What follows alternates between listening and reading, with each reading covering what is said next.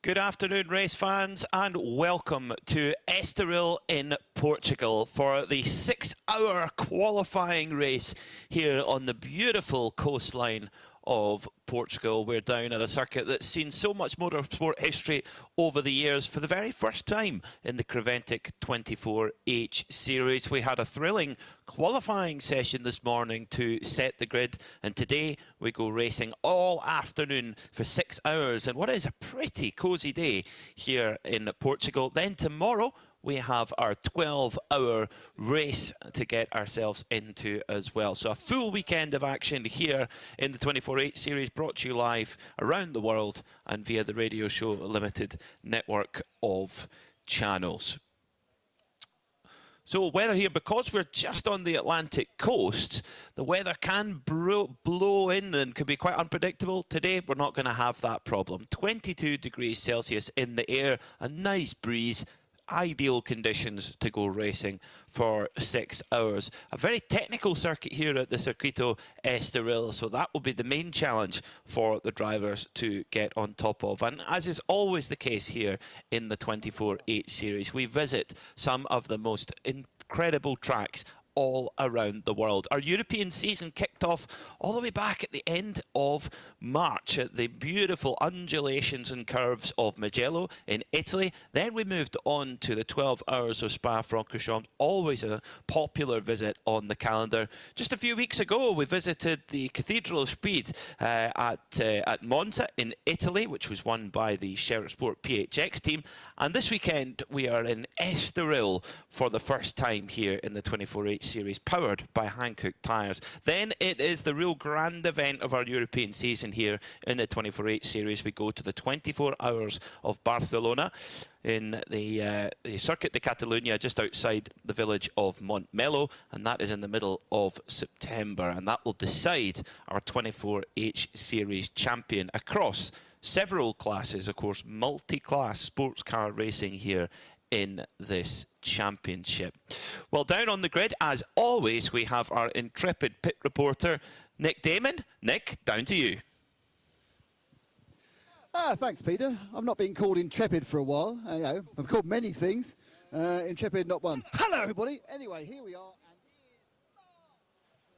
Estoril, the fantastic weather, and it is just the most marvellous place to be on a Friday afternoon for a 6-hour qualifying race. Seb, as is the way with any cameraman, has immediately zoomed in on a selection of the people who are standing by the pole position. Hello, everybody. How are you? Good? Yeah, fantastic.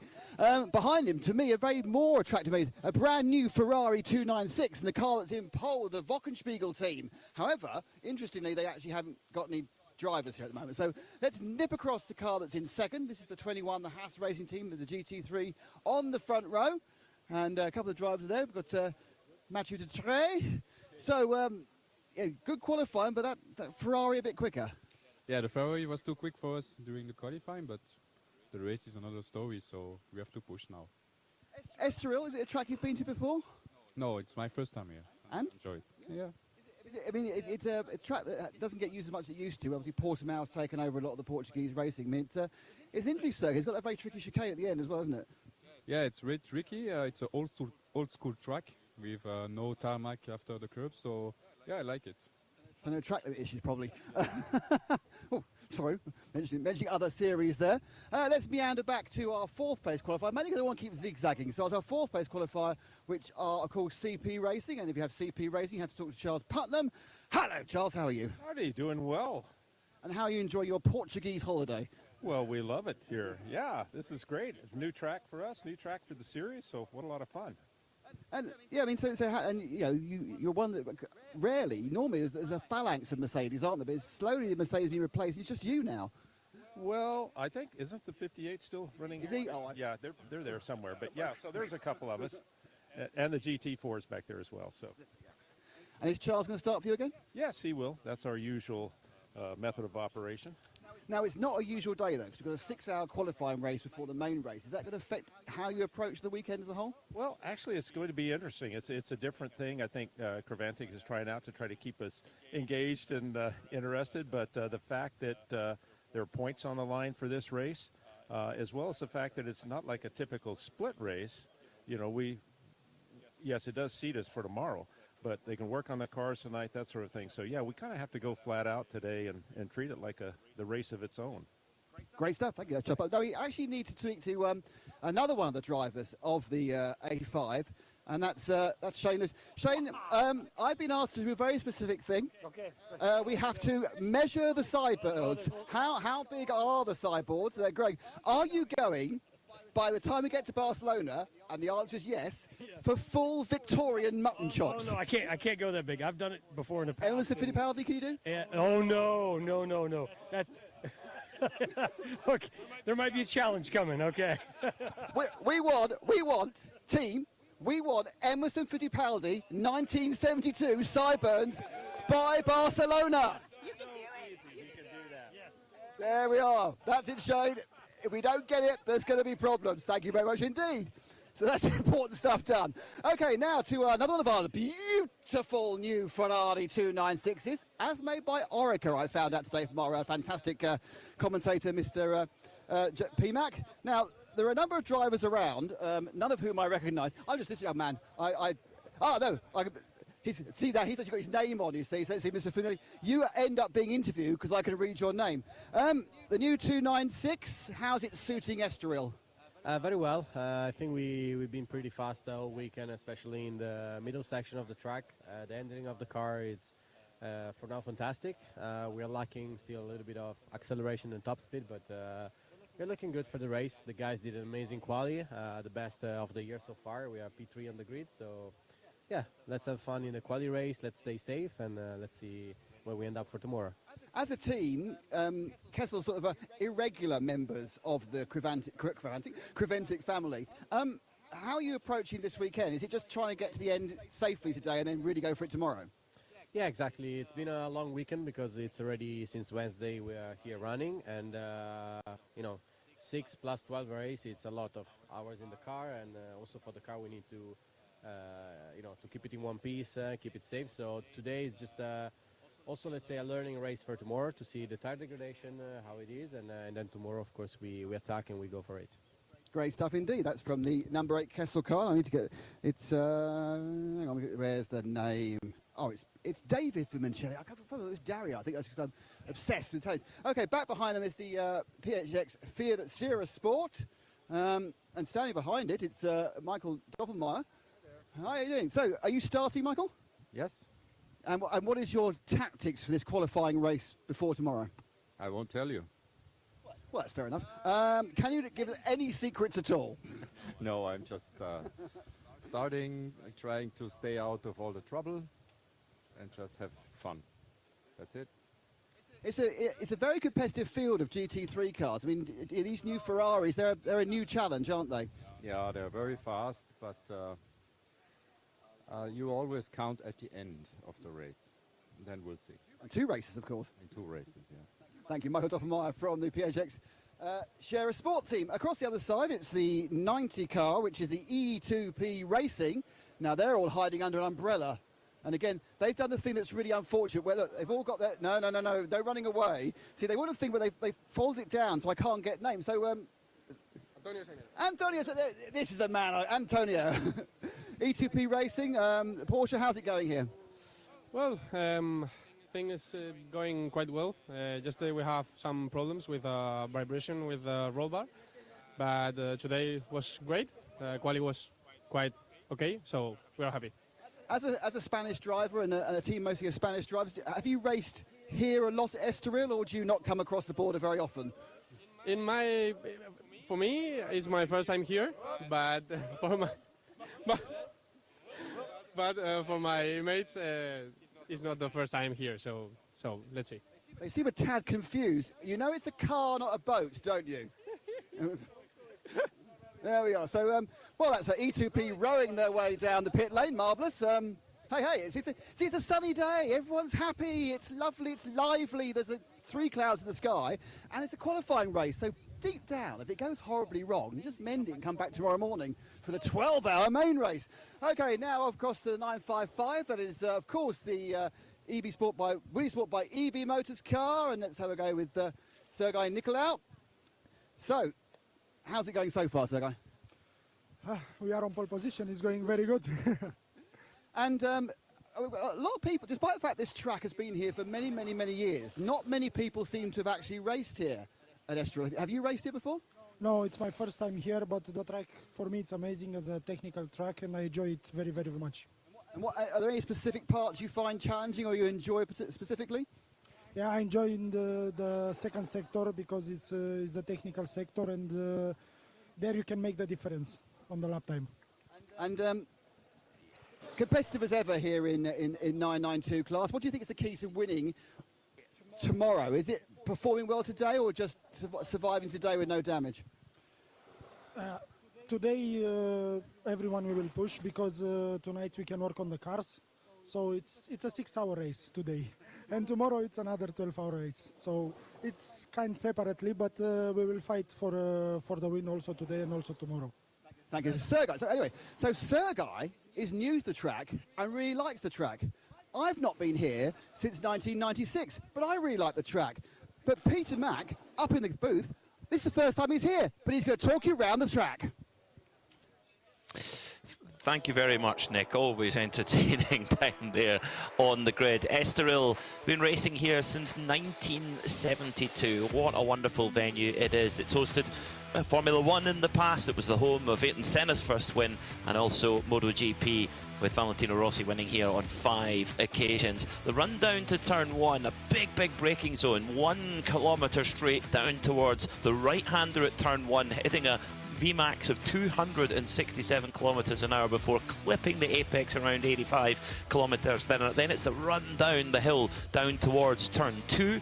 A little bit quicker through there, and you try to carry as much speed as possible before the heavy braking into the Pedro Lamy hairpin, where you're right down to first, second gear around there. Then it's back up the hill again towards the Curva VIP, as it's called, only for important people along there. Then back on the power again for the long run down the hill towards the Parabolica Interior, the inner Parabolica here. So another double apex corner. It's a very complex circuit. That's how Jorge Lorenzo described it, a rider who won here on several occasions. Then it's down to turn 7, Aurelia. Good opportunity to get some overtaking done there, around 100 kilometres an hour at the apex. Then the run towards the Gancho chicane. It's kind of like going up the corkscrew at Laguna Seca in the wrong direction. Very tight left, then very tight right, where the car on power just wants to really bob and weave around, and you lose the rear. So you've got to get the car under control before the S's, and then set up for the Parabolica Ayrton Senna, the most important turn on the circuit,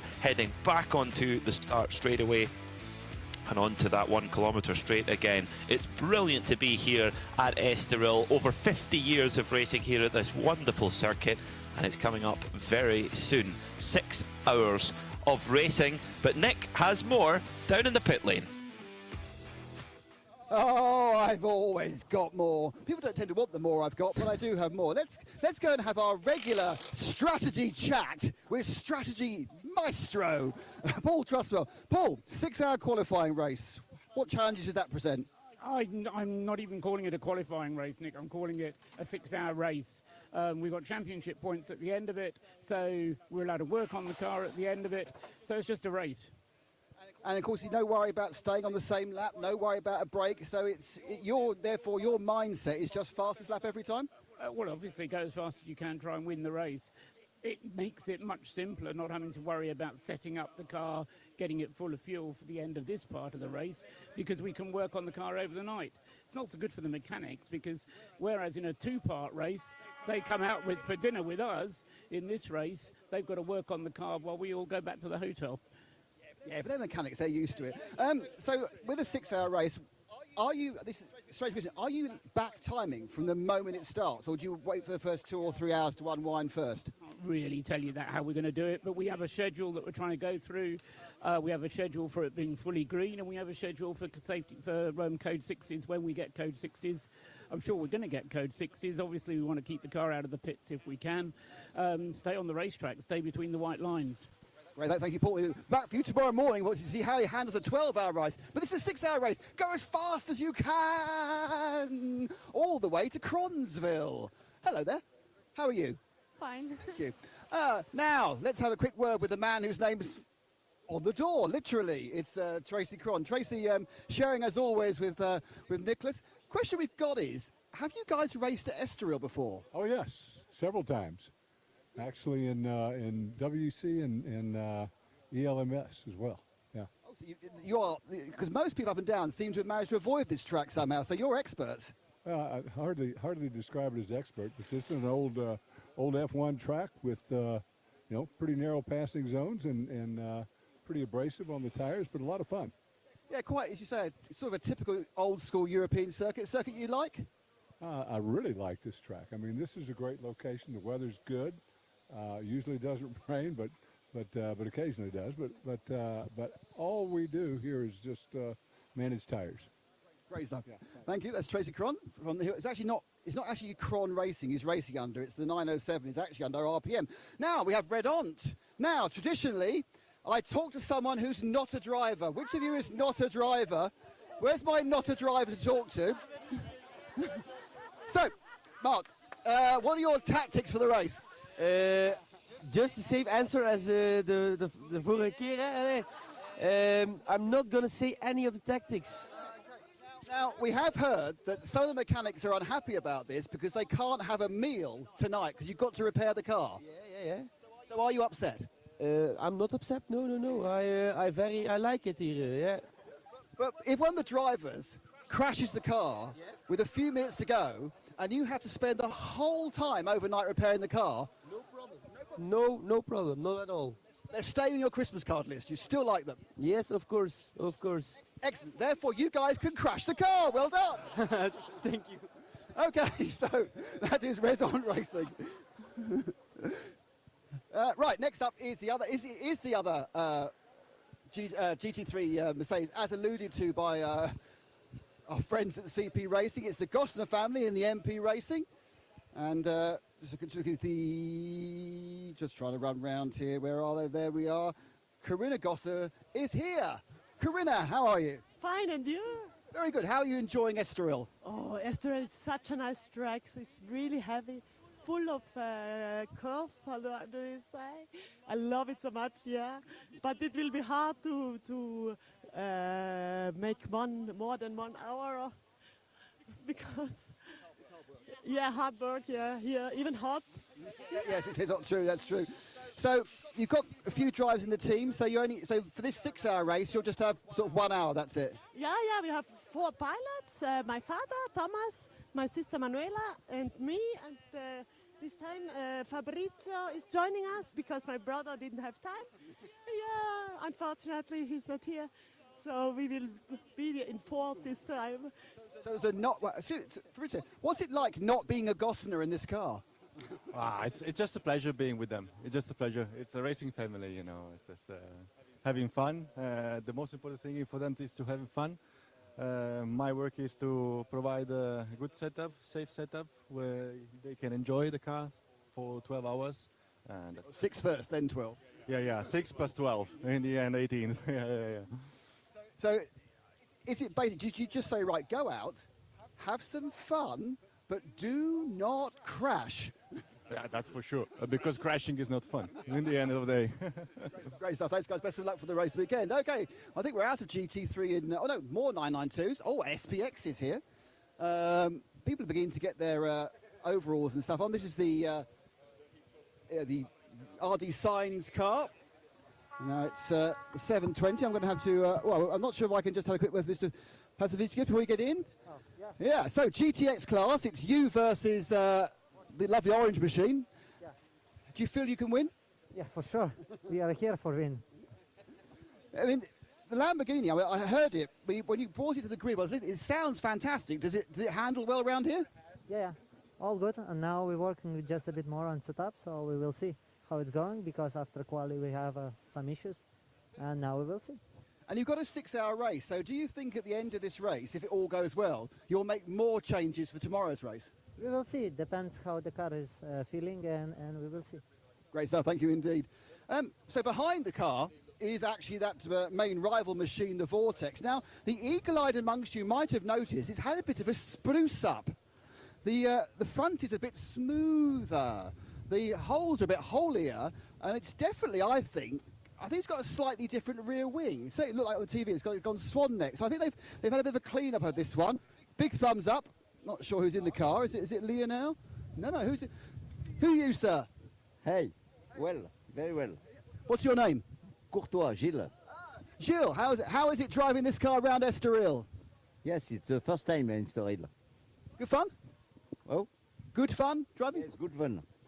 Thank you. So Gilles there, who's in the, at least been rewrapped. Just looks a lot cleaner. Now, thing to look out for is that the wheels don't fall off, because the last 2 or 3 races have had issues with failing alloy wheels.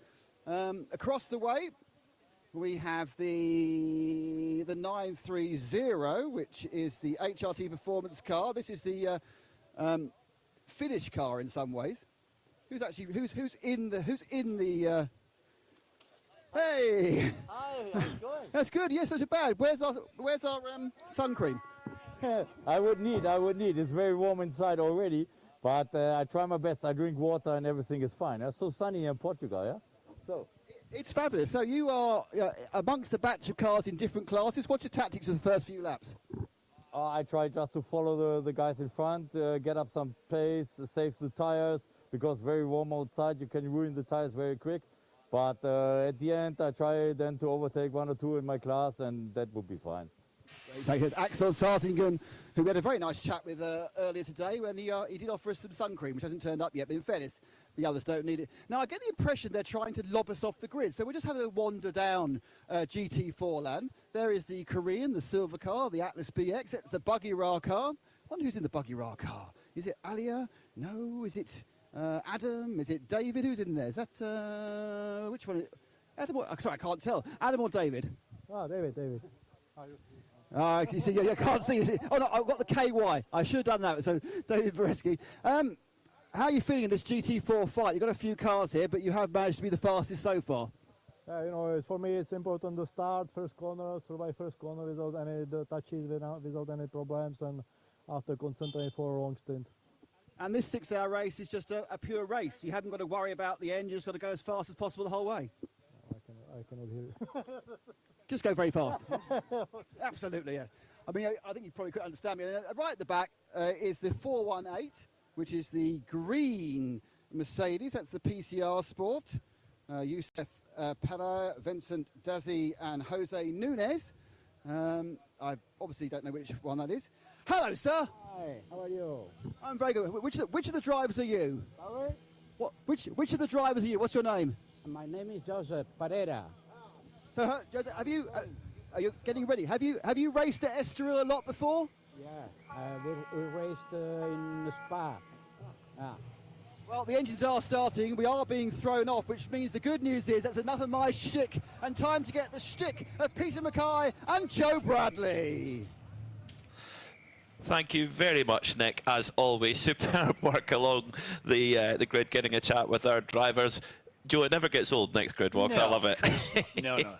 And you know what? When we get the opportunity to do a grid walk, if Nick can't be at a race meeting, never ever try to be Nick. No. Just be yourself. Impossible. No one can be Nick. No. And he's got such a rapport, hasn't he, with the drivers?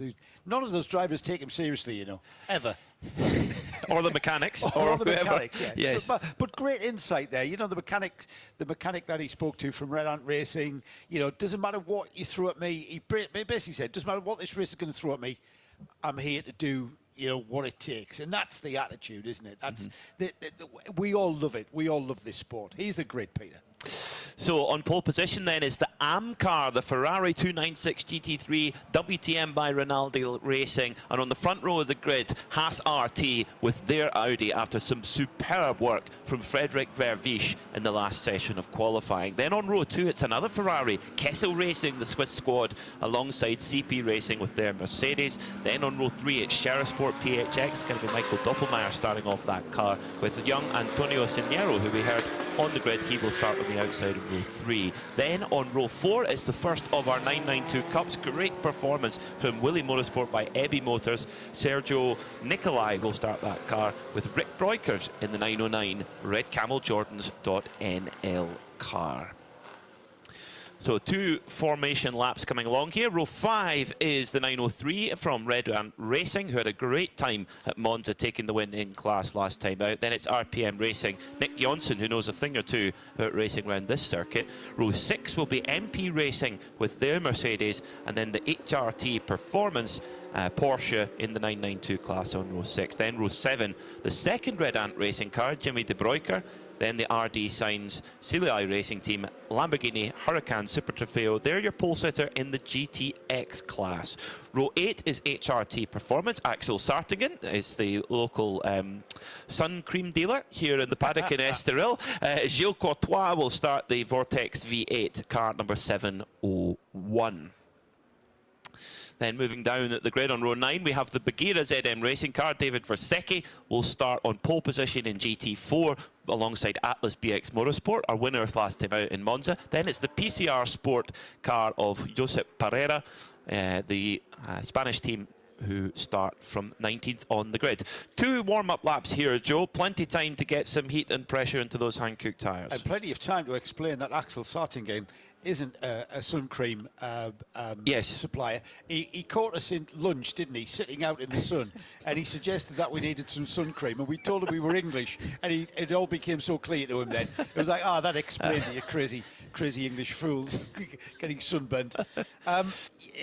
You know what, we heard, I think it was Tracy Crone who said that it's all about tyre management, and Estoril sort of lend itself from that. And it's not just the abrasive surface that he also mentioned, it's the way that the track works. And if you just look at the track configuration here, that final turn leading onto that 1 kilometre straight that leads into a very, very hard braking point and a hard braking area for the first turn. Turn 13, the parabolic at Ayrton Senna. It goes on and on and on. The pace lap is at that part of the track now.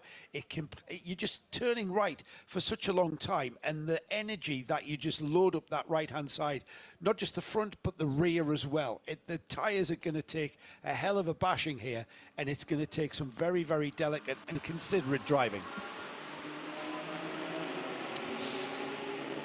So after 1 formation lap, so it's not 2 formation laps, got 1, and off we go then, racing down towards turn 1. Axel Sartingen riding on board there in the middle of the pack as well, but the Wolkenspiegel Ferrari leads away then with the Haas RT Audi in hot pursuit. CP Racing there in 3rd in their Mercedes. Oh, a bit of a wiggle there for the number 8 Kessel Ferrari as they head down towards the Lamy hairpin. Turn number 3, then it's up the hill they go. There's a little bit of change there in the 992s also, with Sergio Nicolai losing a position to the Red Camel Jordan's car. Rick Breukers, ever impressive Rick Breukers, moving to the lead already in the 992 category. So it's Jochen Krumbach who leads then from Frederick Vervisch. Then the Ferrari from Kessel Racing dropped back a couple of positions there in 5th. And Charles Espenlaub always does the starts for CP Racing, and he's right there in 3rd place. 2 AM cars in the top 3 in the starting lap. Yeah, great start. They're already into Aurelia turn 7, the right-hander, which leads into the very, very tricky Gancho chicane. It's a very tight right. It's almost a hairpin left, followed immediately by a hairpin right uphill, like you say, reversed corkscrew for Laguna Seca, and we've got pressure from the Haas RT driver Frederick Vervisch going alongside Krumbach in the Ferrari there as they go through the right-hander at turn 12 and then into that never-ending turn 13. Here they are, the parabolic at Ayrton Senna. Now Vervisch will want to get under the rear wing of the Ferrari and perhaps get some slipstream. It's not working though. Look at the power of that Ferrari, Peter. It's just pulled away. Yeah, in between Monza and here, the Ferrari's been given a little bit more turbo boost throughout the rev range. And also, this Wolkenspiegel Team Vontau Ferrari is an AM-class car, so it carries more boost than its equivalent pro cars, like the Kessel car, for example. So got quite a good run of things, has the Ferrari, and yeah, on the straightaway you could really notice the difference in speed as Vervisch had a look up the inside, but thought maybe just take the time. 6-hour race, don't want to chuck it into the side of somebody at the first corner as well. But Vervish, of course, the factory driver for Audi, he's in the Haas RT Audi there in second, and your leader Jochen Krumbach, 52-year-old German winner in the Nürburgring 24-hour Pro-Am class, but not a factory driver, but he's doing a top job here, keeping Vervish at bay. Our coverage a little bit caught out. We were told that there were going to be 2 parade laps, 2 warm-up laps. It wasn't. We are racing and straight off and into this race. And what a race. You know, the saying is we only need 2 cars to make a race. Well, we've got 2 cars that appear to be going off and out at front. And then we've got in third place the white and red, white and blue, predominantly white CP Racing Mercedes there, just kind of taking quite a lonely watching brief, holding that third place. And then behind in fourth is the E2P Racing, first of the Porsches in the field, in that fourth place. LMDV, the Kessel Racing Ferrari driver, in the number 8, he's 5th and dropping back, and then behind them there's the, as ever, the side-by-side, just caught glimpses across the way there on the track of side-by-side racing. Rick Breukers and Ayrton Redon going literally wheel to wheel in the 992 class down in, I think that's 8th and 9th overall. Breukers is right on the back of LMDV in the Kessel Ferrari. Oh, is it the Red Ant car is, sorry, excuse me, the Red Camel's car. So Peter, that Ferrari, the number 8 Ferrari, is a GT3 car. The car behind it is a 992 Cup car. And really, Rick Breukers has really no right to be doing that to that Ferrari. It just shows you, all it proves is just how good Rick Breukers is. Yes. He's definitely the hot shoe in that car, racing with his brother Luke and his father Ivo, and also Fabian Dance. They were leading by a good margin at Monza, and they were unfortunately taken out by a hit from another competitor. That's racing, it can happen, especially in multi-class racing, and I think Rick Breukers is going to make a move here, you know, as they come down towards the Parabolica interior. Thing with the GT3 car, it has much more downforce and it has anti-lock braking. The Cup car has neither of them, it has less downforce and no anti-lock braking, and that really shows. But in the cornering, whoa, no such problem at all, and through goes Rick Breukers. So Rick Breukers goes up into 5th overall. Yeah. Magnificent. Yeah, great drive from Rick Breukers. LMDV in the Kessel Ferrari, just slotting back into what is now that 6th place there. And already Breukers breaking free. By the time they got to the Ganshow chicane, he was pulling out a little bit of a gap there, so the Ferrari's not going to come back at him. And that's the 992 class leader there. Ayrton Redon is now coming up towards the back of the number 8 Ferrari as well. We'll see if Ayrton Redon can do what Rick has done and clear the Ferrari, as the lead Ferrari there continues on its way, the number 22, with a gap of just on a second now. He was being challenged by Vervish, but things have somewhat settled down now, it seems, Peter. Well, this is absolutely no slight on Jochen Krumbach, but amazing. I mean, AM-graded driver with a pro-graded driver behind, you know, FIA bronze versus FIA platinum, and Krumbach is actually pulling a bit of a gap into Frederick Vervish. So this shows you how fast this Ferrari 296 GT3 is and how good a team Rinaldi and Wolkenspiegel are in these early stages. And this is not the strategy that Haas RT want to see. I mean, Haas RT, they've put Vervish in at the start of the race for a reason. They want to pull away and get a gap early, and that's not how it's transpiring at the moment. The leading pair have pulled out 4 seconds already from the CP Racing car of Charles Espenlaub, who's I would say, they're all quite evenly matched in that car, but Espenlaub's probably got just the edge on pace. That's why they put him in at the start. But coming back to that 992 battle with Rick Breukers in the number 909 Red Camel Jordan's car, this is a great opportunity because he's now got a GT3 car between himself and the following 903 Red Ant racing car of Ayrton Red Ant. So this is a great opportunity for Rick Breukers to really build the lead. And remember, here in the 24H series, we do not have safety cars. The field does not get reset. We go to, if we need the field to be controlled, it goes to a code 60 kilometers an hour around the circuit. So there is no recovery under a safety car. When you gain time, you gain time. When you lose it, you lose it. We've got a similar scenario playing out a little bit further down the field, where we've got Michael Doppelmayr, who's in the Shearer Sport Audi in the GT3 class, being mauled somewhat by Nick Johnson in the RPM Racing Porsche, which is a 992 class car, just going by him now, being held up. Doppelmayr being the AM driver in that Audi, and Doppelmayr, by his own admission, not the fastest driver in that lineup. Getting his stint out of the way early. He'll be doing his minimum drive time now, so that's why we see that car a little bit further down there. Just ahead of Michael is Manuel Agostner, who's doing a similar job in getting that MP Racing Mercedes up the order. That's 6th in the GT3 class overall, 4th in the GT3 AM class, but now Gosner is very quickly going to have that Nick Johnson, the Krone Racing, the lime green, the sort of the bright, sort of almost a luminous green colours of the Krone Racing Porsche is going to be very, very large in Manuel Agostner's mirrors very, very quickly. The RPM Racing crew is such an established lineup. You know, we talked about the racing that they've done together, Nick Johnson and Tracy Krone. You know, they've done so for so many years, and you know, the race here at Estoril last time was 7 years ago, but they critically they do have that experience under the belt, which is very, very important. Now, for the driving times, both for a Pro-Am car and an AM car, and indeed for a Pro car as well, if you wish, the AM drivers must do a minimum of 30 minutes today. They'll have to do more tomorrow when we go into a 12-hour race, but 30 minutes is the minimum stint time. Of course, a GT3 car, or indeed a 992 Cup for that matter, they can go far longer than that. They can go almost double that on a tank of fuel. And if you get a lot of Code 60, it can go even longer. So how long do you leave your driver in? You know, with your balance of drivers, some are quicker than others. You've got to get everybody to get their minimum time, but how far beyond that do you go? Yeah, there's a lot of assuming, certainly in this box, between you and I, as to what we're seeing. And Doppelmayr getting his minimum time of 30 minutes out the way. Whether or not we'll see Michael peel into the pits in the #1 Audi, the Shearer Sport with Piacek's Audi there, down in 12th place overall and dropping off the back of Nick Johnson. Nick Johnson is gaining ground towards the MP Racing Mercedes of Manuel Agostner, as we thought he might. Further up the field, it's still Rick Breukers ahead of the Kessel Racing Ferrari of LMDV at the wheel of the #8.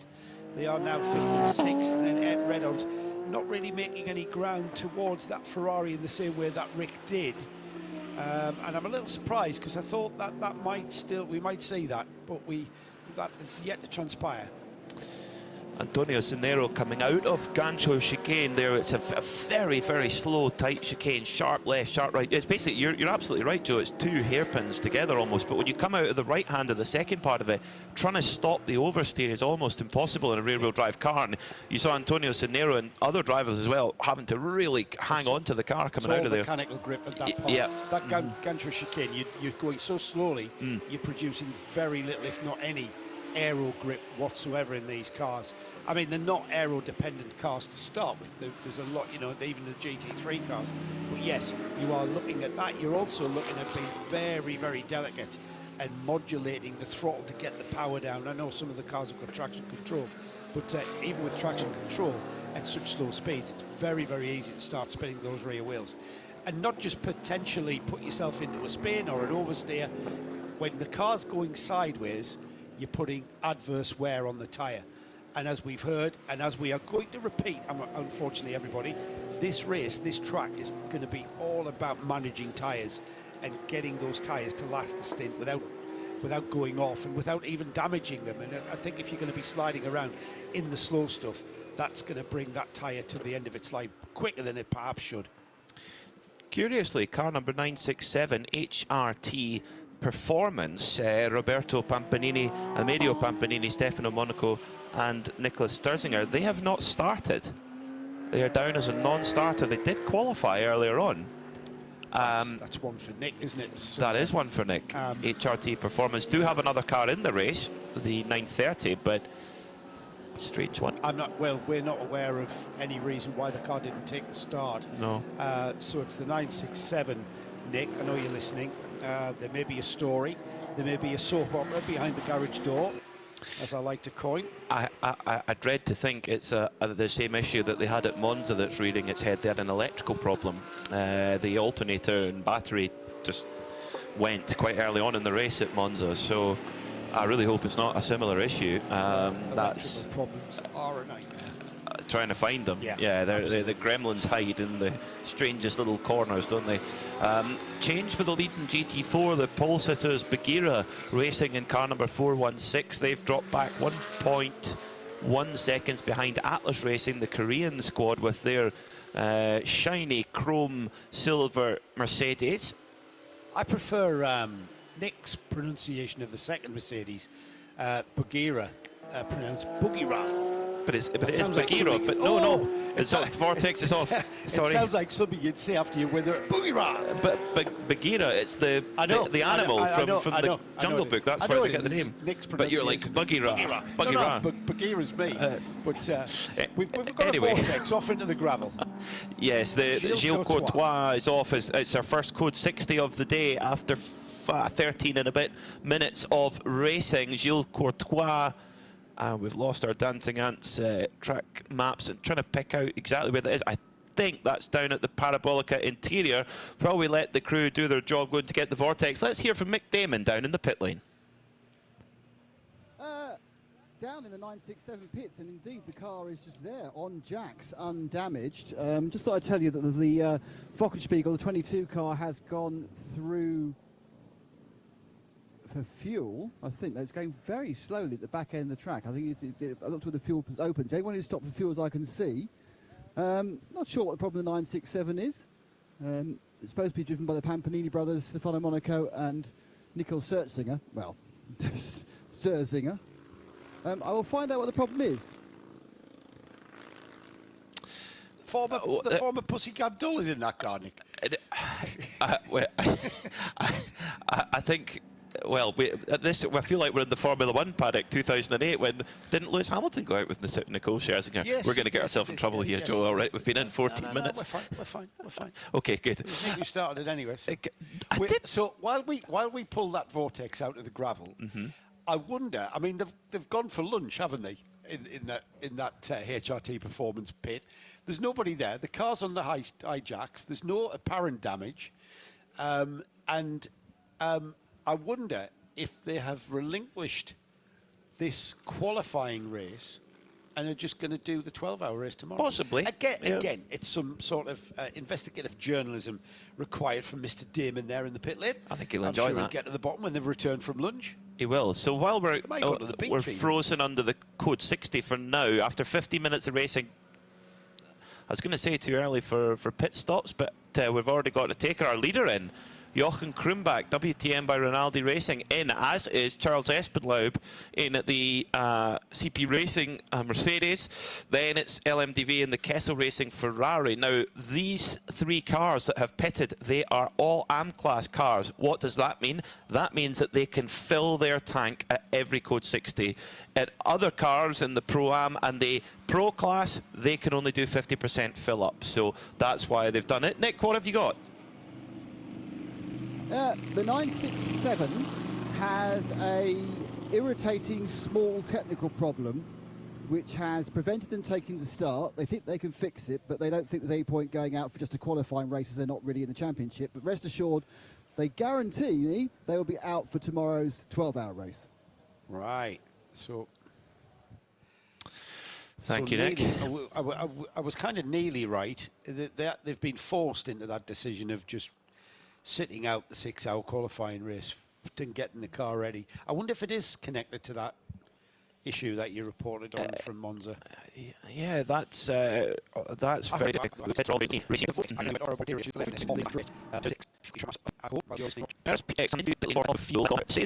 So if you really want to be competitive, since you're longer 60, you'd also this back. It's not it's quite different. We're used to the whole round for the balloon. That's hands up. That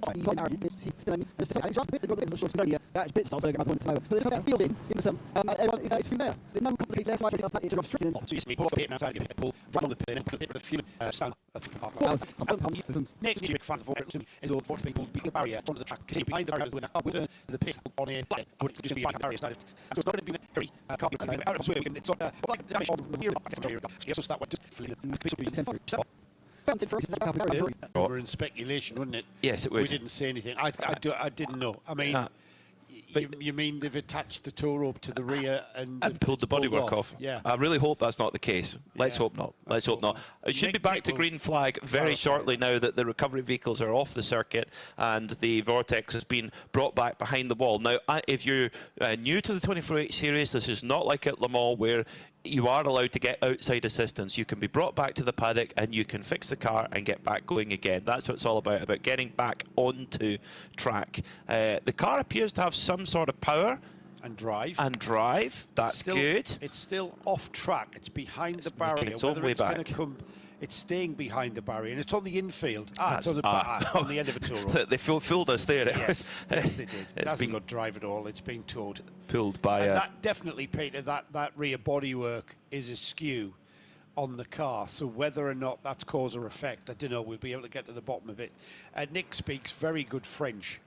I believe, exceptional so French. Communicate well with the Vortex team. We've had just over 20 minutes of this race. We've had a change of lead after we saw some of the teams choosing to use the code 60 to come into the pit. Some of the teams did not. One of the teams that did not is the Haas RT team. Frederick Vervisch is now at the lead of this race, still at the wheel of the 21 Audi, and now has taken up that position in the lead of this race. Antonio Siniero is the second placed E2P Racing Porsche. They, I believe, did not pit as well. Jochen Krumbach now in third in the number 22 Wochenspiegel team Monschau Rinaldi Ferrari. He's now third. Now, they did pit. And I believe, hang on, just move me columns along. The fourth place overall, first in the 992 class, the Red Camels car, Rick Broik has been making fabulous progress. He did come into the pits. He didn't come into the pits. Another pit caller was the CP Racing Mercedes car 85, Charles Espinal at the wheel of that. That car did come into the pits, and that's why he's fallen behind the Broikers-driven Red Camel Jordan's car. So already a different attitude towards how to use the code 60s coming into play from the very outset. I can understand why you would stay out very early into this race. Only 20 minutes into this race, you've got a full tank of fuel. Some people's attitude is, I'm going to come in, I'm going to refuel, because I don't think we saw any driver changes, did we? No. Just looking no, now. none. No, we didn't. Michael Doppelmayr, I thought they might stayed in. But he needs 30. He needs 30 minutes of driving time, and he's not quite there yet. But he's only 7 minutes away from it. The code 60 going on a little bit longer than I would anticipate. So perhaps maybe some gravel or debris to clear up. Also, what this does mean though is that Frederick Vervisch has clear air. He was by no means being held up by Jochen Krumbach. Quite, he was just under a second or so. But Vervisch will now have clear air to really put down a pace. The Vortex is back in the pit lane. Nick, what do you see? Well, it's it has one forward power at the moment, being trundled along, everyone, by the Ford rescue vehicle.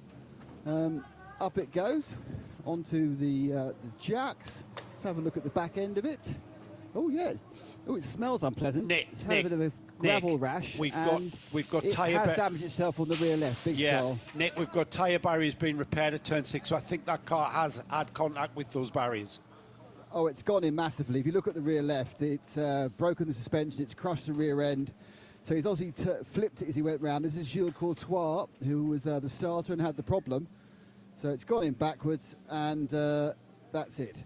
I think they may have bent the lovely new wing as well. Gilles still in the car, hasn't got out yet, hasn't realised that half the car's not working properly. I've no idea if he's going to, if he's saying, I don't know what happened. It wasn't me, it was the brakes. Or a suspension, or both. But I don't think it's a result of an issue. They are having a look at the brakes, in fairness. But it could just be looking at everything. The key thing, Nick, is whether or Gilles? not that tube... Gilles, what happened? The brake, the brakes went? Ouais, no brake. And did you hit the barrier very hard? Non, ça va. Ça va tout au fond. Not really. Okay, so brake failure, bad luck. Hope that you guys could fix it. It wasn't Gilles' fault, it was a brake failure which turned the car around into the barriers. Yeah, quite daunting as well, coming off that back straight towards the parabolic air interior. That's turn 6. It's a very fast run, and it's slightly downhill, isn't it? Through the kink there on the infield, that very, very fast kink. It's quite a turn, actually. It's flat out. I would imagine in some of the quicker cars, it's not easy flat out, and it'll be a bit nervy flat out. But then going for the break at turn 6, and not finding there is any brakes there. 5th gear. That's absolutely flat chat, mate. Top gear. Yeah, absolutely. That would have been a bit disconcerting there for Gilles Courtois. He needs to lie down in a very dark room, I think, for 10 minutes or so, get himself together. I love the fact that Gilles Courtois and Philippe Bonnell, they're both still huge smiles on their face. They're still having a great time. I know. They've just had a brake failure in the first 20 minutes of the race, and they're still enjoying themselves. Mugello 2022 for the first round of the European Championship for the 24 Series. They brought 3 of those cars. And as one car went out of the pits after repairs, another one came in. And as that one went out after repairs, the other one came in. It was like a conveyor belt of vortex or vortices coming into the pits, and it was pretty much. And they got the Spirit of the Race award because at no point, you know what, sort of 2 hours into the race, anyone with an ounce of sense would have gone, you know what, lads, let's forget this. Let's get to the bar. But no, they just kept on plugging on, and they'll be smiling like that, no matter what that car, this race, what this, you know, hashtag this is endurance. If you look that up in the dictionary, there's a picture of the Vortex team. Bright orange car. Yeah, absolutely. You know what? They just keep on plugging away. It doesn't matter what they do. If I've not seen this yet, but I'm pretty sure if that car had gone in hard enough to bend that space frame, they'd have chopped the chunk out and re-welded it in.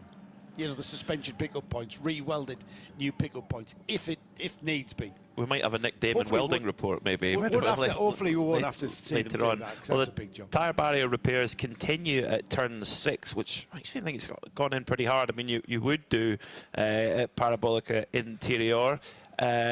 So we do, interesting, we've got a couple of takers in the pits. Rick Breukers has just come into the pits with the Red Camel Jordan's Porsche. That was leading the 992 class.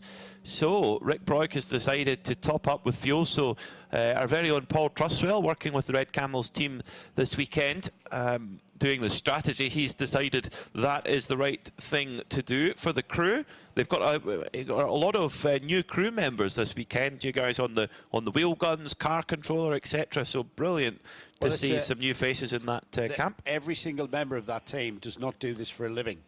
This is their working hobby. Yeah, and they do it for the passion. And they are all part-timers, and they will come in, and they've all got proper jobs. And some of the regulars have not been able to get any time off from work, so they've had to bring in other people. I mean, one of the mechanics, Paul was telling us, literally got here this morning, and within half an hour he had a wheel gun in his hand. Half an hour of arriving, he had a wheel gun in his hand. He was changing wheels in the qualifying session, or in the practice session, I should say. That's brilliant. Absolutely brilliant. That is what endurance racing is all about. Family Breukers, they really do epitomise endurance racing in the spirit to go with it. So when we go back to, unless we have any more pit callers, Frederic Verviche will lead the field back to green flag racing, with Antonio Cenero deciding not to pit. The leading car that has been into the pits, is 3rd place overall, is Jochen Krumbach for WTM by Rinaldi Racing in their chrome, red and black Ferrari 296 GT3, a car that has been built in conjunction with Orica, a very well regarded racing car manufacturer. It's maybe not a household name like a Ferrari or a Porsche or Lamborghini or whatever, but Orica, they know how to build good race cars. It's a motorsport household's name. If you're into motorsports, you know Orica. It's a bit like ProDrive or something to that degree. Their operation's slightly different, but it's a name you wouldn't. It's not a household name, but it is within the motorsport world. A bit like Dallara is a. I'd put them up there with was Dallara. The company behind things like the Audi R8, for instance, which was it's never been referred to as a Dallara. It was always been an Audi R8. Well, you know, they did the aerodynamics on the RS Spider. Yeah, there you go. They're an engineering company commissioned to produce a car for a manufacturer. It's the, and that has gone on for centuries. The Orica Vipers, the Chrysler Viper was an Orica, wasn't it? Yeah. Ran as a race team. at that point. And the Orica Viper, the Viper was a production-based GT car, wasn't it? But Orica lent itself to. It's a bit like that Orica Viper. The way that Orica ran the Viper is a bit like the way that Rob Dyson's team would take whether a Porsche 962 or a Lola LMP car, and I think I coined the phrase many years ago of Dysonizing it.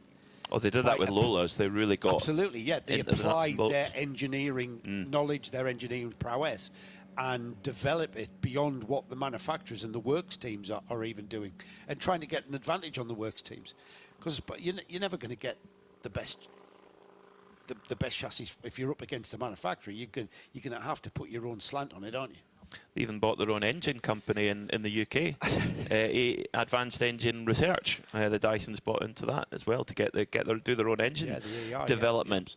So only car showing in the pits right now is the Vortex V8, and unfortunately will be in there for a while they go to work. Rick Breukers, we'll just see once the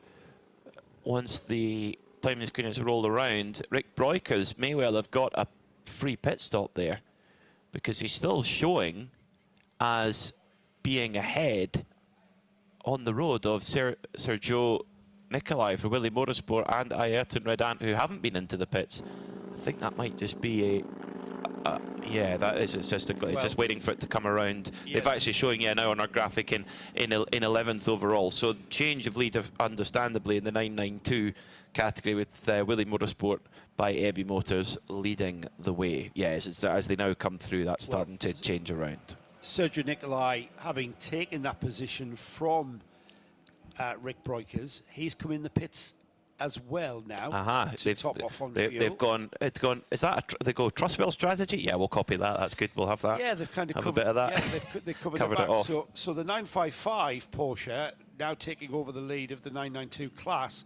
That car will then give that lead to Ayrton Redon in the Red Ant racing car, who has pitted, who has not pitted at all in this sequence.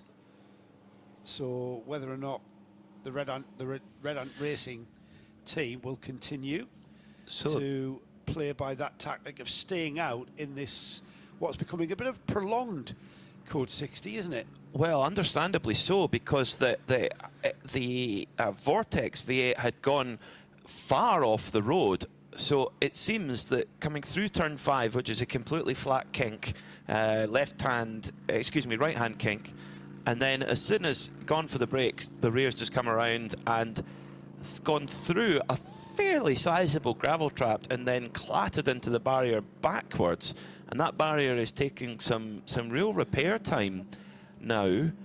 Well, Gilles Courtois said he didn't really hit the barrier very hard. I think he's a brave boy. Yeah, I think, well, he's gone in backwards, which is great driving by him.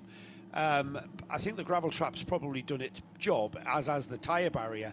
The tyre barrier taking in all that energy of that car, hitting it, and it's dismantled itself in so doing, and that's what's causing the time. We are having to pretty much rebuild that and stack those tyres and then cover those tyres to reform the barrier. So we will remain under Code 60 for a little bit longer than we presumed. We presumed that the Code 60 would be a quick one because we'd recovered the car out of the gravel trap and the car wasn't causing an issue. However, the issue is that we need to do repairs to the barriers, which is now going on. Sergio Nicolai has now left the pit lane, Peter. He's on his outlap, and when the field comes through, still under Code 60, it's not like a safety car where everybody bunches up in one long line. Everyone is all around this track, maintaining 60 kilometres an hour speed limit.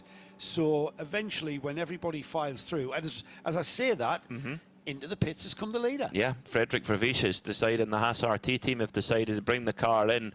I think with the barrier repair going on, I don't think there's going to be many teams who pass up this opportunity now. I think it was the right call at the very beginning to see what's happened, but I think now you've got to take the opportunity, top the car up, and and then go from there. As the Marshall's team working really hard. It's quite hot here today, in summer's day in Portugal, and the Marshall's working as quickly as possible to get that tyre barrier back into position. Nice deep tyre barrier, that's what we like to see.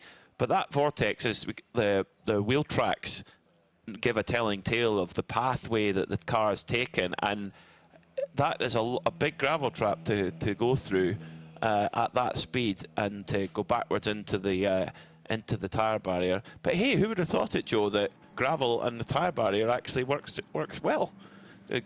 Everybody thinks you need acres of tarmac runoff now. Which I'm not a fan of personally. Are you going to get into the track limits discussion?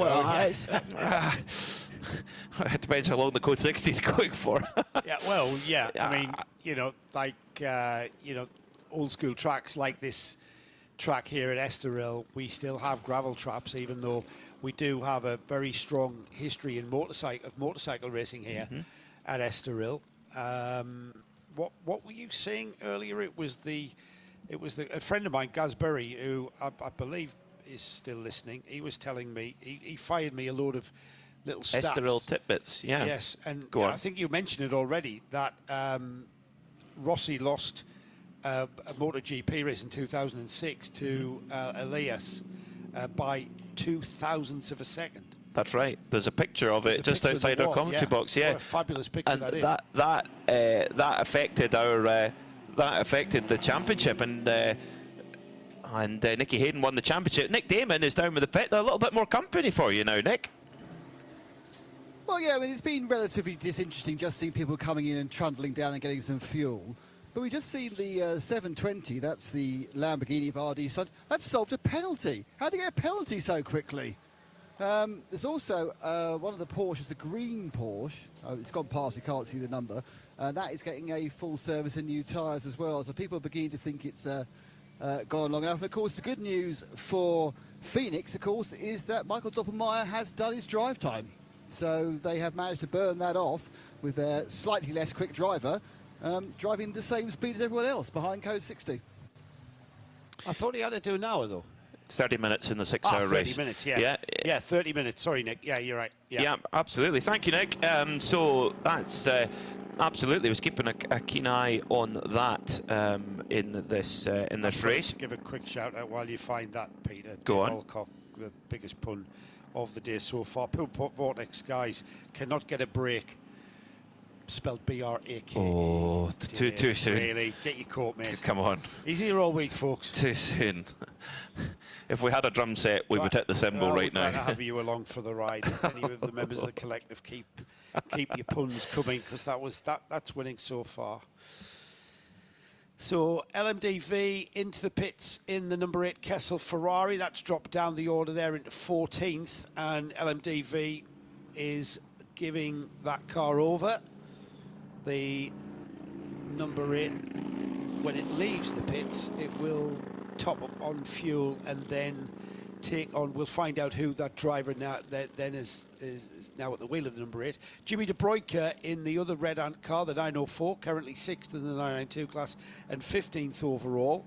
That car into the pits as well. Also in further up the order in what is 8th place, Manuel Gosner in the pits, currently 4th in the GT3 AM class and 5th in GT3 overall, but lying 8th overall in the race, that is. She's in the pits as well. Already into and out of the pits has gone the leader, Frederick Vervish, and in 2nd place, Antonio Siniero. That car, the Porsche, the A2P Racing Porsche, car 90, that car out of the pits, having taken on what I can only presume is more fuel, just basically popping into the pits, topping up on the fuel, and then resuming under this Code 60 period. So everyone taking that opportunity now, with the only exception would be Red Ant Racing moving up into 5th place overall at this moment. And if they want to take it, any who haven't taken pit service now, they really want to do that. If they want to, they need to get in, because the Code 60 I think is going to lift fairly soon, because the barrier repairs look more or less complete. And will be back racing very shortly. Interestingly, that Kessel Racing, they've LMDV, one of the ARM drivers, has done his driving time, so he only needs to get back in the car if the team wish to put him in. So that is, again, being clever with the driver time. Last time out at Monza, Sheriffsport PHX, our winners last time out overall, they played it perfectly. They deployed Michael Doppelmayr at exactly the right moments in the race, and he kept it clean, kept it tidy, brought the car back exactly as he found it. That's gold dust for a Pro-Am lineup to be able to do that. And then Pierre Caffer got in and hit the afterburners, and see you later, good night. Thanks for coming. That's if you're using the AM driver as a kind of in a tactical way. Some AM drivers, just want to drive as much as possible. They want to drive as much as possible, and then agree. So you are there to experience the race and enjoy the race. Michael Doppelmayr has the attitude of he wants to optimise the competitiveness of that number one Audi. So he will allow himself to be used by the team how they see fit. He's still a big part of the team, and he will do his stint, and he's done that. Whether we see Michael get back behind the wheel of the number one, he's still on board. And he's still on board, is he? Yes. Yes, of course. So he came in the pits before the 30 minutes up. He's now served his mandatory drive time. So if the team chose to bring Michael in, that they can do that and they can swap him out. So and that's what Kessel have done. Penalties, Joe. We saw the Silai Lamborghini. What else have we got there? We've got the 720 Lamborghini, a 10-second time penalty that has been served for a false start, and then the number 955, which is the Vili Motorsport by EB Motors. I've just seen two where we are positioned, just like adjacent, next door, in fact, to race control. And I've got a window that looks out onto the staircase, and I can see team personnel coming up to race control to have their wrists slapped. They'll need the Greater London Directory down the back of their pants for some of the serious ones. So the Vili Motorsport by EB Motors team have taken a penalty of time, again, 10 seconds. It's been issued, it hasn't been served, and this one's false start, not respecting correct position on the grid in the grid formation. So I certainly didn't see that. We didn't spot that, but it's the multicoloured Porsche of the 955 numbered car, that one there, that will, next time it will pit, it will visit the penalty box before it then takes on its service. That's right. And if they do that, they serve that penalty under green, it's just 10 seconds as applied. But if they do that penalty, if they serve that penalty under code 60, it doubles. But usually it's better then to get it out of the way under the code 60, even though it's doubled, depending on what the average speed is, of course. But because 10 seconds at full race speed, you will lose less time with 20 seconds standing still when everybody's doing 60 Ks. Correct. So that's what they're going to do. And interesting, the team uniforms match the cars, very brightly coloured, that EB Motors car, with pink and blue and yellow and all sorts. They've got matching uniforms, so we've just seen two of those bright uniforms making their way into race control. But wait, we couldn't ask for a better vantage point, actually, seeing two glum faces going into race control. What we don't see is exactly what they're going to answer to. They might. The thing is, arguing we've got access to the penalty screen, of course. We do. So when we see them, we can actually, see. Oh, here they come. Look, headmaster's office. Off you go, boys and girls. Then it's the giggles as they come out the car. Office, the headmaster's office. Big seating area outside. We have actually had half an hour of this race so far, Peter, under code 60. So we are still under code 60 with no messages that I can see telling me otherwise. We usually get an indication that we're going to go green in it's usually about a minute's warning, isn't it, to go green? So we await that. And meanwhile, we've got Gilles Courtois still in the pits with that Vortex, getting those repairs. Remember, the Vortex, car number 701, was the cause of the code 60. It's dropped a lot of laps, certainly off the lead lap, 20 laps behind the actual leader. As I say that, the Vili Motorsport by EB Motors team personnel leave race control, having been given that information. That penalty remains unserved, so we'll see that car. And they're not forced to come in the pits, Peter. They can do that whenever they do their next pit stop. Oh, Fockenspiegel Team Monschau personnel. Not got anything on the penalty screen there. We'll wait and see. Maybe something to report. So 5 minutes and here on this staircase. 5 minutes, brilliant. 5 minutes and 14. 5 hours and 14 minutes to go. We've got 2 pitters in the 992 class. Axel Sartigan, our sun cream merchant, he's in to the pits. He's also a computer games magnet as well, but in this panic, it's sun cream is his way of his supply. Ayrton Redant from the lead of 992 has come into the pits, so by my reckoning, that's all the 992s taking their opportunity. With the exception, Nick Jonsson, RPM Racing, they're throwing the dice here actually, and not going for a pit stop at this stage. They're actually going to be. It's like stick or twist in blackjack, isn't it? They've decided to stick rather than twist. But in the GT4s, Jong-Young Kim, and we've finally got 60 seconds until the Code 60 lists. In GT4, Jong-Young Kim for Atlas BX Motorsport and David Versecki, they are almost joined at the hip under this Code 60, having a bit of a cruise control race under the Code 60.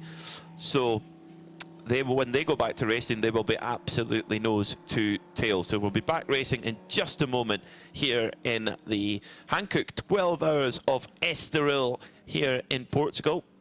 The first race here back in November 1972 fittingly was a sports car race won by a certain John Fitzpatrick in a Porsche 911. There's a bit of history for you. There you go.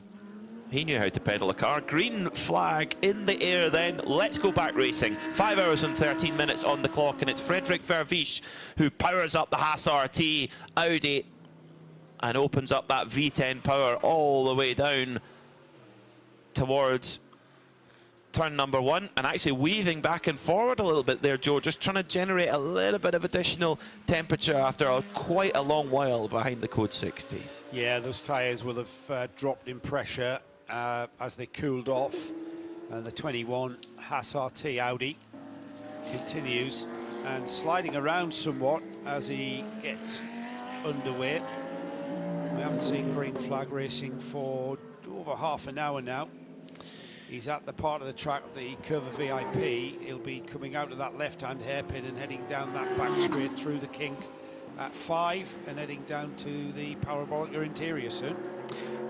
Now, talking of driving time, those who started the race with an AM driver on board, they are really, they're delighted here because they've burned up driving time of the AM drivers, which are never going to be as quick as their pros.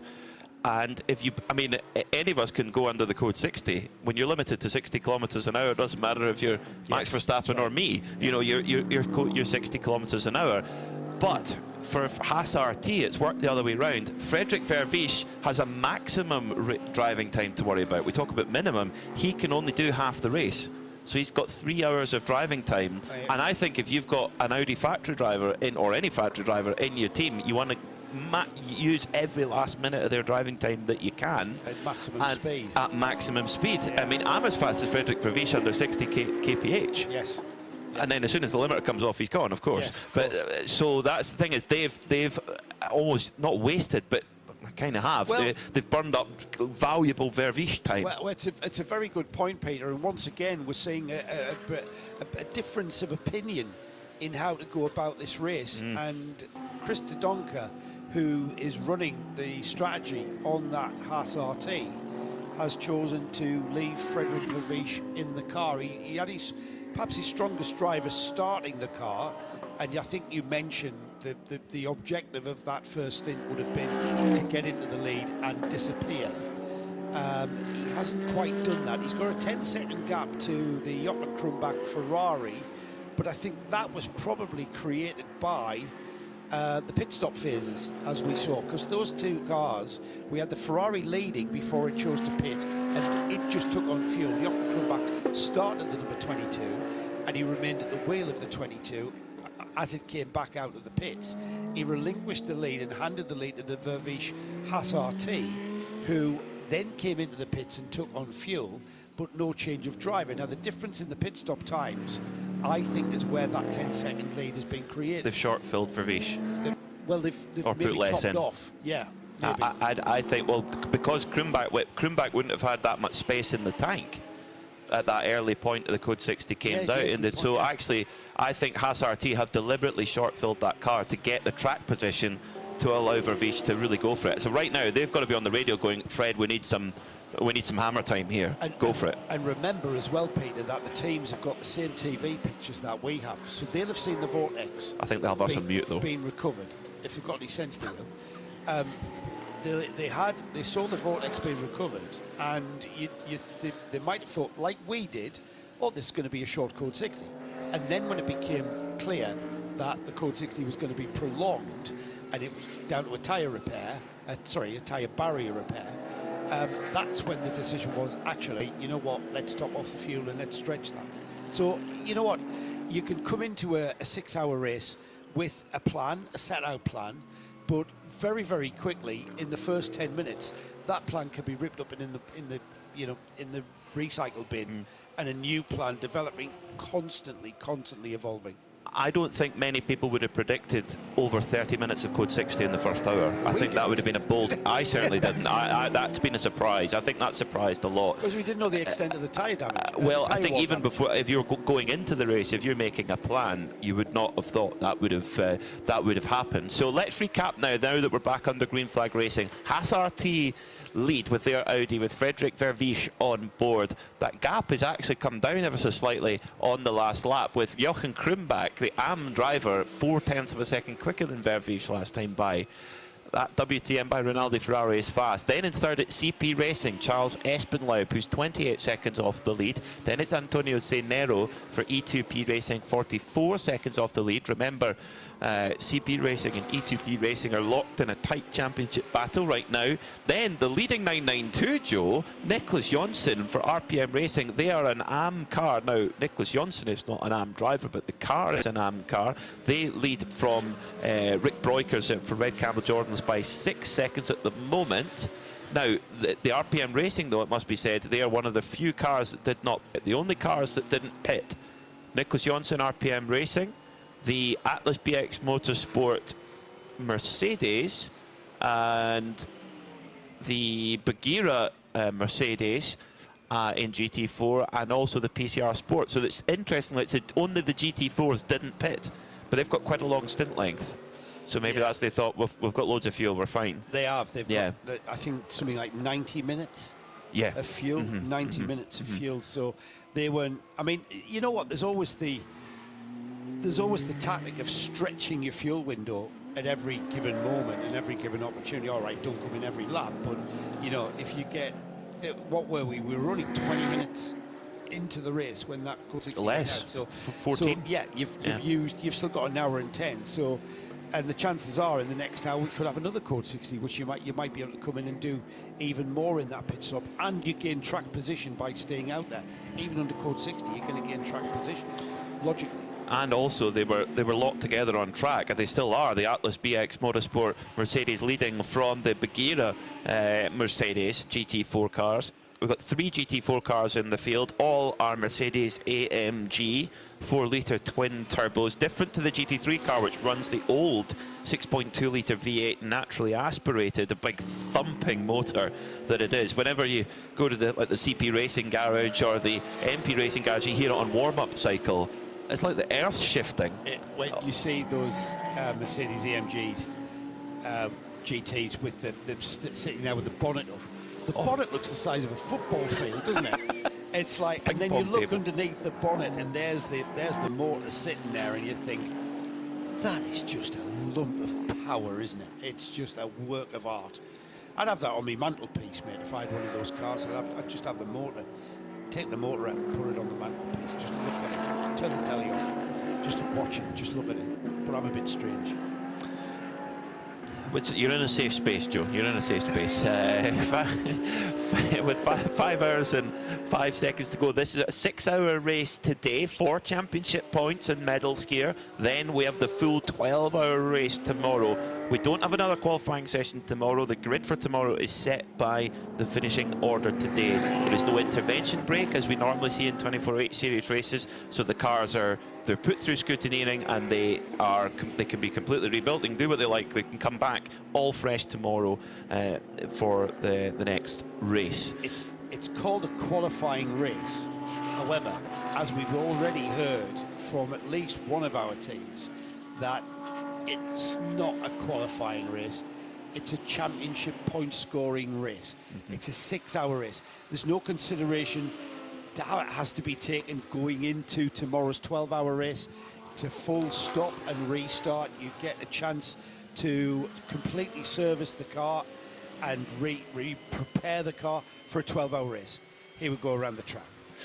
Kari-Pekka Laaksonen, the Finnish driver for HRT Performance, coming down towards turn 1. Used to be very, very bumpy down here as well. Of course, there was a partial resurfacing of the Estoril circuit back in 2018, so it's a little bit smoother there coming down the downhill braking zone. Then it's the rush through turn 2. We try to tuck it into that little bit cambered apex. Then down towards turn 3, the Pedro Lamy hairpin. Pedro Lamy, what a record he had in his racing career. Then up the hill towards the VIP curva. That's where we'll find Joe Bradley later on in the Champagne Lounge. And then hard on the power down through turn 5. Absolutely flat out in all of our cars here, even for the GT3s, and then down the hill towards the Parabolica interior. Really tricky double apex left-hander where you kind of clip the curb on the inside, let the car run out, and then tuck it back in again, and then try and carry as much speed as possible. Then it's over the crest of the hill and down the hill towards Aurelia, which it's sort of a hairpin, sort of isn't, because you can sort of carry a little bit more speed and then use all the curb on the exit for the run towards Gancho, the chicane that was put in many years ago. And then it's just a very, very tight left-hander, almost full lock on the steering wheel, then right-hand and try and manage the oversteer, which Kari-Pekka Laaksonen manages very, very well. The rear engine traction of the Porsche helping well, clips the left-hand curb of the S's and then through to the endless final corner, the Parabolica Ayrton Senna 4th gear in a Porsche 992 Cup car, winding the power on, and finally you can square the steering back off again and over the line to complete a quick lap of the Estoril circuit. In a Porsche 992 Cup car, around 1 minute 40 seconds there around. So it's a quick lap. You can see as well, Peter, the nature of this track, why tyre management is at the forefront of everyone's minds, because some of these curves, they're 180-degree turns, but they're very, very fast and flowing. There are some tight sequences, there's some heavy braking, certainly off this 1 kilometre straight past the pits, and then into that very tight curve of 1. I remember the Estoril where the Portuguese Grand Prix came here for the first time in 1984. It was where Niki Lauda clinched the 1984 World Championship. He finished behind Alan Prost. Alan Prost won the race, but that for turn 1 was massively, massively quick, and perhaps too quick, which is why they've revamped it, and you've now got a proper stop and turn type of corner. It's a really tricky corner, very, very tricky indeed. Nick Damon is down in the pits at the Vortex garage. Nick, what's the progress? Relatively good progress. They have managed to vacuum out all the gravel. Henry Hoover is full of stones. They are now taking a relatively slow progress to take off the bits that are broken, which is mainly the rear left and the airbox. It's the left rear suspension needs replacing. That looks that the gearbox housing's okay and the very expensive dampers. The underbody's gone. They do have a complete spare car in the garage, so they are. I suppose it's really, the decision is, do we get this car sorted out to run for a few minutes at the end of the day to make sure it's pointing in the right direction, or do you take as much... Oh, angle grinder action, that's what we need. It's like a discovery program. You know, we don't want to do proper repairs, let's show an angle grinder, then cut to adverts. So they are cutting away the bits that are broken. And we're interested to see if they get this out for a few minutes shakedown later in the race. Didn't I say that? They'll cut the broken bit out, they'll cut the bent bit out, and they'll weld and fabricate a new bit in. And I'm not quite sure what bit they're working on there. It looks to me as though it's the bit that holds the bodywork on. So it's not like it's important. It's not like a suspension pickup point or anything. But that's what that team will do. We might even see some welding action going on, like you did say. Cracking attitude to go in endurance racing, because that, you know, the challenge is, it's not about potentially, all right, yeah, okay, you're going to tell me, yes, it is, it's where you finish and you've got to finish first, etc., etc. But with endurance racing, these races are so long, the challenge, you can take a massive challenge from just getting that car to the finish, going back to the very essence, the start. I mean, you know, wasn't it last month we were celebrating the 100th year anniversary of the Le Mans 24 Hours? And if you read some of those stories and the anecdotes, and a great book, Richard Williams' book on the 100 years of Le Mans, it's not a boring book about who did what and who came where. It's full of anecdotes of how, you know, a fuel tank punctured, so they drove a wooden stake into the fuel tank to plug it up, and then used chewing gum that was surreptitiously and discreetly passed from the mouths of the mechanics to the driver, because it was back in those days, in the early 20s, there was only the driver allowed to work on the car. Couldn't hand the car over to a team of mechanics. The actual driver from the car had to fix the car. So he had a team of mechanics sort of discreetly passing him things like stakes of wood and masticated chewing gum to block that fuel tank. Was just one of the anecdotes. And I've always said, long distance racing, you know, a 24-hour race, it'll give you a season or more of stories and anecdotal tales of just how you got through the race and how you got your race car to perform, and etc., as well as the personalities and characters that's out there and behind every garage door. Well, that's the thing I love, is the characters and the reasons why people go racing. And, you know, at the front of the field, we've got Frederick Vervies, who's a long-standing professional racing driver. And you know, the word professional can carry so many meanings, but to me, professional means you made it a career and you earn your living from it. And that's what, you know, Frederick Vervies is employed by Audi to go out and drive fast and win races like the Nürburgring 24 Hours, like the Dubai 24 Hours, and dispatched to several of Audi's teams that run their cars around the world, and Haas leading the way by 11.3 seconds. Vervies starting to build a tiny bit more of an advantage over Jochen Krumbach. So as the tyre starts to wear, then Haas RT and Frederick Vervies just starting to gain a little bit of pace back on that rapid Ferrari. Charles Espenlaub, he remains in third position at the moment in car number 85 for CP Racing. So they sit in second in AM, 25 seconds behind the leaders, Wochenspiegel Team Monschau. So Rick Breukers leads the way in the 992 class, but only by 1.8 seconds from Niklas Jonsson. So that's a change at the front of 992. Niklas Jonsson and RPM Racing, they still lead in the AM subcategory of 992, but Rick Breukers has run down Nick Johnson and passed him. Rick is just unstoppable. Yeah, how that lad never got a manufacturer's drive, I do not know, because he did everything he could have possibly to showcase his talent.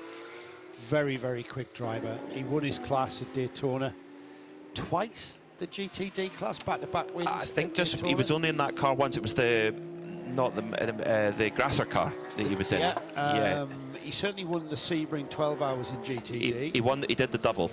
He did. It was. He won Daytona and Sebring in the same year. Ah, right. That might be. He did the 36-hour of Florida. No. So it was a back-to-back. Right. Okay. Yeah. Certainly got 2 Rolexes, didn't he? But yeah, I mean, that you know, we're seeing lap times there being produced by the young man who has got 2 hats on this weekend, because he is the operations manager, the team manager, if you like. Because at Red Camel, and Rick's job is organising the logistics of that team, organising the personnel, organising the travel, organising the hotels, organising everything that it takes to get a race team to compete and be part of a championship. And so Rick, once he gets to the track, it's probably, you know, mops his brow and says, great, now I can focus on driving. Do some driving. Yeah. Absolutely. Yeah, I'm pretty sure that hasn't changed. Certainly that was a thing for this year. He's taken on that role of kind of operations team manager. So do you think Dad Evo is saying, we'll have a race team, but you're running it? And Well, I'll yeah, turn I up. mean, he's not going to employ someone if he's got, you know, someone. I worked for my dad for 10 years, and it's the best thing ever. Yeah. It's a great, it's great. They have a great, really I good. mean, it's certainly from what we've seen, they have a great attitude. And, you know, I remember when Luke, the younger brother, was coming to be getting towards the age where he could compete.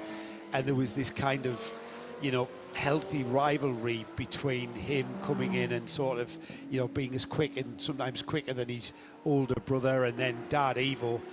I think he's proud just to be able to hang on to their shirt tails out there on the track. You know, it's like if he can keep within a second and a half, a couple of seconds, he's more than happy. But I mean, it must be a great feeling. You know, Bert Redont from the Red Ant Racing team, racing with his two sons, Yannick and Ayrton. Bert isn't in any of the cars this weekend, is he? No. No, he's not. No, he's not. And I knew one of the boys had to miss the round at Monza because I think exams. I think either university exams taken into. So yeah, I mean, you know, how many? Easy one for the collective then. How many father and son teams have competed in endurance racing? That's a great one. Well, Derek and Justin Bell. Derek, did they race? Yes, they did. The Harrods McLaren, of course. Michael and Mario Andretti. Yeah, yes, in the Porsche, in a 956. No, didn't they race in a 962? Sorry. Prototype in the they might well have done. Mid 90s. They definitely did race together for sure.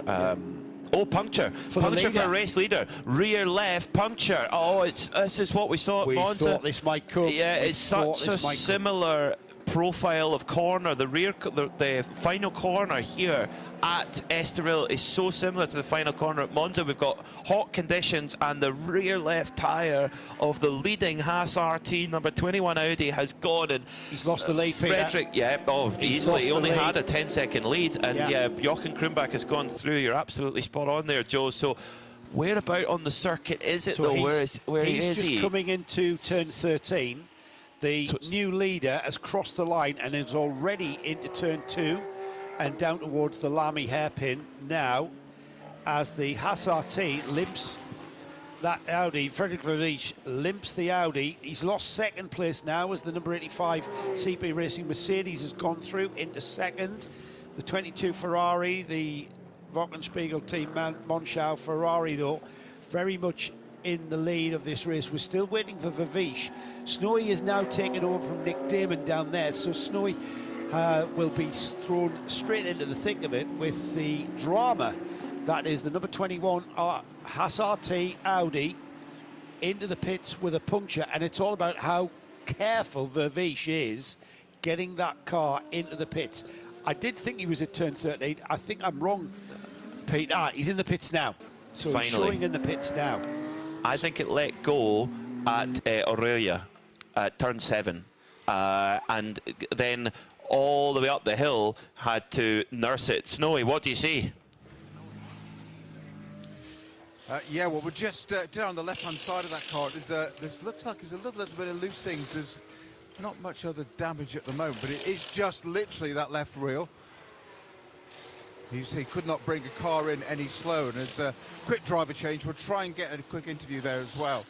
But as Joe, you've said many a time, you can't teach a racing driver to drive slowly. A little bit slow on firing up, but I'm going to try and grab a word with Fred Vervisch if I can. He's just going to, I think, a bit too dejected to try and talk at the moment. Okay, we'll come back in just a moment, Snowy.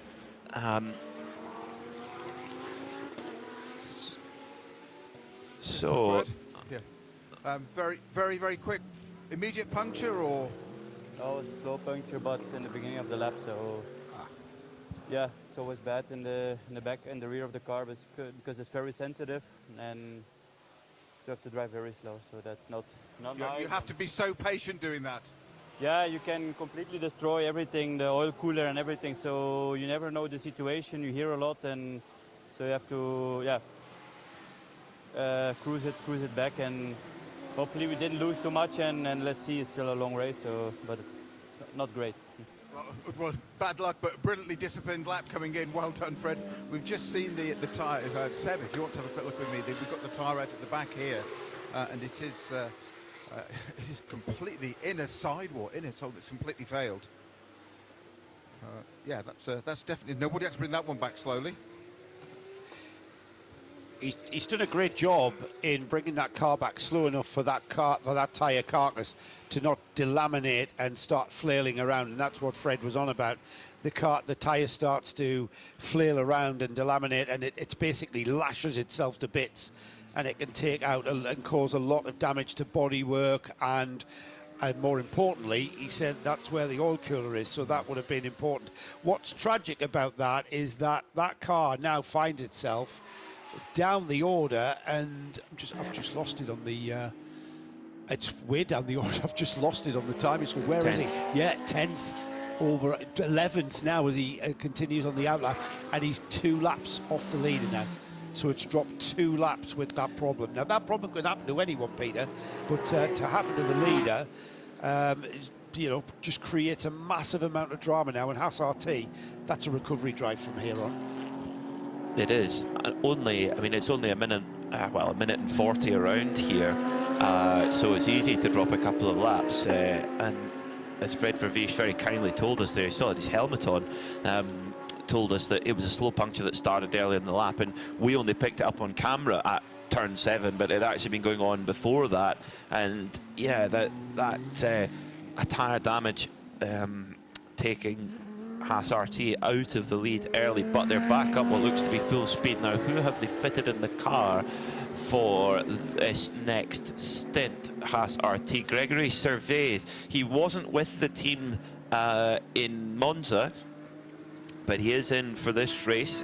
Former VW Fun Cup driver, not quite as deep experience as Frederic Vervees or Matteo De so it would just be getting back into the rhythm now for Gregory Servais. I do know that Christa Donker is. I've actually worked with Christa Donker just running in the Fun Cup at Spa, and Chris was one of the engineers. I was the English-speaking team manager for a Belgian team, and Trusses was the kind of the chief strategist that we ran 12 cars at the 25-hour Spa Fun Cup. Chris was on one of the cars, so he's had a lot of involvement.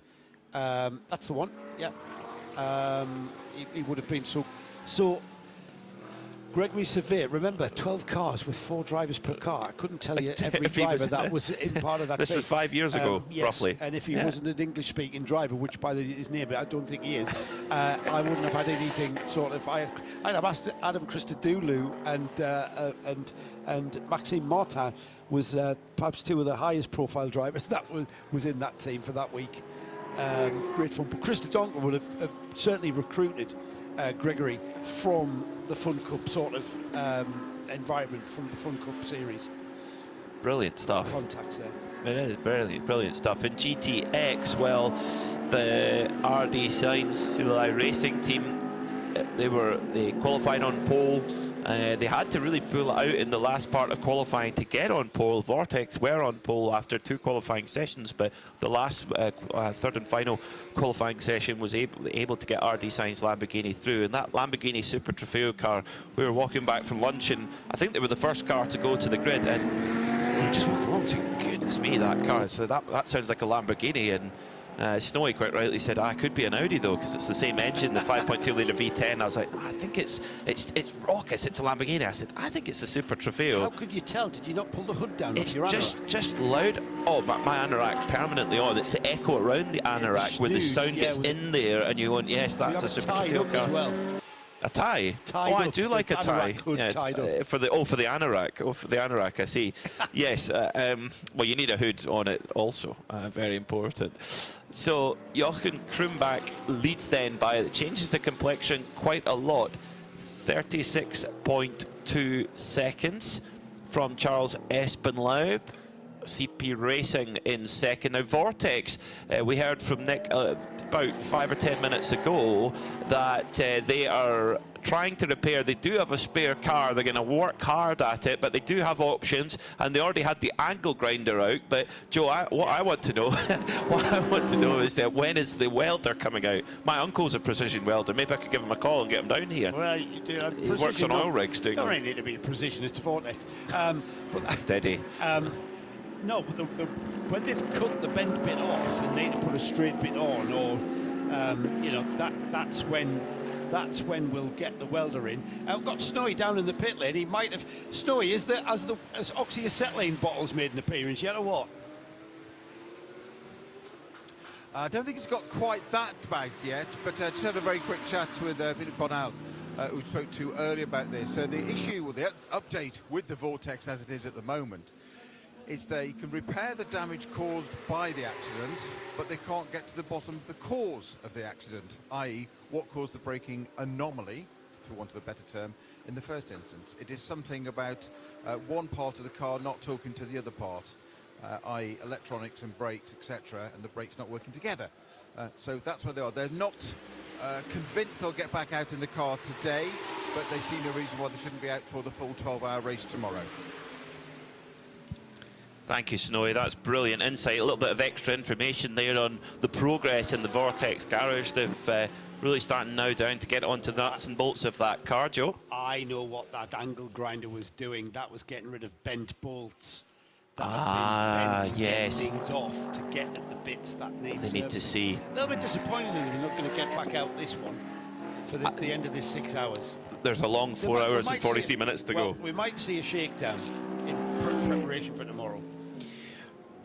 Well, funnily enough, the Red Camel Jordan's team had to do that at Monza after an incident with the Vortex, ironically, and they went out for a quick shakedown very late on in the race weekend to check that everything was all right before the car went in the truck to go back to base. So right now we have 3 AMA-class cars on the podium. We have the WTM by Rinaldi Ferrari, we have the CP Racing Mercedes, and we have the Kessel Racing Ferrari. David Fuminelli is putting in a heck of a stint here, it must be said, after taking over from LMDV. David Fuminelli, who's the pro-class driver, Renault Sport Trophy Endurance champion. He's raced in GP3, so he's raced at the very high single-seater level, and he's dragged that Kessel Racing car back up into the reckoning. He's just 26 seconds off second place at the moment, but he is lapping about 2 seconds a lap quicker than Charles Espenlaub. So David Fuminelli is really rocking it right now. Antonio Cenero, the young Spaniard, is in 4th for E2P Racing. Then you've got the top running Red Camel Jordan's car, Rick Breukers, in 992, who has just a tiny advantage over Nick Johnson in the RPM racing car, who has yet to pit after an hour and 18 minutes of racing.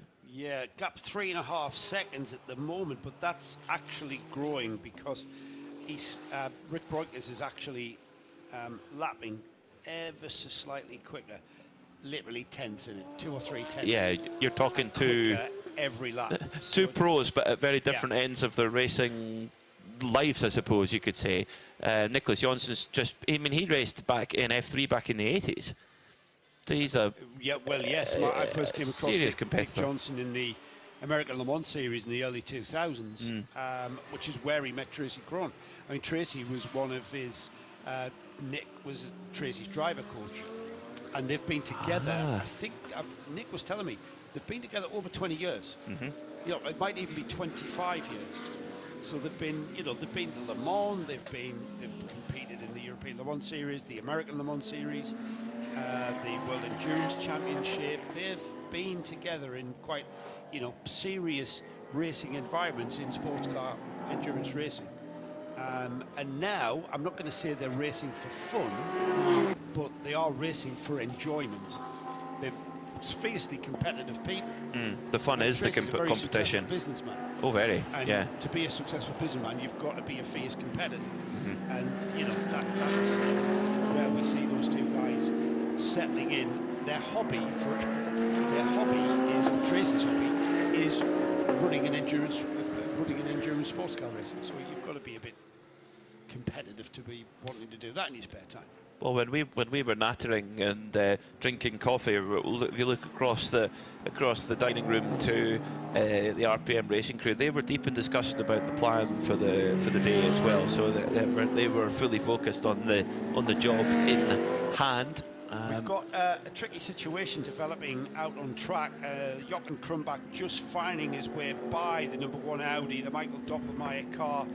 Krumbach almost tripping over the Audi at the Gancho chicane there, when Doppelmayr really did stop the car to get through that tricky part of the track here, and the Ferrari literally all over the back end of the Audi's finally cleared him, and off he goes. Next car to get by. The two GT4 Mercedes are the next car on the list, as well as the Rick Breukers Porsche 992 class leading car.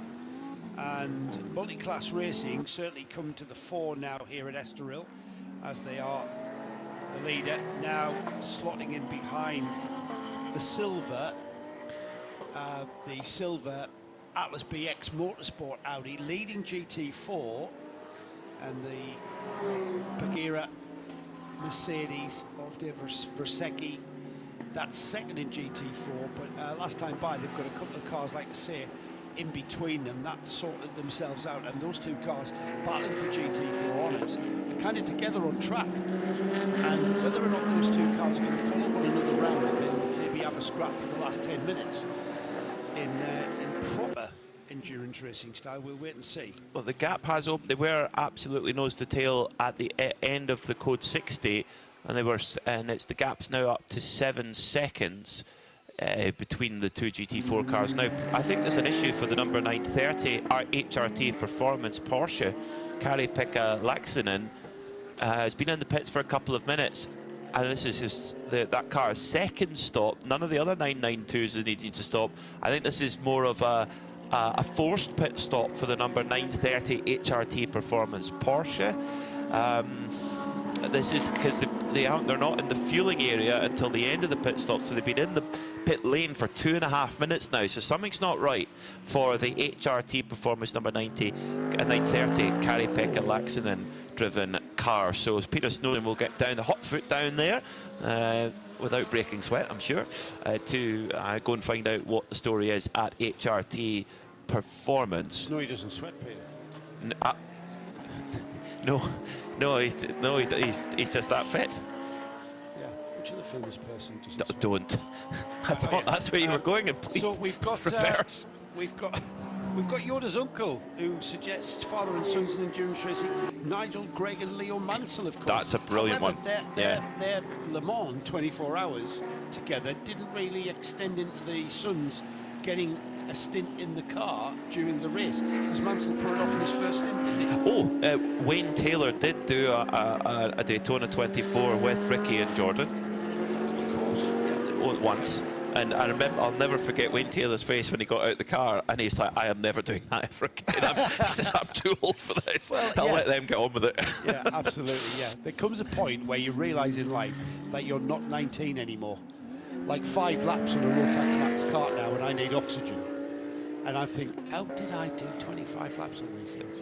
Do not know. They are proper nutter machines, those things, so the Rotax. They're 2-stroke. Yes. Yeah, proper machines.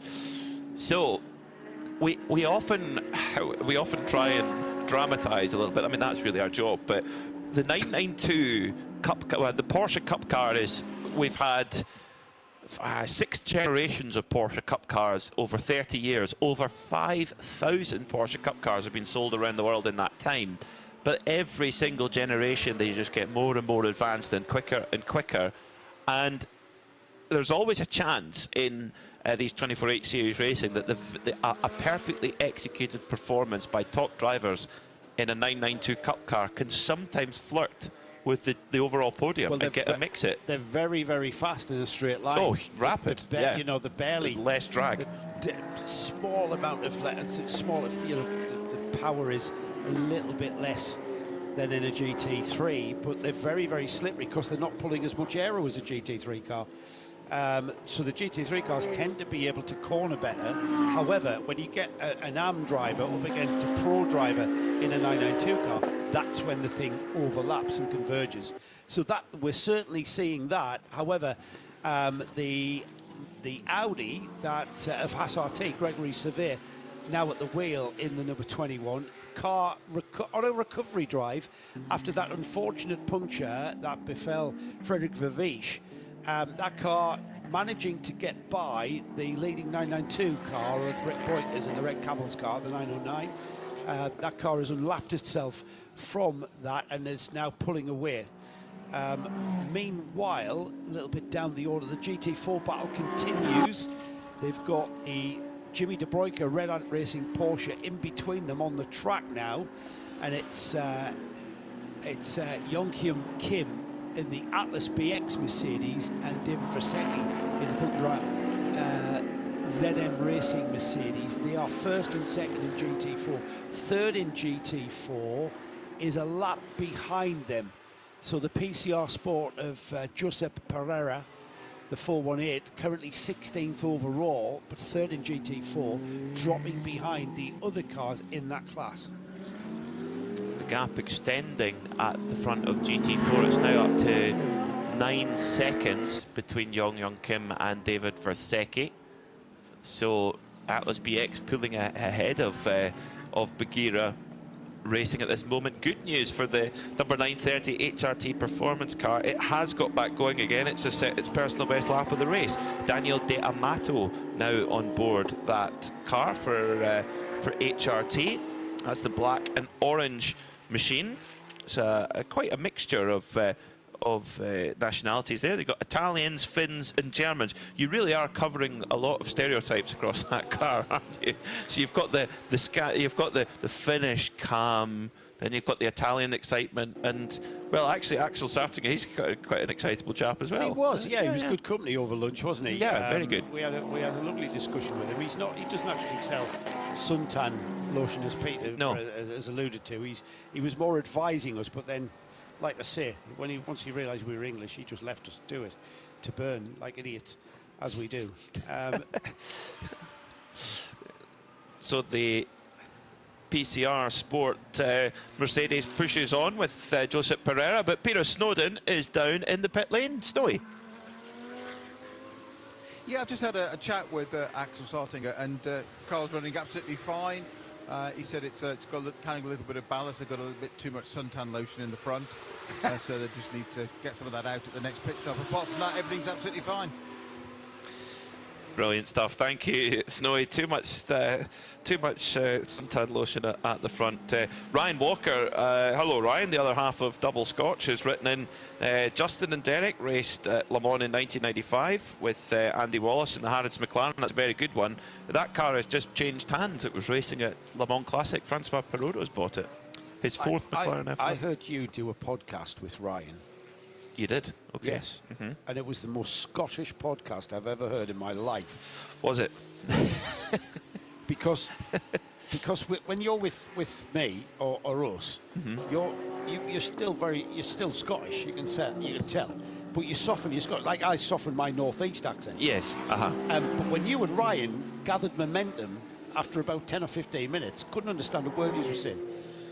A bit like when you and John get together. Yes, absolutely. Right, okay, yes, good. exactly the same. Yes, it was great though. I enjoyed it. I'm glad you enjoyed it. That's good. Yeah. You stuck it out to the end. Keep that going, Ryan. It's really very good. Worth listening. Satellite racing. Yes, he's a great enthusiast, though, isn't he, Ryan? Oh, massively so. Yeah, very, very knowledgeable about endurance racing. Ryan's a very fast sim racer as well. He you is. should try and nab him for the team. Oh, mate, I met Ryan through iRacing. One day he came on and says, "Are you the?" I'm not going to do the Scottish accent.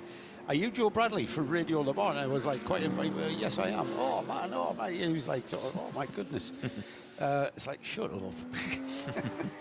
As he beat me. Oh, he'll smoke you, and me. Jochen Krumbach leads the way then for WTM by Rinaldi Racing. Now, a lot of the drivers in the cars right now have been in since the start. An hour and a half in these race cars. Yes, some of it's under code 60, but actually even under code 60 it can almost be worse with the heat, not getting the airflow through the car. Yes, you're not having to work the wheel and stuff, but it's still going to be hot. So 90 minutes, you know, Jochen Krumbach, Charles Espenlaub, Antonio Cenero, Rick Breukers, Nick Johnson, Sergio Nicolai, most of the cars have had the same driver in since the beginning. However, some fresh drivers are being prepared on the pit wall. Snowy, who have you got preparing on the wall? Well, the number one Shearer Sport PHX Audi, it looks like Elliot Earhart is prepared to get into that car. He's certainly suited up and lid on and hands device ready. How imminent it's going to be, yes, it definitely can confirm he's going to come in a couple of minutes. So we're 7 I are live down at that box, ready for that driver change when it happens. Well, before we go, Snowy, tell us. While we've got him on the line, I was wanting to ask you, Snowy, we're speculating here what it's like as a driver. You know, you've driven these cars, you've driven GT3, driven FIA GTs, and been in that situation behind a safety car under full course yellows or code 60s. From a driver's perspective, give us an idea of what that's like, because my perception is, having done a little bit of racing, is it's very easy to lose your flow and your timing, and it kind of knocks that momentum out of how you drive the race car. Totally so, because you're outside of your comfort zone. It's like watching paint dry. You're just desperate for that flag to get that green flag going again, because it's, as you've said many a time, Joe, you can't drive a racing car slowly. It's not meant to, and you're not concentrating, you're not in your rhythm, it's not metronomic, and it's a golden opportunity for something to go wrong. Just to say that Elliot Earhart is starting to do star jumps at the back of the garage, so I'm guessing that he's either very excited or getting ready to go into the Audi, or both. Did you used to do star jumps before you go in the car, Snowy? Absolutely, and Starburst as well, sweets. Yeah, more likely. Maybe it's the sugar burst from the Starburst. Peter mentioned heat build-up. See, I knew Peter would get it. Yeah, I got it as well. Peter mentioned heat build-up because you're in 3 layers of Normex. Some of these cars have now got air conditioning, but back in your day, air conditioning was not a part of these race cars, was it? So is heat build-up at not going at full race pace, not getting the ventilation through? Is that a factor as well in these hot conditions? Most definitely, and if you had air conditioning in my day, there was something wrong. That wasn't a good idea. Certainly not an air-conditioned engine, you didn't want that. But I mean, I can give you an example of a 24-hour race at Spa. I think it was 2004. I think we had about 37, 38 degrees ambient. And the cockpit got to 58 degrees. And no cool suits, no air conditioning. How do you survive? I mean, what is that like exactly? I mean, I know we can speculate, but you've actually endured that.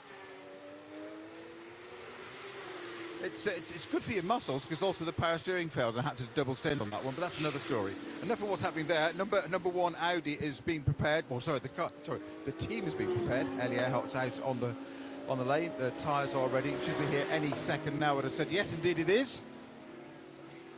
So Seb's just going to try and not take me out with the camera. He's just like walking around with a plank on your shoulder. Just turn around, and I've had to duck so that Seb doesn't whack me with the back of the camera. So here's our number one Audi in. Slow going up on the jacks on the left-hand side, so a slow air jack there. Did a bit lazy that one, didn't want to go up there at all.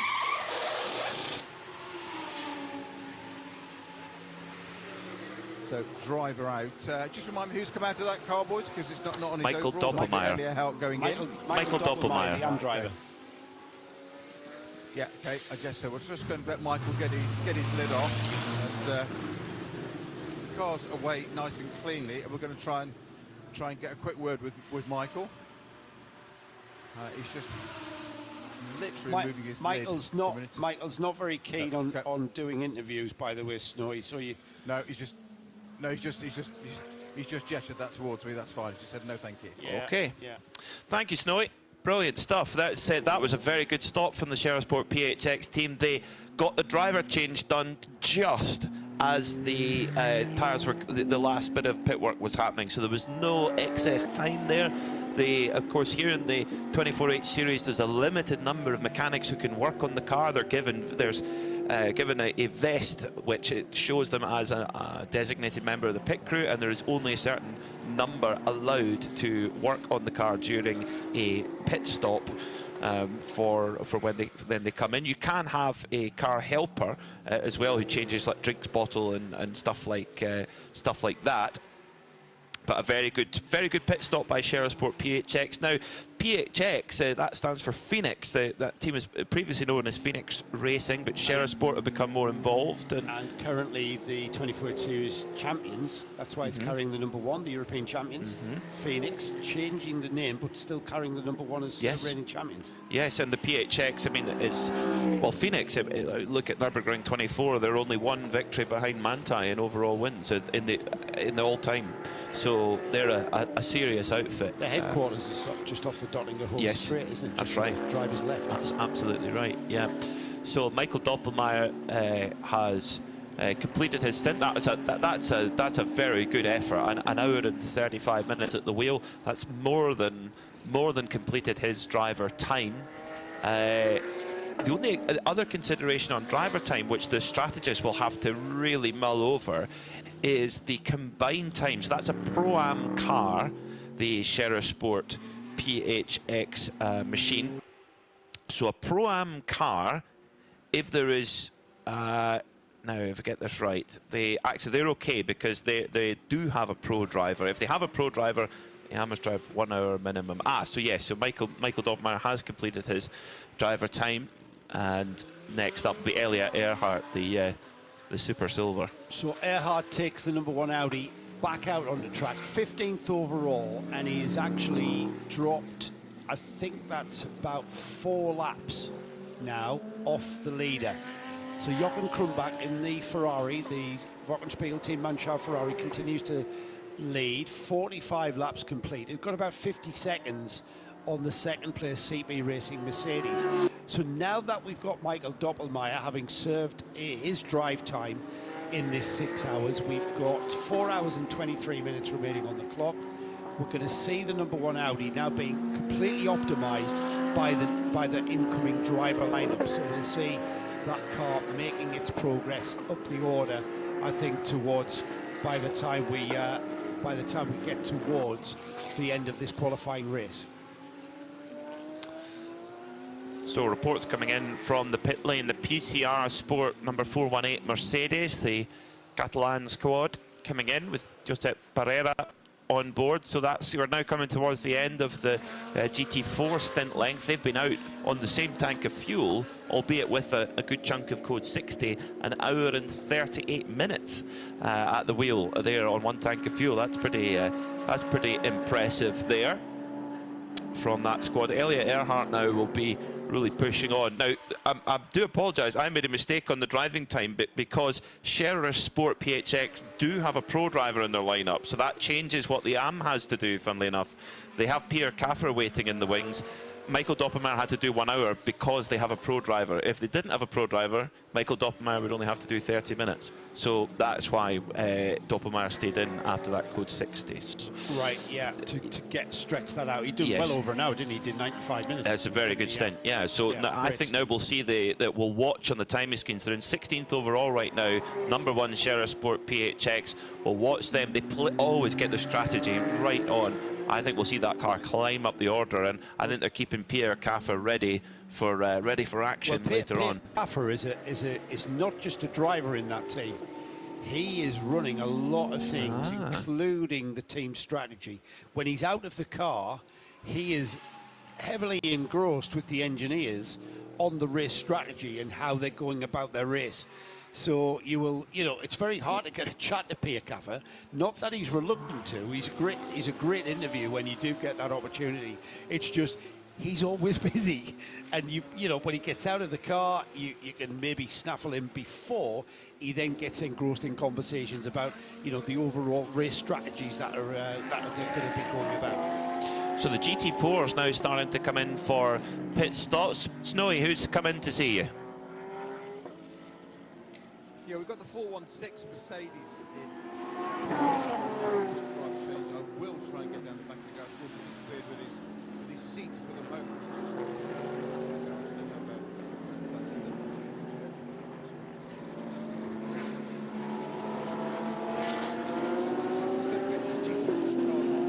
Centre lock, so they've got 5 studs to go off, and of course we've got to use a battery-powered drill.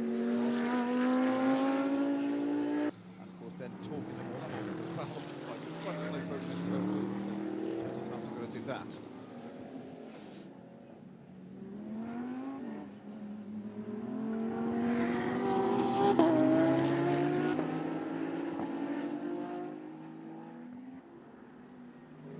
That's the 4 to 8 out of the way.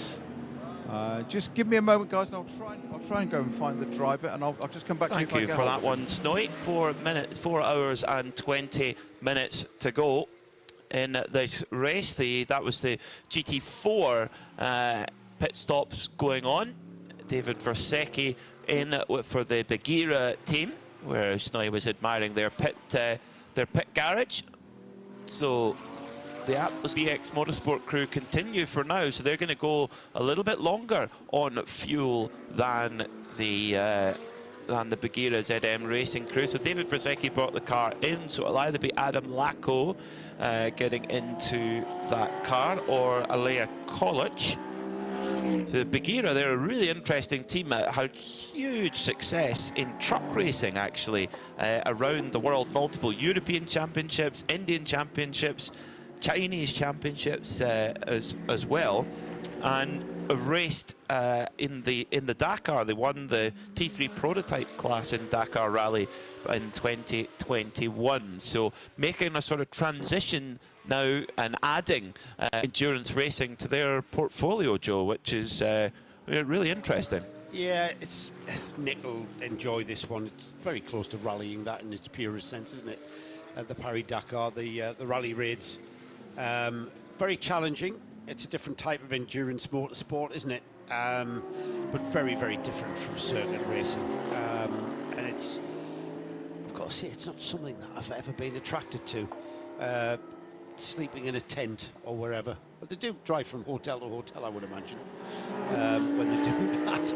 But no, but again, you know, it's a very, very interesting activity and a very interesting form of motorsport, because the challenge is to get to the finish, and the challenge is not about where you finish, it's about just getting to the finish, and even more sort of in a pure hashtag this is endurance than really is. It sort of harks back to the early part of the history of motorsport, isn't it, when they were just long distance road races, you know, what were they, you know, the Paris.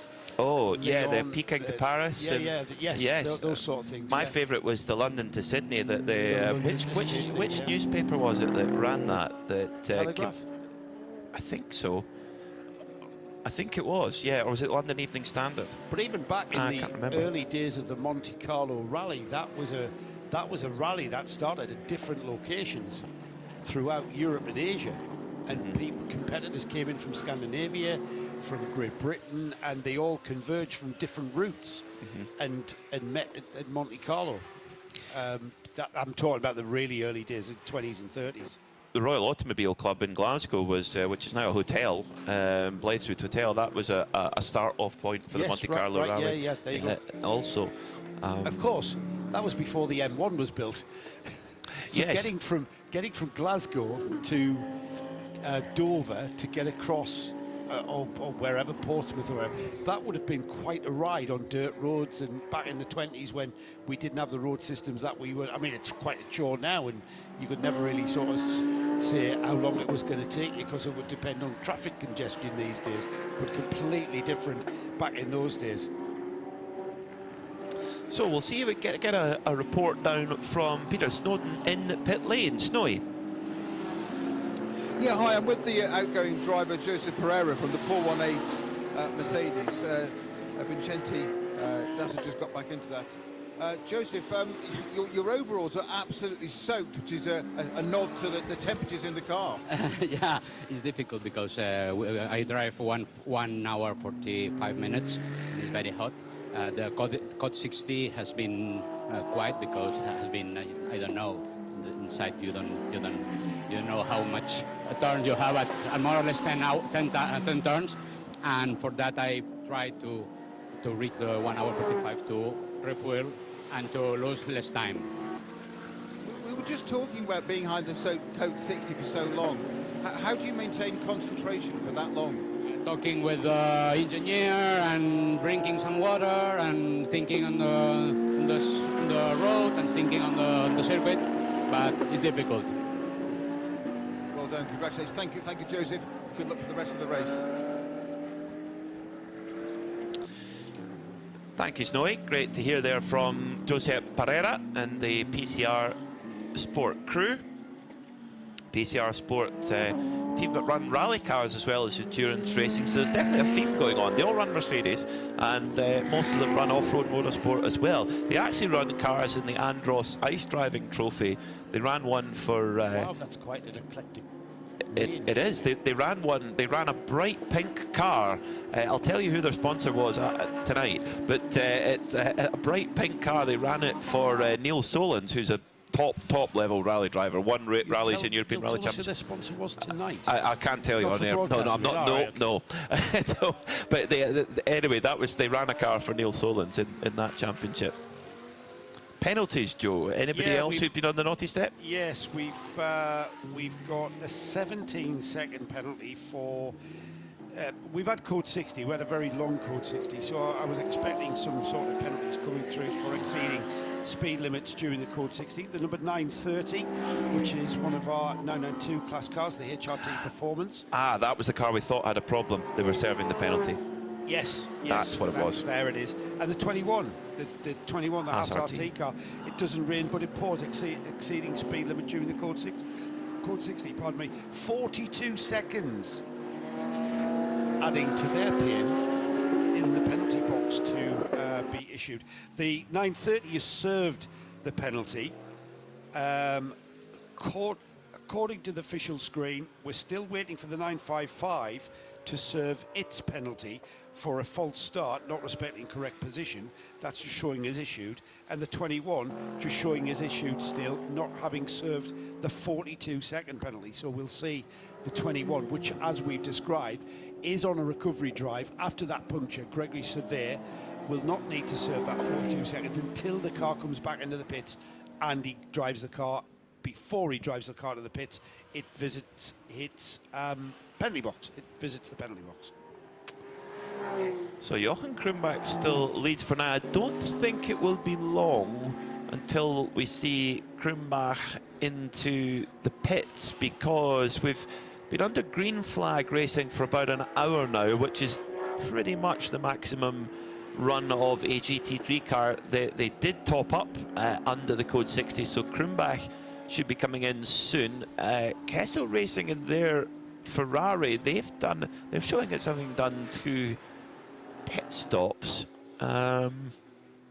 interestingly, but they're still classified in second position, 6.5 seconds to the good from Charles Espenlaub for CP Racing. Then it's Antonio Cenero for E2P Racing, and finally making their first pit stop, is Niklas Jonsson and the RPM Racing squad in their Porsche.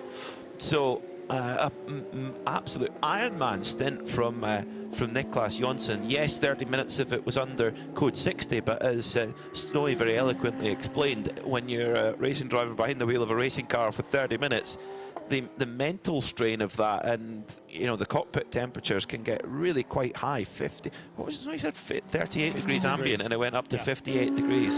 Today we've got about 24, 25. Yeah, still gets hot. Yeah, and part of being a racing driver, and a good racing driver, is the ability to focus and concentrate 100%. I know our own Nick Damon on the drives to and from the hotel probably gives it about 20% by the looks of it.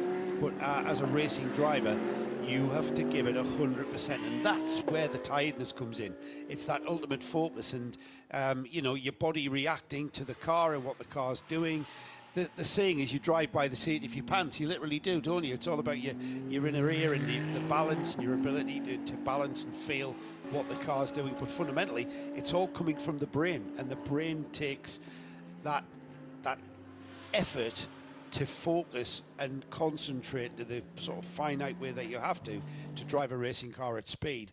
That's where the tiredness comes, and you'll see, you know, that's where drivers make mistakes, isn't it? It's not, you know, the physical mistakes come from the mental tiredness and the mental concentration. Jong-Young Kim for Atlas BX Motorsport pits out of the lead of the GT4 category. That car, that's a marathon stint. They've been in the pits for showing 4 minutes at the moment, so sort of an hour and 45 minutes on one tank of fuel. Quite remarkable. It shows you that under code 60 you're using about half what you would use under green, roughly. Remember we just had just over 30 minutes of code 60, so that is usually about a 90-minute tank in that car. Remember, fully fueled, brimmed at the very start, as that car would have been. So yeah, I mean, an hour and 45. That's also getting towards the maximum drive time of a stint of 2 hours. Great point. So, yeah, they you know, I'm sure they would have pushed him to that 2 hours. It's whatever window comes first. Quite right. Well, Nicholas Jonsson, he will need to get out the car now and have a rest. And the way that the rest time works is you've got 2 hours maximum drive time before you have to take a rest, which is half what the stint length is. A bit of contact between the Haas RT and the MP Mercedes. So the Haas RT Audi driven at the moment by, that's the number 21 car driven by Gregory Servet, and it's Manuela Gosner, who's still at the wheel after an hour and 48 minutes in the MP Racing Mercedes. Peter Snowden is down in the pits. It's getting a bit cosy down there, Snowy, I think. Yes, only in terms of temperature, not in terms of... There's plenty of space to... You talk about... funny you just mentioned Haas Racing Team, but you were just mentioning about temperatures. What do you say, 22 ambient? Yes, at the start of the race, yes.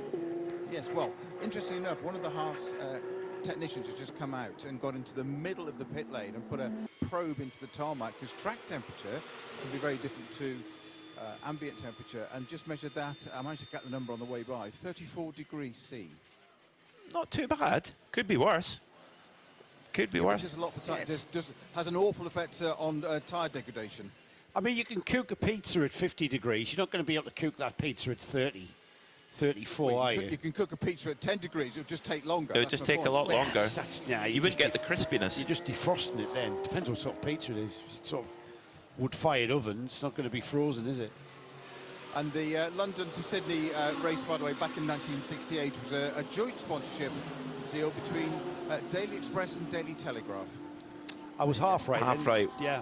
Great knowledge. Daily Express. Good Daily Big Express. motor racing newspaper, actually. Yes, Daily Express. it was. Well, to be fair, Joe, it was 1968 and Peter Mack wasn't born then. And I wasn't there. I have met the winner of that race. Who was that then? Andrew Cowan. Ah, yes, yeah. Scotsman. Yeah. Andrew Cowan won that race in a Hillman Avenger? Hunter. Thank you. Avenger was the fastback. Hunter had a boot. That's right. That said, car without a boot is coming right in front of me now is Porsche 904. I don't mean a model 904, car number 904. So we're going to have a driver change on that. Just trying to see. There's Jimmy De Bruyker in. Yeah, it's come out. It's Jimmy De Bruyker who's come in. Yeah, and our outgoing driver's just climbed out, and the first thing he's done is held up a piece of plastic tubing, which is obviously meant to be part of his drinks mechanism, which I'm guessing implies it wasn't working. Oh dear. Well, that's it. Drivers, if you don't ever take a driver away from their drink bottle, that's for sure. Thank you, Snowy. So that'd be interesting if I'm sure Snowy's going to pounce on Jimmy De Bruyker and just see what effect that had on Jimmy not to have a drinks bottle. Personally, from my racing days, I could never take a drink from a drinks bottle. It would just, I think it's because you kind of tense up, and as much as I try, all it did for me is cause heartburn, even with just plain water. But then again, I'm not a professional race driver like these guys are. Well, most of these guys aren't professional race drivers. Jimmy de Bruyne, for instance, isn't a professional race driver. Let's head back down to Snowy. Snowy, you're going to find out just how bad that was without a drinks bottle. So, Jimmy, you've just leapt out of the porch there, brandishing a piece of plastic tubing. Is that anything to do with the drift mechanism? The drift mechanism, yes.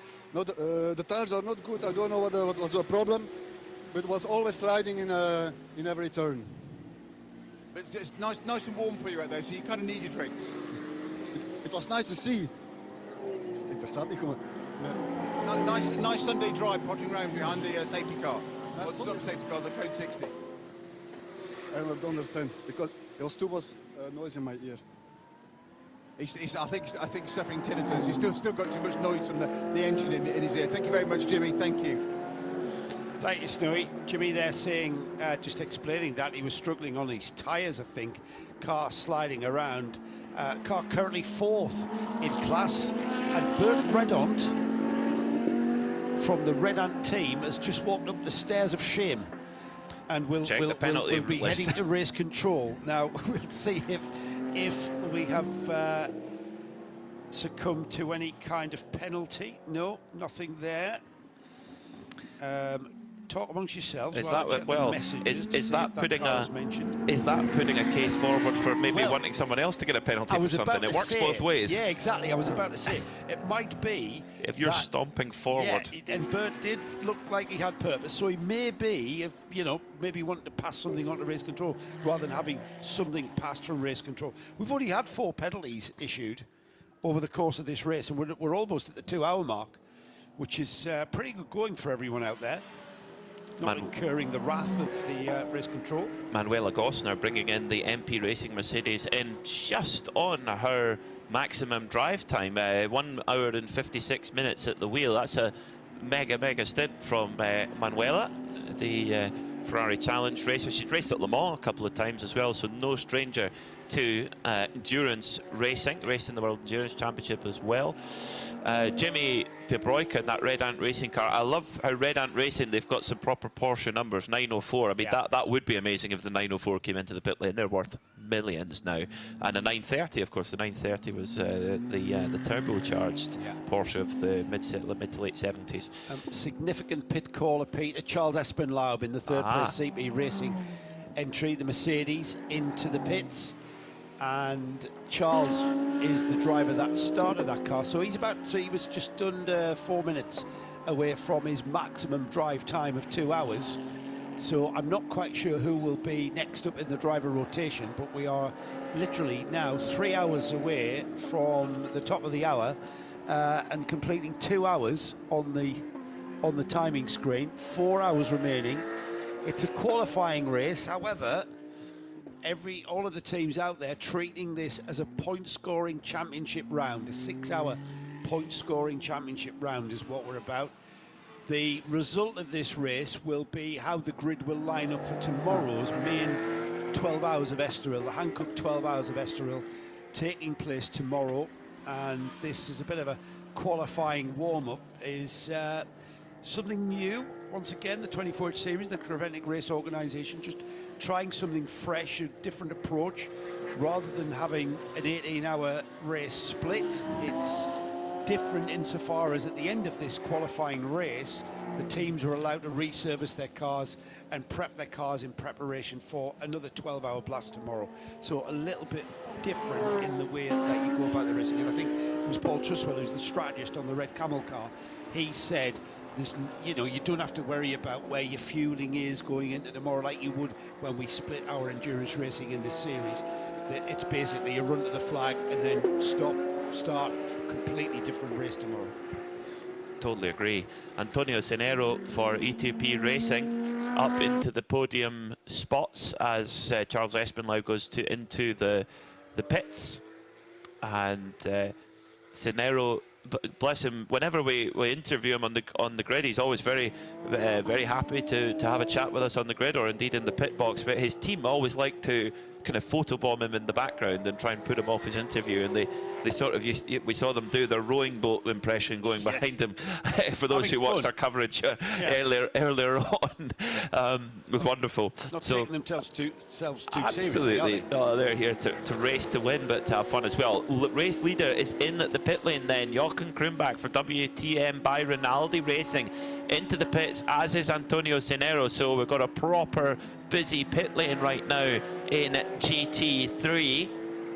So who's going to come out? Is this going to flick the order round a little bit more? We saw the Haas RT car short filling a little bit to get the track position during that first code 60, our only code 60 so far. Unfortunately, we never really got to see the benefit of that strategical call because of the rear left puncture they had a little bit earlier on. So Jochen Krumbach and WTM by Rinaldi Racing are looking in a really, really strong position right now, and Krumbach comes in just in time on the maximum drive time. We're about to hit the 4 hour to go mark. That means 2 hours complete here in the Hankook. 12 hours of Estoril, 4 hours to go. So let's take a look through the run through. Joe, our order right now.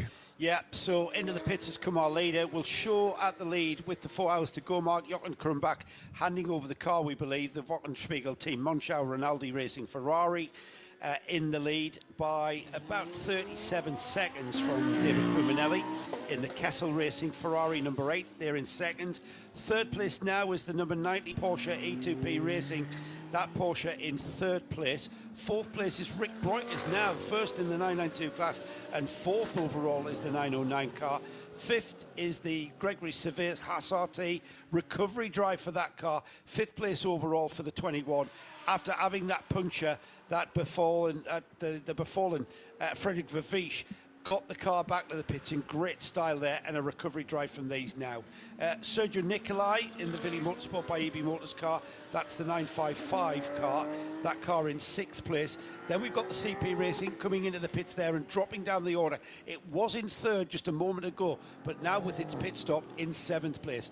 Red Ant Racing second in the 992 class. That car, the 903, in eighth place overall. So Peter Snowden is down in the pit lane with our man of the hour, Jochen Krumbach. Yeah, Jochen, you've just stepped out of the leading Ferrari, and you're just saying you're glad to be out of the car there. Maximum drive stint there for you. Yeah, we can say so. And yeah, but we have to do, because it's very hot. And due to the code 60 at the beginning, we didn't think about to change anything. So I stayed in the car, and we just filled up and went out again. So it was, let's say, it was a little bit borderline at the end, because we are a little bit struggling with the tires. But okay, for such a long distance. But on the other hand, we were happy that we could keep a really good balance in the car, and that we had no problems anymore with the tires. You're smiling still, and you look fairly warm, but actually very calm. Yeah, why I'm smiling? Because, you know, this new Ferrari is such a great car. You just can have a smile in the face, really. It's unbelievable. So when you drive on the braking through the corners, it's such a nice car, and yeah, you can just have a smile.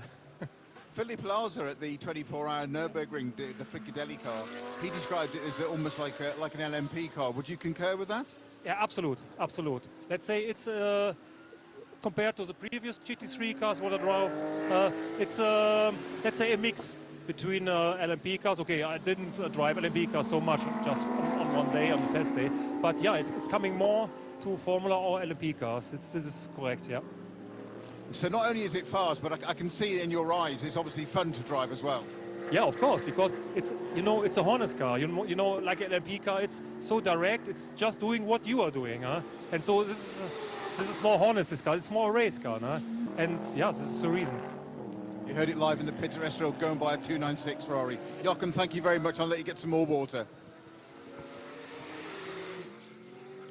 Brilliant to hear from Joachim Krumbach there. He's delighted after his stint in that Ferrari Wochenspiegel Team Ferrari. Well, it's been an interesting 2 hours so far. Let's take a look at the highlights of what's happened since the green flag at 1 o'clock this afternoon.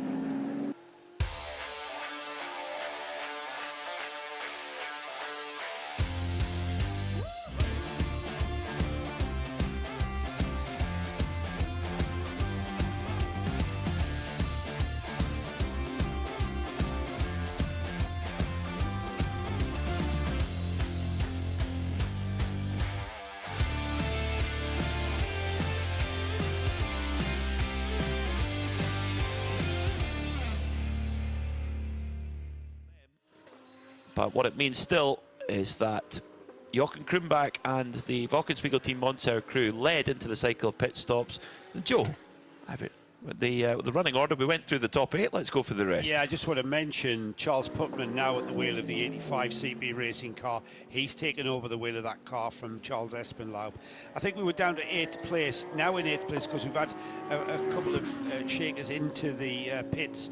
Elliot Earhart at the wheel of the Shearer Sport Audi. Currently 8th, 9th is Kobe de Bruyke, who's dropped down to that 9th place after that pit stop. He's in the red ant car, the 903. The 907 Porsche, currently 4th. In 992 is the Tracy Cronin, now driven the RPM entered car. 10th is the, that was 10th. 11th is Adrius Bekavicius in the RD Signs Lamborghini, currently 1st in GTX, 11th overall. We've got Corinna Gosner there, the MP Racing Mercedes, 7th in GT3, 4th in the GT3 AM class, and 12th overall for her. Brent Verheyen in the other red ant car, car number 904, they're 13th overall. And then we've got Dongi No in the Atlas BX, that car 403, 14th in the race. Aliyai Koloch in the Bugatti Mercedes, currently 2nd in GT4, 3rd in GT4. The PCR Sport Mercedes, Vicente Dazzi, 16th overall, and as I said, 3rd in GT4. We've got Antti Burri just gone out of the pits there in the number 930, the HRT Performance Porsche. Currently down the order in the 992 class, 6th in the 992 class. Antti Burri perhaps optimising that car now from a driver's front. Gilles Courtois in the Vortex.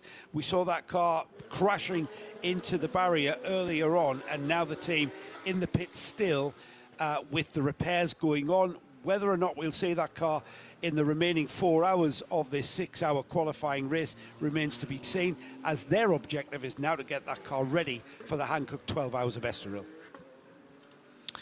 So one team that's running as strong as ever is CP Racing. A great opening stint from Charles Espenlaub, who's down with Peter Snowden. Charles, thank you very much. You've just jumped out of the Mercedes. As is tradition with CP Racing, you've started the car. An interesting first stint there for you. Yeah, for sure. Obviously, we had that extended code 60 there kind of early. We came in and got fuel, so you know, we had to get every little bit of life out of those Hankook tires, and they held up all the way to the end. It was a little bit of a struggle at the end. You know, it's a tight track, and it's not really suited for the Mercedes, but, you know, the CP Racing guys gave us a great car, and we ran the stint that we could. We've been talking to some of the other drivers that have just done their first stints as to how hot it is. Now, obviously, it's a silly statement here, but the Mercedes is a front-engine car, so when you're going that slowly behind in the code 60, does the cockpit temperature go up massively with your engine right there in front? Yeah, for sure. So the Mercedes has a really good driver ventilation system, but it doesn't seem to work until you get about 120K. So yeah, when you're cruising around at code 60, it gets pretty warm in there. That's not optional when you're half that speed behind a code 60, is it? No, not at all. Yeah, you're definitely warmer under a code 60 than you are at speed. So basically the motto is here, drive fast and stay cool. Absolutely, that's what we're trying to do. Stay out of trouble and make it through today and be ready to fight tomorrow. Charles, thank you very much for your time. I'll let you get a little bit more refreshment, and we'll be back down here with this a little bit later on. As ever, great to hear from Charles Espenlaub. What's the interesting stat we know about Charles Espenlaub? I would just be stealing the stat that I learned from you. You have it. He drove the pace car at the inaugural Petit Le Mans in 1998. That's a pretty cool place. He's also sponsored by In-N-Out Burger. Is he really? Yes. Oh. On his helmet, you see it In-N-Out Burger, and big logo on the side of his helmet. Is he sponsored in burgers or actual hard cash? That. Because well, that would be rude to ask. Burgers, wouldn't it? Maybe it's both. Yeah. Yeah. and apparently you can only get them over on the West Coast. That's right. So basically what we need to do is 24-8 series need to go to Laguna Seca. Where else could they go? Long Beach? Are they not in Texas as well? Oh, good question. We could go to Kota. Well, there's a one for Snowy or Nick, isn't it? To find out just what the deal is. What's Charles Espinal's deal with In-N-Out Burger? And can he get... I mean, they don't travel well, I would imagine. No, but that's when we asked them about that last time. They said, we could bring some, but they don't travel very well. Hindhoff took us to it. I'm sure it was an In-N-Out Burger in Texas when we were here with this series, and he introduced me to my first naked burger. Do you know what that is? You don't have to take your clothes off to eat it. It's a burger when you take away the bread bun and you have it in 2 pieces of lettuce, and it's without the bread. It's a very low carb. Let's get down to Snowy. Snowy, you've heard our conversation. You've done some digging. What's the deal? Just mentioned about Charles Espinal after I finished the interview, that driving the safety car at the first Petit Le Mans rented. I just happened to mention it. And Charles, as ever, there's always a story with any of these drivers in CP racing. Charles, just remember it is a family broadcast, but just tell us the story of you getting into trouble driving that safety car, apparently. Yeah, I got in a little bit of trouble. So a good friend of mine, Steve Massey, was the radio communicator that was in the car with me. We had worked together as mechanics at Dave White Racing, so we knew each other really well. I knew a lot of the IMSA officials from just all the stuff. So I was working for Bondurant at the time. We had Mustangs. That pace car that we had was a Mustang, which is, I think, one of the reasons why they had me drive it. And during one of the full course cautions, they said, light the pace car up, which obviously means light the lights up and let's get going. But having been well versed in the Mustang, I was pretty good at drifting the Mustang. So let's just say I drifted it out of the pit lane to get in front of the lead Porsche at the time. And a couple of the officials didn't like it very much. A lot of the people did. So for some reason, they never asked me to come back to drive that thing again. But I sure did have fun that time. And yeah, good memories with some good people. Charles, thank you very much. There's nothing else I can add to that. Before you go, Snowy, we've noticed the logo for In-N-Out Burger on Charles's helmet. We want to know, is he paid in burgers or is he paid, proper funds? I don't know. I will go and ask check him. that in a minute. The 418 Mercedes, by the way, has just come in with a broken front right hub by the look of it. It's got some damage on the... I'll come back to the burger thing in a minute with Charles. All right. They're always good for a story, as we know.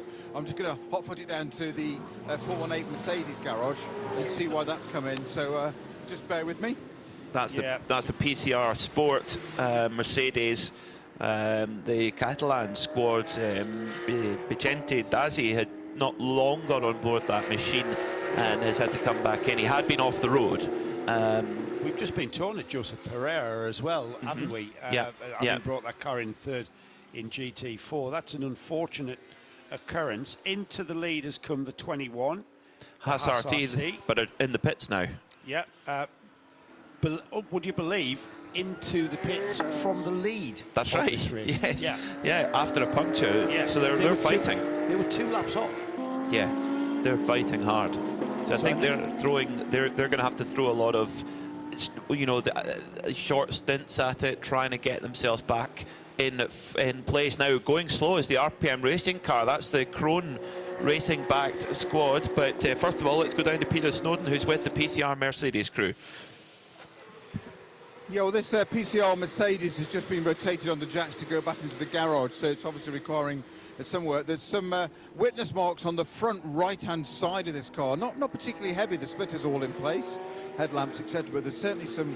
It looks as if it's maybe connected with tyre wall conveyor belting damage. But what's it's obviously broken the front right-hand steering or suspension. Let's have a look at the left-hand side. Yes, the left-hand side doesn't have any steering lock on, the right-hand side does. Now, what does that tell you? I did qualify as a motor engineer, but I've got that bit. But the big issue is that the inner wing, which has got a whole load of ducting in to get the obviously air to the front brake, to the brakes there, is that's all been pulled out and hanging around. So it's connected with something, and the wheel's just moving back and forward. So wheel coming off, and I suspect it might only be steering, but of course, it's what else is always collateral. Is it suspension? Is it greater? Driver is staying in for the moment. No, he's not. He's coming out now. So we'll try and grab our driver if we can. Just going to let him get out and just get the lid off. That's Vicente Dazzi getting out the car. I'm probably going to make myself unpopular by following him around and just see if I can keep out the way of the engineers. How's your Spanish? Not as good as yours, mate. Well, we'll come back to Vincenti. What happened?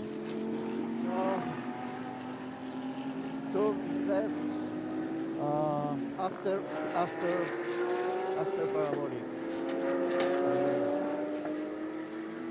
After Parabolica? After Parabolica, yes. GT3. I'm going to let Vincenzo get his lid off so we can actually hear that a little bit better, because obviously there's working noise in the background. Gents, you carry on and I'll come back to that one.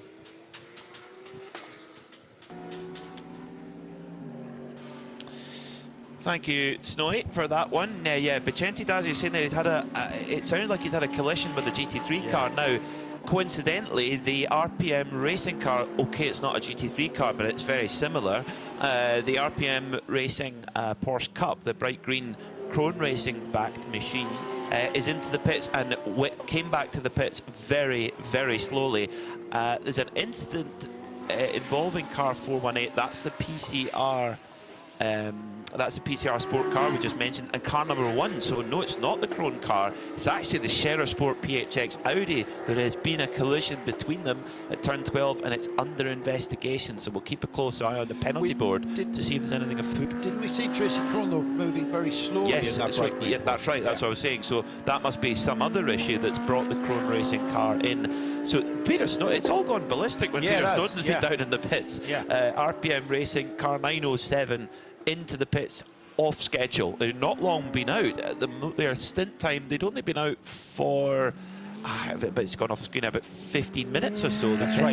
Tracy had just taken over the car from Mick Johnson, now back in the pits with some sort of problem that's caused Tracy to have to limp back to the pits.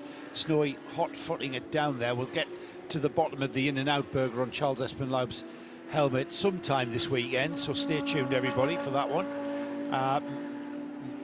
Meanwhile, back at the front of the field, the 21 Audi, the Haas RT Audi, now dropping down to 5th place after that pit stop. And Torsten Kratz has now taken the lead back in the Wochenspiegel team. Mannschaft Ferrari, car 22, now back in the lead. So Peter Snowden's got a bit of extra information about what happened with the PCR Sport car. Snowy. Yeah, I just managed to have a quick chat once. Mercedes driver got his helmet off, and a little bit frustrated. He came out lots of room. There's a Porsche to his right-hand side, and then for some reason another Porsche, I'm not going to say which one, we don't know yet, came through the gap in between that he'd left and then cut across his bows basically, as he said he just turned left. And that's what did the damage to the front right of the 418 PCR Mercedes. I'm going to try and find that car now, so I'll just come back to you in a few moments. Thank you, Snowy. Great stuff. Yeah, just once able to decompress and get a bit of an idea. These things can happen so quickly when you're in the middle of a real big multi-class moment. It's a bit of a shorter lap round here than we had at Monza in terms of time. It's about 20 seconds faster lap. Okay, shorter circuit, but that means that they can compress it at certain points. So the number 1 Audi, the Scherer Sport PHX car, is under investigation, as is the PCR Sport Mercedes that we just heard from a moment ago. With nothing on the penalty board as yet. So WTM by Rinaldi Racing. Now that the pit cycles have fully spun out, we've got a Ferrari 1-2 actually. We saw a young fan with a Ferrari flag. He'll be happy. The young man who was, I think it was down at turn 1 earlier on in the race. 42 seconds is the gap between the two leading Ferraris from Rinaldi and Kessel. Then in the third, Charles Putman, the team owner for CP Racing. He's there in third, with as he roars past the start-finish line behind us. Javier Morchillo, the team owner for E2P Racing, is in fourth. Remember, CP Racing Mercedes and E2P Racing Porsche are in the battle for AM-class honours in the championship. Mathieu Detry, Haas RT, they're up to 6th, Joe, and they've just taken a pit stop, so they will actually cycle back a little bit as well. So they're about 15 minutes off strategy from everyone else. They're cooking. They're 3 hours 41 to go. and they actually pitted from the lead. Yes. So if the checkered flag comes out at the point that the leaders are in the pits, then the Haas RT are going to be in contention. Now, what that means is with a 2-lap gap now that they've pitted, etc., they need to claw that one pit stop back, because that's all they are. They're just one pit stop off the lead. And we will see the tactics. We'll see the skill and the experience of Krista Donker, who's the strategist engineer on that number 21 Haas RT Audi, come into play, and how he will bring that car back into contention. He's going to need a little bit of a hand with it. He's going to need maybe a code 60 or two to bring that to fruition. But this is where a good knowledge of the regulations comes into play, etc. And this is where, if anything, we can see where this is all going to come back together. A bit like handicap racing, where the handicap for the 21 Audi was the puncture, and now that's handicapped that car to be a little bit off the pace, and now we'll see that car using strategy and tactics in how it reacts to things that are invariably going to happen. I mean, 3 hours and 40 minutes now on the clock. We are nowhere near the finish of any kind of dramatic situation or incident out there. I know we've got a short, we've got a smaller grid than what we perhaps have become accustomed to, with only 18 cars taking the start of this race. With the Vortex now out, we've got 17 cars still running. The Vortex still being worked on in the pits. The number 930 are there with Andy Burry now at the wheel, down in 16th place overall, and 6th in the 992 class. That car from HRT Performance, that car was held up slightly early on in this race as well. So that car on a bit of a drive to survive as well. Tracy Crone is in the pits, as we saw him crawling back in the RPM Racing Porsche. We have Peter Snowden down there, who's with the 907 car now. Peter. Now in the box, working on it feverishly. What's the issue? Yeah, I was upshifting between second and third going into turn 12, and the gearbox just let loose. I thought at first it was the drive shaft, but I didn't hear anything dragging, but it felt like a drive shaft to me, but I think it's probably just the transmission. The drive shaft's on the car, so I'm sure it's the transmission now. So presumably you've got a spare transmission. You're going to change that and try and get back out and get some running for the end of the race, ready for tomorrow? That is exactly the plan. Yeah. We need another hour running time to gain some points and be ready for tomorrow. Well, good luck with that. Thank you very much for your time, Tracy. All about the points. It's a qualifying race to form the grid for tomorrow's 12 hours race. Yeah, of course it is. All about the points. And when you consider there's only 2 cars in the 992 AM class this weekend, and Tracy brought that car in the lead of the 992 AM class, he's going to finish no lower than second. As long as he can do the minimum drive time, he's going to get those championship points for, at the very least, second place in the 992 AM class. And that's what those guys, all right, they may be aiming for the 992 class overall, but, as a small consolation, they are still going to be in contention in the 992 AM category. That they are. Thorsten Kratz then leads the way by 48 seconds. Last time by, pulled a second and a half out of Marco Tallarico in the number 8 Kessel Ferrari. So Ferrari 1-2 at the top of the field. Marco Tallarico, one of the AM class drivers in the Kessel machine. Thorsten Kratz in the number 22, the leading Wochenspiegel Team Monschau car, is also an AM graded driver, but a 4-time class winner in the Nürburgring 24 hours. So penalty update coming in, and it's to do with that collision between the PCR Sport Mercedes and the Sheriff Sport PHX car. What have the stewards decided, Joe? It's going to soak up a 20-second time penalty for causing a collision. The number 1 Elia Earhart car in the pits now, taking that penalty as it does so, and that was for causing a collision. General Code of Conduct, driving conduct that is, at turn 12 which is the left-hander before the final turn, the Parabolica Ayrton Senna. Well, that's a pity.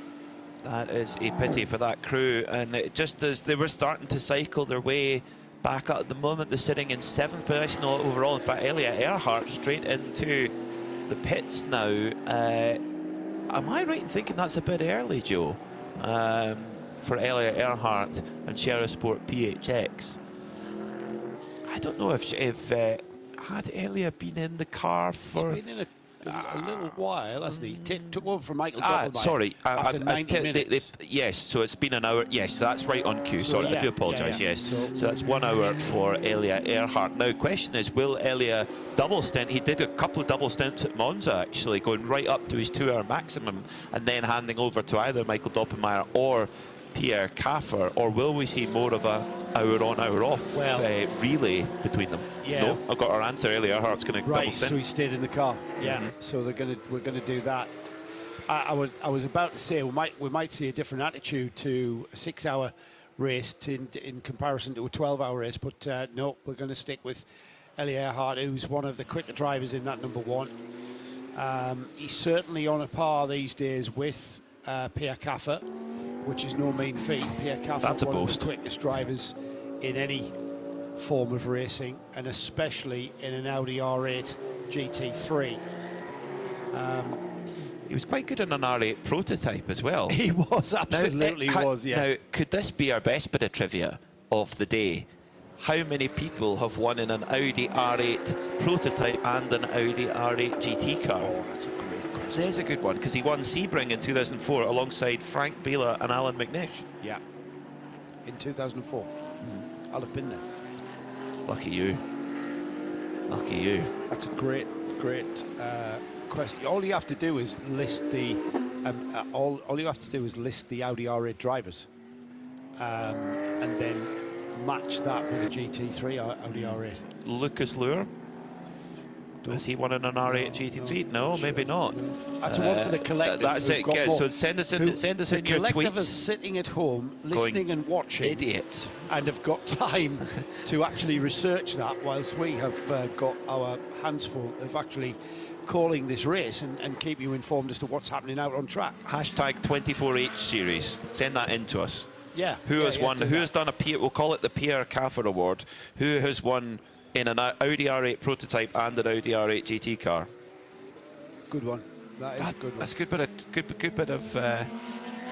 bit of trivia there for you folks. 3 hours and 33 minutes to go, and Charles Putman putting in his stint at the moment. Now Charles Putman, because they're an all AMA lineup, he only has to do half an hour. He can go up to the full hour if he wants to of the stint, but he only has to do half an hour. Being an Can you car. remember at the start of this race there was a car in the pit garage up on the high jump? Yes, 967. And the team was, we think, out for lunch. That car is in the race. That car is in the race. It's completed 12 laps, so it's been out for 12 laps. That's why it didn't catch our eye. It's ahead now of the Vortex, who went out on lap 6, or maybe even lap 7. And it's very much in the race. Stefano Monaco in the 967. The car, I think it was Nick, wasn't it, who researched that car and said that they were aiming to get the car ready for tomorrow. Yeah. However, they've certainly proved to get the car right today, and have probably been looking at the regulations and seen that they are now second in the 992 AM class. The leader of the 992 AM class has completed 62 laps. So in 50 laps or so, that 967 will catch that RPM Racing Porsche for the lead of the 992 AM class. The reason why it will catch it is because that RPM Racing Porsche is the one we've just been speaking about with Tracy Crone, with a gearbox that's destroyed itself in some form. So that car's remaining stationary. The 967 is now back in the race and catching it. So 70. So many elements about to 80 these minutes races. they'll need. There's so many elements to this race. Yeah, well within time with over 3.5 hours. Well, just over 3.5 hours remaining. Yeah, agree. Great spot, Joe. Fantastic spot. So it's going to be a race of the mechanics in the 992 AM category. Brilliant stuff. Yes. Brilliant stuff there. There's always storylines in every endurance race, So isn't you know there? the conversation going on in the RPM garage now. Lads, I know you're changing this gearbox. You're not going to let these HRT boys beat you, are you? I'm going to put the stopwatch on you, mate, because you're going to have to change it in double quick time. It probably work going about it in double quick time. Now, question for you, Joe. Did Elliot Earhart serve his penalty because it got issued just before he came in? No. Oh, so he's been in. He's on to his second stint. So right now, having just pitted, Sheriff Sport PHX Audi are in 10th position. Now. And Elliot Earhart onto a second stint, but has a 20-second penalty to serve. I'm not sure, because sometimes this penalty screen isn't updated. For instance, the 21 is showing having not served that 42-second penalty. Now that car's been into the pits. But You'd be silly not to. Unless you're waiting for a code 60. Yeah, and take 84 seconds in the case of the Because 21. it doubles. Yes, because it's better to double your penalty while everyone else is doing 60 kilometres an all hour. right. Because the average speed, the average speed must be well over 60 kph. Oh yeah. Well, sorry, it's got to be over. Sorry, it's got to be over 120 kph average. We can easily work that out. Actually. Yeah, I'll leave that to you. All right. Yeah. To do the mathematics on that. 992, one of our hotly contested classes. Fabian Dant is now on the board. He's taken over the Red Camel Jordan's car from Rick Broikers.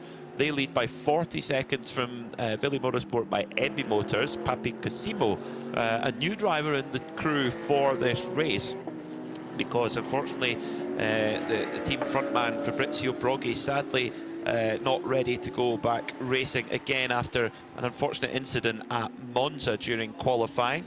And Cosimo Papi, a young Italian, he raced in Italian TCR many years ago, back in 2018, and he's returned to racing this year in Renault Clio Cup Italia, and actually the Midjet 2-litre Italia Championship, which was a support race with us at Monza. 967 going back into the garage. Shakedown. It was just a shakedown. I think so. Well, but that excitement for those 2 minutes, Joe, was incredible. 13 laps. You mentioned Clio Cup Italia there. Did I tell you I was a team manager and won a round of the Clio Cup Italia series in 2007? Stood on the podium, took the trophy, sprayed the champagne, took the team's trophy, and then was disqualified. Were you on the flight with the trophy by the time you got disqualified? I did say to my chief mechanic, put that trophy at the back of the truck so no one can find it ever again. We had to give the prize winnings back though. There was prize money of like 500 euros or something, which was probably about a millionth of the cost that it was taken to actually race there. But they would have bought the beer for everybody. Absolutely, yeah, absolutely. Yeah. They didn't get the trophy back. The guy who was the #1 mechanic on that still has the trophy. He now works for Accelerate in touring cars and various other people. Well, they're winning a lot of trophies, Accelerate. Or certainly last year they won the championship last year, didn't they? Yes, absolutely. Yep. So, we've got quite a few cars now into the pit, or who are in the pits doing repairs. Tracy Crone's RPM Racing Porsche working on the gearbox at the moment. PCR Sport Mercedes that was involved in that incident with the Sheriff Sport Audi, which appears to have got away scot-free damage-wise. Yeah. It's just said its best lap of the race, 138.4 for Elliot Earhart, but has a 20-second penalty hanging over it in the background. The HRT Performance Porsche, we just mentioned, back into the pits after a run. That's going to be so frustrating, because you think how many Porsche 992 Cup cars are out there, and they all seem to run like Singer sewing machines, and they've unfortunately got one that seems to have some sort of gremlin that just doesn't go away. Because you were saying they had a problem at the previous round at Monza, exactly, which turned out to be early. a bit of an electronic thing, which is the worst nightmare. Because, I mean, you know, you just sometimes have to just strip the whole loom out and just throw it away and start again. with electrical glitches, and especially on modern cars, the computer, the software that runs everything, the management systems on the gearbox, the engine, it's so complex, and to find a fault that isn't necessarily there when you look for it and then manifests in another way, it's so frustrating. But that car didn't take the start of this race. It's only completed 13 laps. It's come out into the race and completed those 13 laps. It's now gone back in, and I know Snowy's down there. You might be able to get a bit of an update on the story, because when Nick was down there and covered that, the story was that they were preparing the car and getting that problem sorted for the Hankook 12 hours tomorrow. However, so that 13 laps might just be a preparation shakedown looking towards the car racing properly tomorrow. But again, we're just speculating on that. So PCR Sport Mercedes still in the garage. Snowy, what's going on down there? Yeah, I just had a quick chat with one of the engineers about that, and they do think, or they believe, it is only the steering arm that was damaged, but of course they're open book, there can be other things, but it's just being tracked now, and Vincenzo Dassi is going to go back into that car. To say that it's not quite ready yet is that Vincenzo's just wandering around the garage having a fag at the moment. So he's not too alarmed about getting back in the car in any second now, but they are tracking it now. Brilliant, thank you for that, Snowy. They're working hard right now, the PCR crew. They're a crew that are used to working on a machine under time pressure. They're a team that run rally cars in Spanish rallying, and when you take a car into the service area in rallies, you've only got a certain amount of time that you can work on the car. So yeah, the crew will be very used to that, just clearing out some of the last bits of gravel as well. In the 992 class, well, Red Camel Jordans, they've got some new crew members on board this weekend, and they are forging forward at the front of the field in their class in 992, 6th overall. And that early strategical call to top up the car with fuel early on in that code 60 seems to be working well. And Fabian Dance, the Swiss driver on board right now, took over from Rick Breukers and heading over the line to start another lap with 3 hours and 24 minutes to go in this race. Just an update on GT4. Atlas BX Motorsport have extended their gap a bit. The gap is now up to 22.9 seconds, with Elia Koloc driving the Bagheera ZM Racing Mercedes in second position. Lap time wise, Leah was a tenth of a second quicker than Dongino, who's driving the Atlas BX Motorsport, in the lead right now. So it's pretty close at the front in terms of pace in GT4. Sadly, the third GT4 car, PCR Sport, we just mentioned, in the garage, still completing repair. In GTX, it's Audrius Botkevicius, who leads in the RD Sainz Sileli team Lamborghini. Now they are comfortably out front because their competitor in class, the Vortex V8, is still in the pits with significant work to do for that car. But at the front, it's still WTM by Rinaldi Racing, who are looking in a very dominant position right now. But Peter Snowden has more on PCR, the evolving story. Yes, I referred to him as Vincenzo. My apologies, Vincenti. Dassi just came to me a few moments ago after I just finished my last update with you, and just said, come on, I show you the onboard footage. And it shows an Audi going past with the Mercedes completely on the left-hand side of the track, and just collects him. Left rear of the Mercedes, of the Audi, just collects the front right of this PCR Mercedes, hence it's got the broken steering arm. So that might explain a few things. I'm going to wander up to the Vortex garage and just see what's going on there. And of course, also I'll give you an update on the RPM when we can, to see if they've got that gearbox out yet. I think it should be out by now.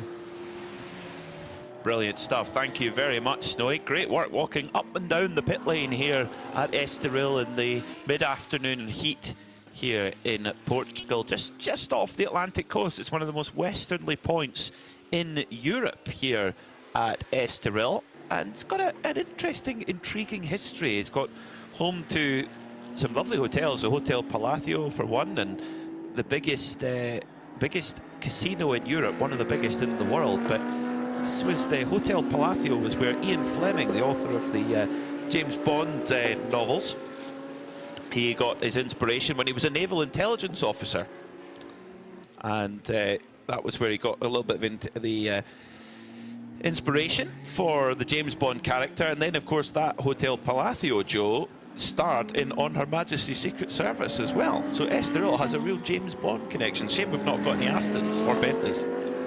You know what? You have completely and utterly out-geeked us. That's with impossible. that, I mean, yeah. Have you read any James Bond? No, I'm disappointed to say I've not read any. No, that's Oh, really really? bad. Yeah. Oh, yeah. I should. Yeah. You know what? They are really They're much better great. than the films. They are. No, I wouldn't say that. I wouldn't say that at all. But like, I've only read maybe 2 or 3 from Russia with Love. They're pretty gritty. Are they?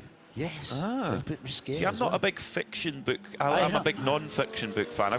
I'm really proud of my book collection, but they've got to be non-fiction. Well, like, you know what? There's some. I must admit, I probably read more non-fiction than fiction. But sometimes, you know, especially on holiday, you just want a bit of, like, you know, sort of escapism.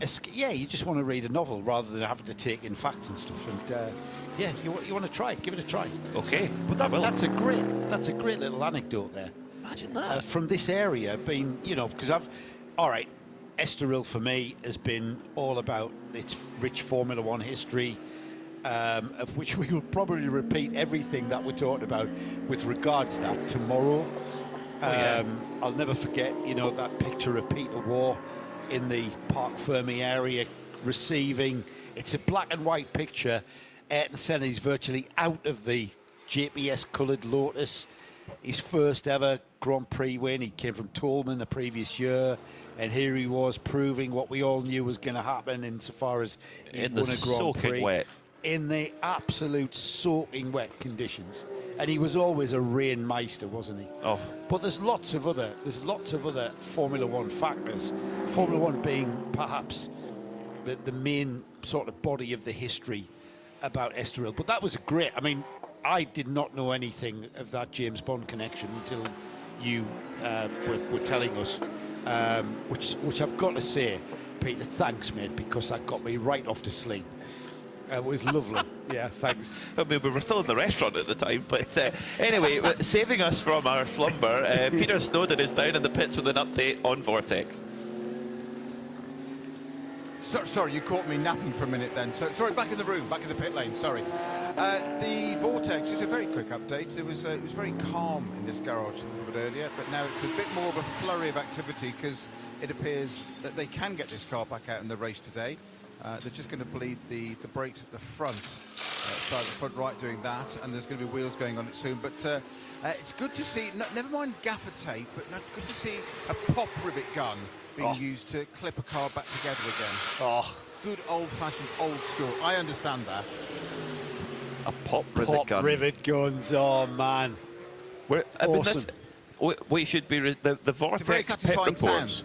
The Vortex pit reports should be sponsored by a tool company, like a power tool company.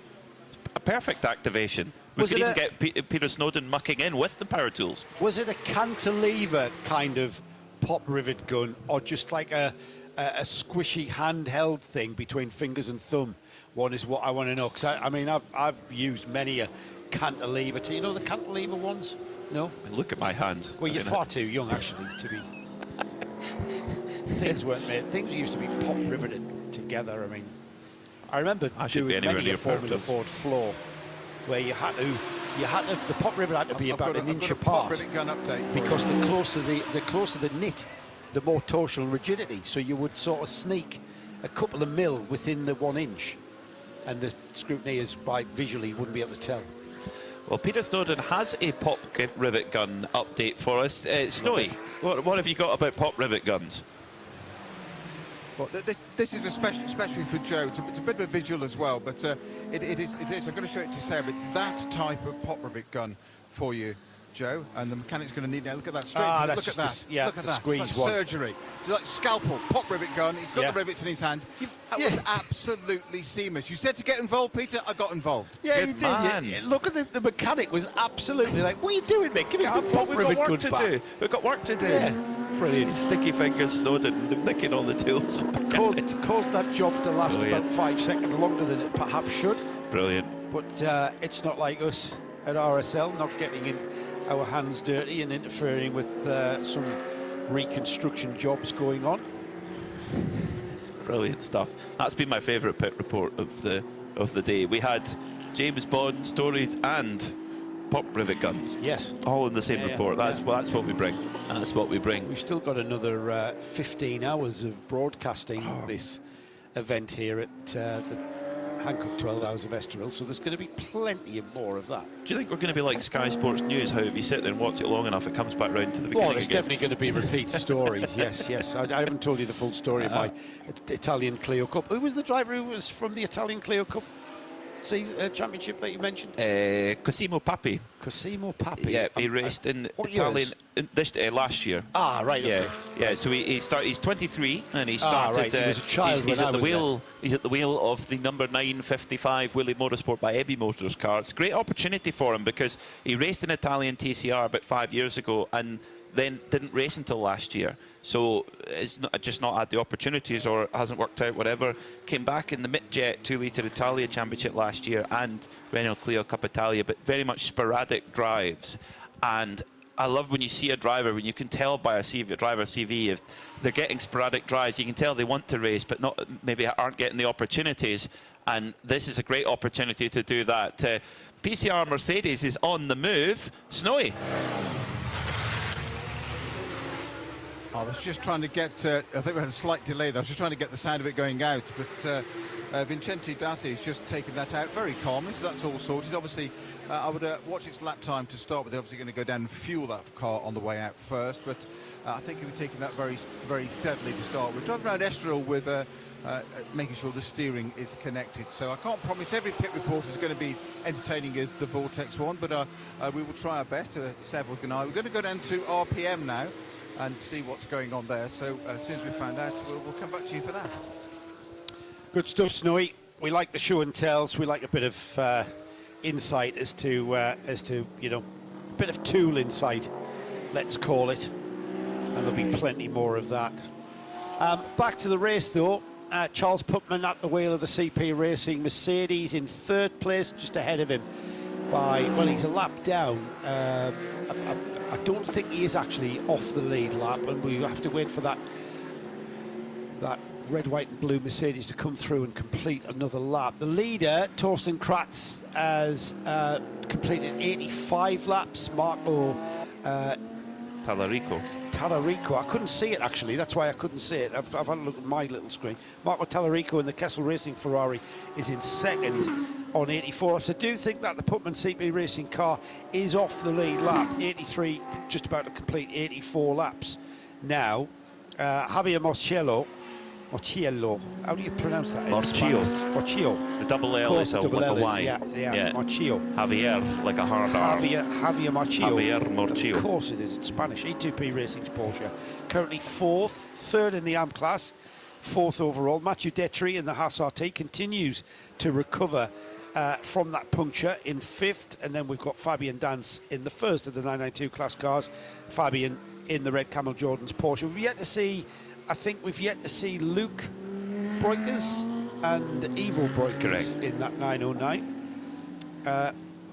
Papi Cosimo, we mentioned the former Italian Clio Cup driver, is in the second placed Willie Motorsports by EB Motors in the 992 class, but those cars are running 6th and 7th overall. And then third in the 992 class is Corby de Boyka in the first of the Red Ant cars, that's the 903 in 8th. So, great to hear from our great job from the 24H Series social media team at 24H Series. Do get in and tweet them. This hashtag 24H Series. We'll also throw in Devil May Care and Carte Blanche as worthy James Bond reading. In other news, and as the nearest we've got to 007 on the grid, continues at a semi-furious pace at Vortex number 701. I love that reference. That's very good. Very, very good indeed. So we still have a Ferrari 1-2. Now, from our excellent gantry point at the from our commentary box, the Sheriff Sport PHX management have been in to, I think, probably to chat about that penalty that's been issued. I don't know if it's been served yet. No, it hasn't. Now, on our screen as well, slow car on track in Sector 2. So in Sector 2, we have a car going slow. For what reason, though? Sector 2, that's sort of it's the middle part of the lap from kind of the Lamy hairpin curve of VIP round to about Aurea. So it's a reasonable length of time, but not sure who it is. Trying to pick up on the sector it might be the points. 418. I may be wrong. Yeah. I think it might be the 418. I think you're spot on, Joe. Yes, yes, I think you're right. The 418 And it's now in being, of Sector course, 3. not just talking numbers here, it's the PCR Sport Mercedes GT4. Yeah, that which has car, just come out of that the car pits. has just come out the pits, hasn't it? Now, I'm not sure whether it's gradually bringing itself up to speed. I would have thought that it should have. It's now in Sector 3.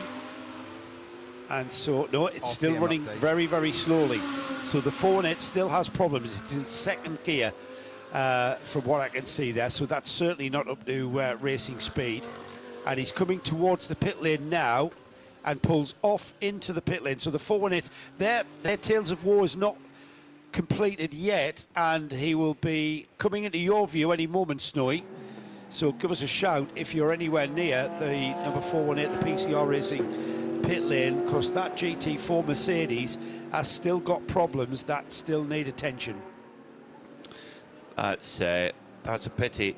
So we've got an update on RPM Racing from Peter Snowden, who's down in the pit lane. What's going on with RPM? They're still working away, Snowy?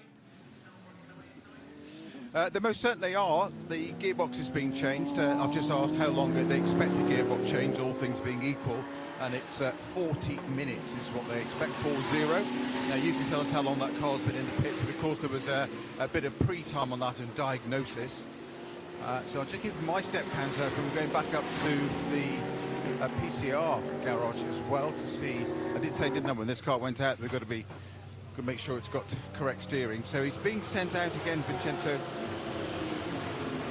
Dazzi is back out again. So I think he's just done a lap and just reported in. So this kind of installation lap. I will go and find out for us.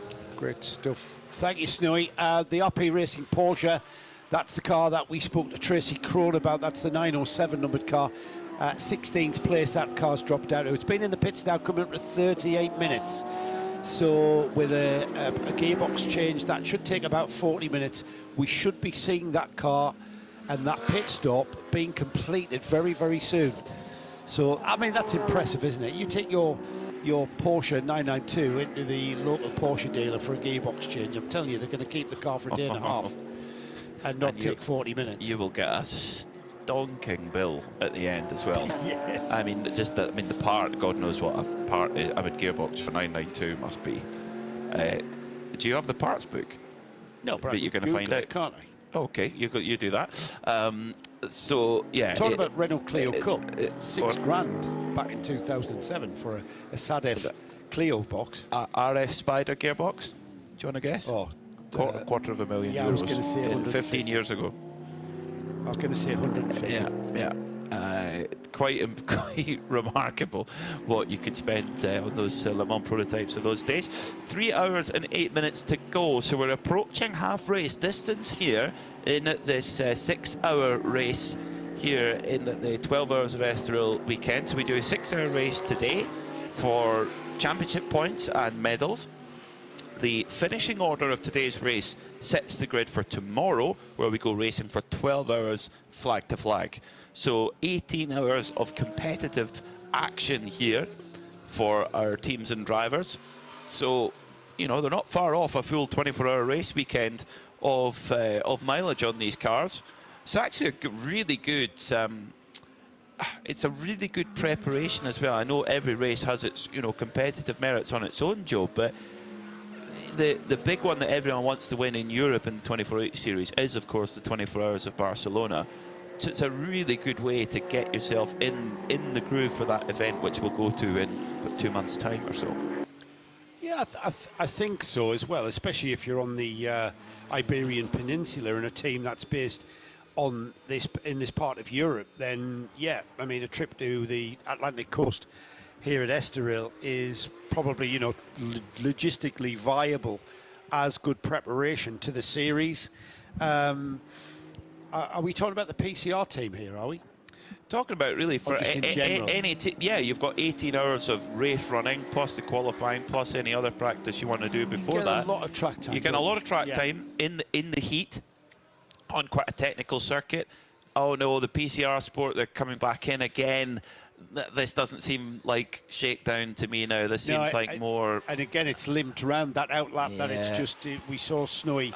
He said they've just done a check on it, but I'm not sure that that's the case. And the car pulls into its. Well, it's pulling straight into its pit box. Snowy's down there. He's gone for the short strategy this weekend. Snowy. Yeah, you wouldn't believe it. Some days, if you don't have bad luck, you don't have any at all.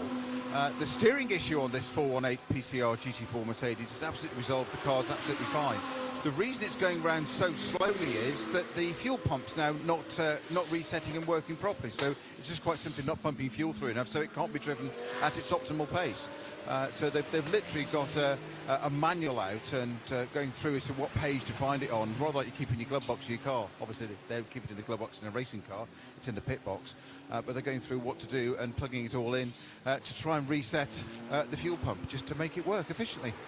One way of saving money, I suppose. Well, do you know, actually having a small glove box in a race car might not actually be such a bad idea, because if you're at a race like Le Mans, when the car breaks, the car breaks down, you're not allowed any outside assistance. If you've got the manual there and then open it. Riley used to tape a mobile phone to the side of the chassis or in the cockpit, and Ben Keating picked up this this burner phone basically to phone Bill Riley, say, what do I do now? The car's stopped at the Porsche curves or whatever You've never driven a racing car, have you, Peter? No, Snowy, I haven't. I've not driven a racing car before. What Snowy's going to. So what do you mean? What's the connection there then to a? What's Mr. Mackay? Glove boxes in racing cars. It's I can remember being at Spa 24 Hour once doing qualifying, and we got a penalty because the previous driver had before me had done track limits. Even in those days, as in all four wheels off, so you stop and they do the whole penalty box bit and driving way in and all that kind of stuff, and ride height check, and then they give you this chit to take back to the team to report to the team manager to go and see after the course. And you just thought, well, what do you do with it? And I had a look at this glove box on this car. I thought, oh, that's a good idea. As Peter thought, there's a glove box on it. So I'll reach across and press the button, and it was there for basic camera purposes. So when you filmed inside the car, it looked like a glove box. The other side of it was nothing. That was almost disappointing, actually. as well. Thank you, Snowy. Problem for MP Racing, the Mercedes. It's Corinna Gostner. She took over from her sister Manuela. She's going to get back going again, though. The car moving on its own power. Now, trying to get the car into reverse, not the work of a moment. And then get a clear pathway forward. Corinna's got clicked first by the looks of things. Double yellow flags being waved. I'm trying to pick out exactly where this is on the circuit. I think it's coming out of Curva VIP. Yeah. And the team it will be on the radio telling her, okay, you're clear to move now. And now just reversed onto the track there, Peter, and now she's got go. She's got well done, Corinna. Yeah. Yep. Yeah, she's got that car going in 11th spot as well, and has lost a chunk of time there, and has just trying to see where that MP car is. Yet already lost a place to the number 720, the RD Sainz Lamborghini, and it looked to me as though down a lap on the 992 cars just ahead of them as well. So recovered, no harm, no foul. I think that was just a simple getting on the throttle a bit too early, perhaps coming out of that tight left-hand hairpin, and it's a corner where you do have to carry momentum out of, because it's followed immediately by the back straight with that flat-out easy flat-out kink, that right-hand kink.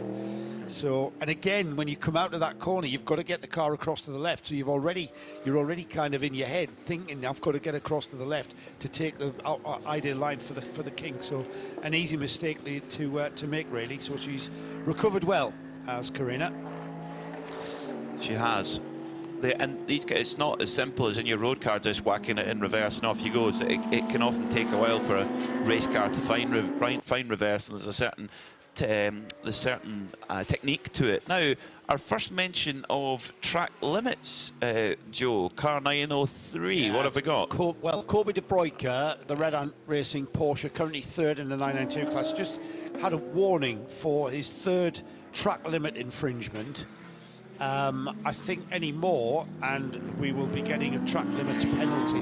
Doesn't say it exactly. It does, turn 7. Now, turn 7 is the right-hander at Oreya, and that's a place where you may be pinching a bit of ground on the inside, actually. Or on the exit. On the exit, yeah, towards the Gancho chicane. So maybe just sort of opening up that line into the Gancho chicane on the exit of 7.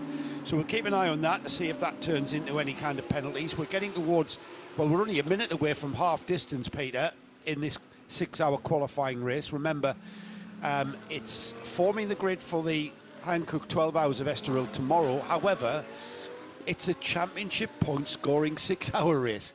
And I think that's at the forefront of people's minds, not just about where they're going to start tomorrow's 12 hours. I think the starting position for tomorrow's 12 hours is almost inconsequential. Yeah. I think it's all about those championship points. At all costs, get those points on the board. You know, there's certain championships throughout our classes where it's really tight, and you don't want to give away any quarter to your rivals. And we saw the new Ferrari 296 making its first appearance in Creventic racing back in Monza a few weeks ago, fittingly for it to make its Creventic debut in the 24H series with at Monza. But that little improvement in the balance of performance, the Ferrari was not on the pace at Monza, and then today, this weekend, the Ferrari is really looking strong. That extra boost throughout the rev range has just made a huge difference, and they're looking ominously good right now. We've got an AM class car leading the way, WTM by Rinaldi Racing, and a Pro class car in second. So Adam Lacko out in the Bagheera ZM Racing Mercedes. They are currently second in GT4. Just coming out of the pits now is Adam, and he is in the car for the first time. 14th overall. They are chasing down the MP race, sorry, not the MP racing, the Atlas BX Motorsport Mercedes, who are leading GT4. There's a 3-lap gap between those cars. So GT4 it's turned into a 2-car race. We've got 3 cars in that class, but that's turned into a 2-car race between the Atlas BX team and the Bagheera ZM racing team. Don Gino at the wheel of the Atlas BX car in 13th overall. Adam Lacko at the wheel of that 416.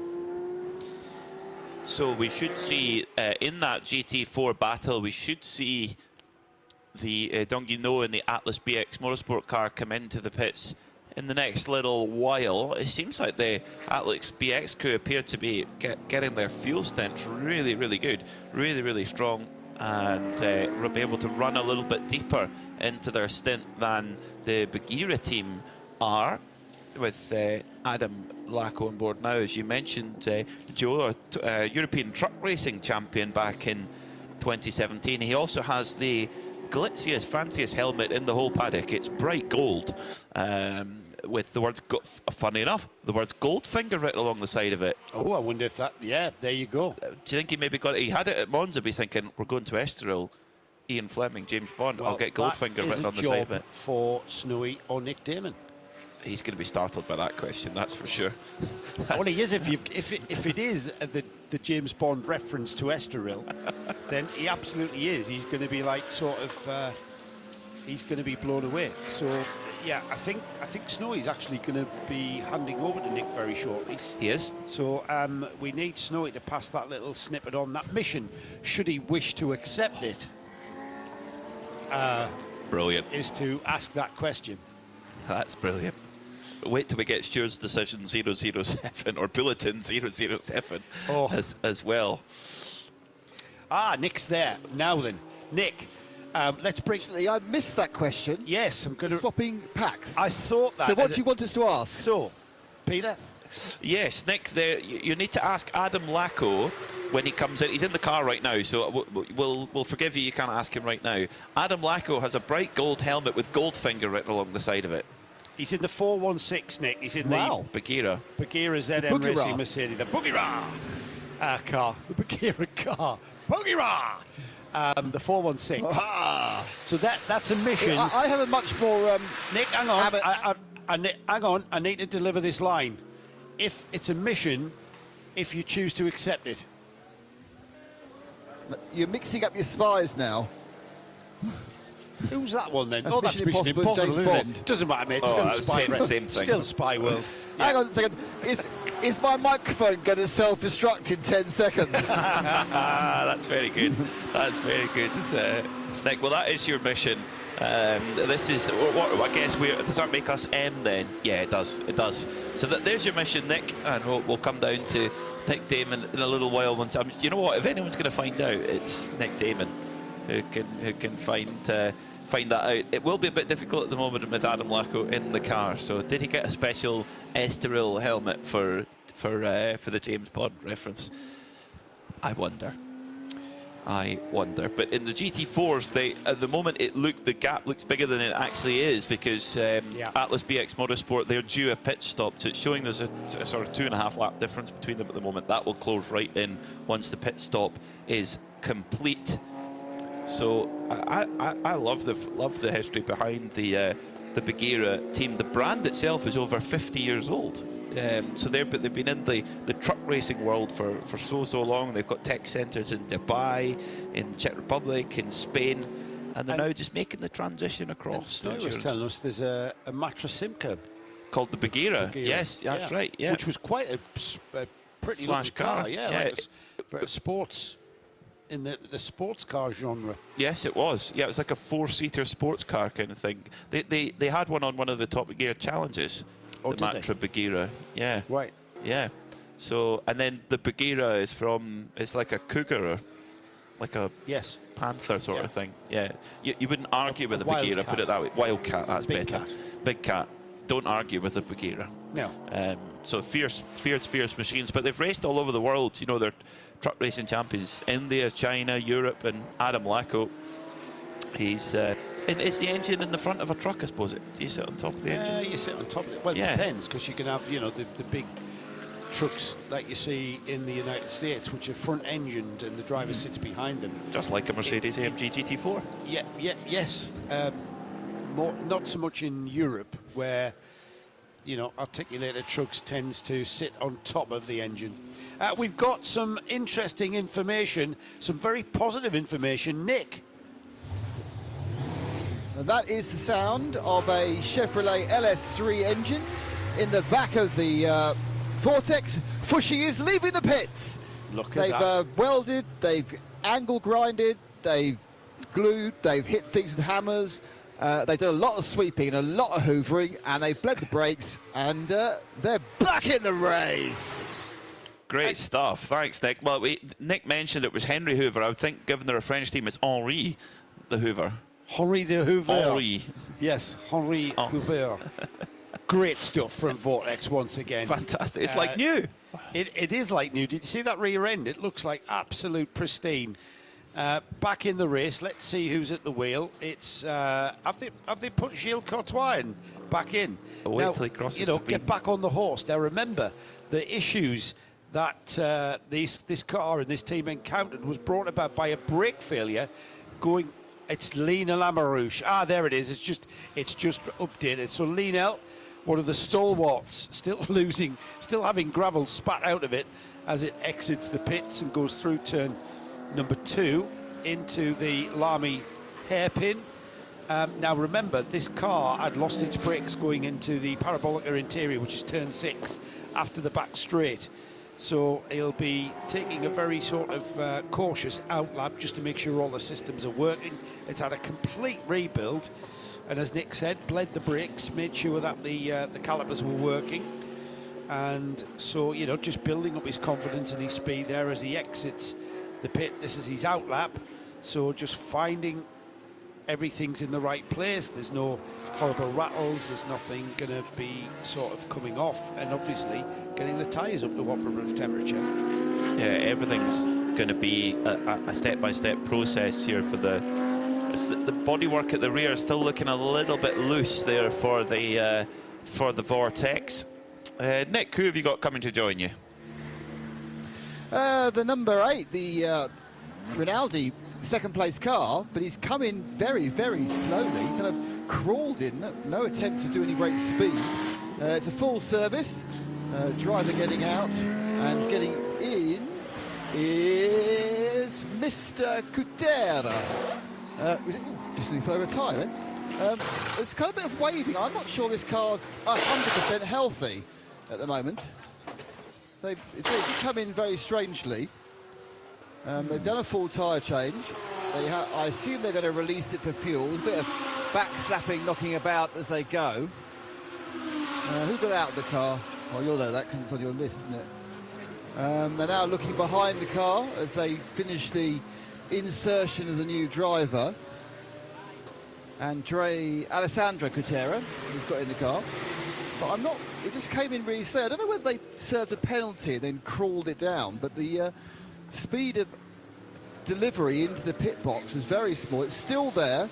They're still looking, he's still working, as you can see, on what's going on with the driver change. Very slow driver change. Now they run around, now it goes at full speed right into the back of the, almost, of the Atlas BX Korean silver car.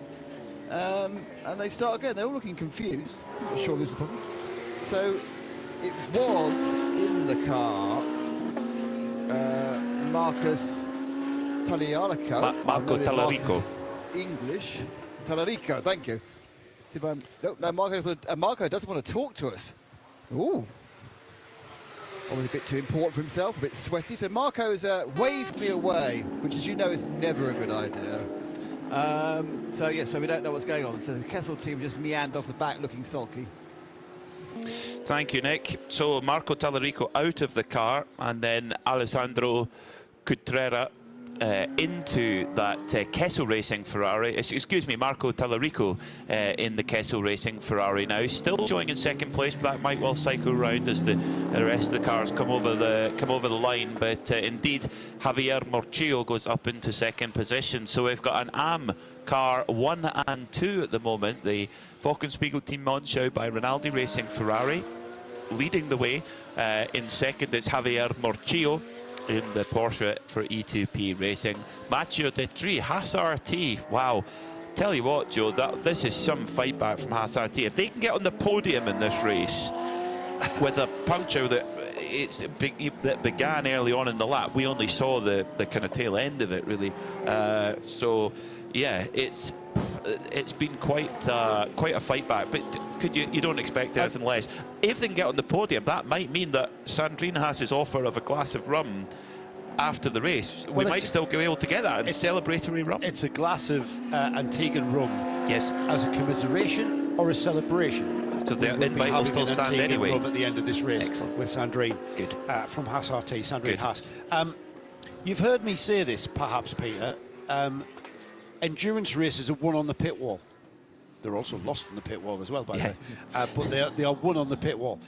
And we are seeing another piece of great strategy from Christa Donker, who's the chief engineer behind the Haas RT entry, Matthew Dittrey, who is very, very quick indeed. Remember that Matthew, he only ever had experience in, well, he's another Touring driver cars. that's come from Fun Cup, and he's TCR.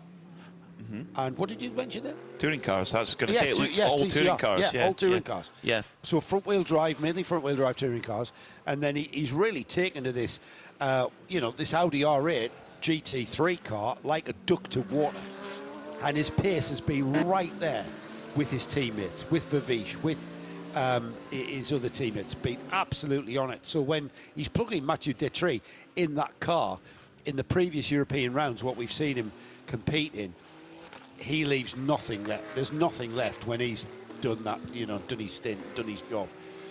So, yes, we are on a recovery drive.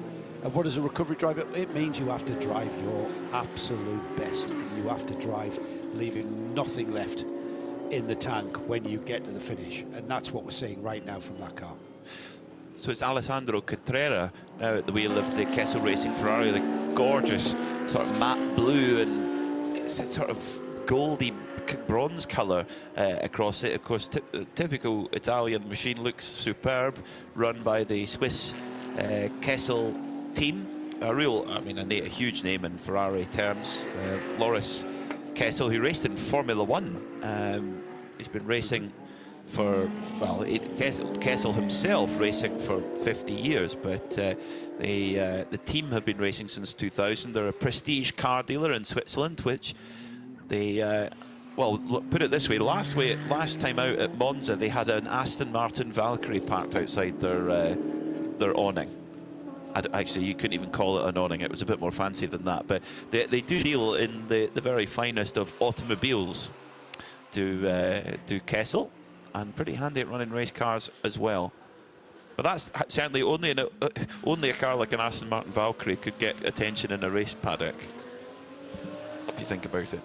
Oh, I see what you mean, for a road car to outstage race cars, you've got to bring something pretty special. But an Aston Martin Valkyrie hypercar is... I do remember seeing one in Abu Dhabi, actually. We were there for the Gulf 12 hours, and Darren Turner took the car around. It doesn't just look great, it sounds phenomenal. And you're right, a road car to outdo race cars.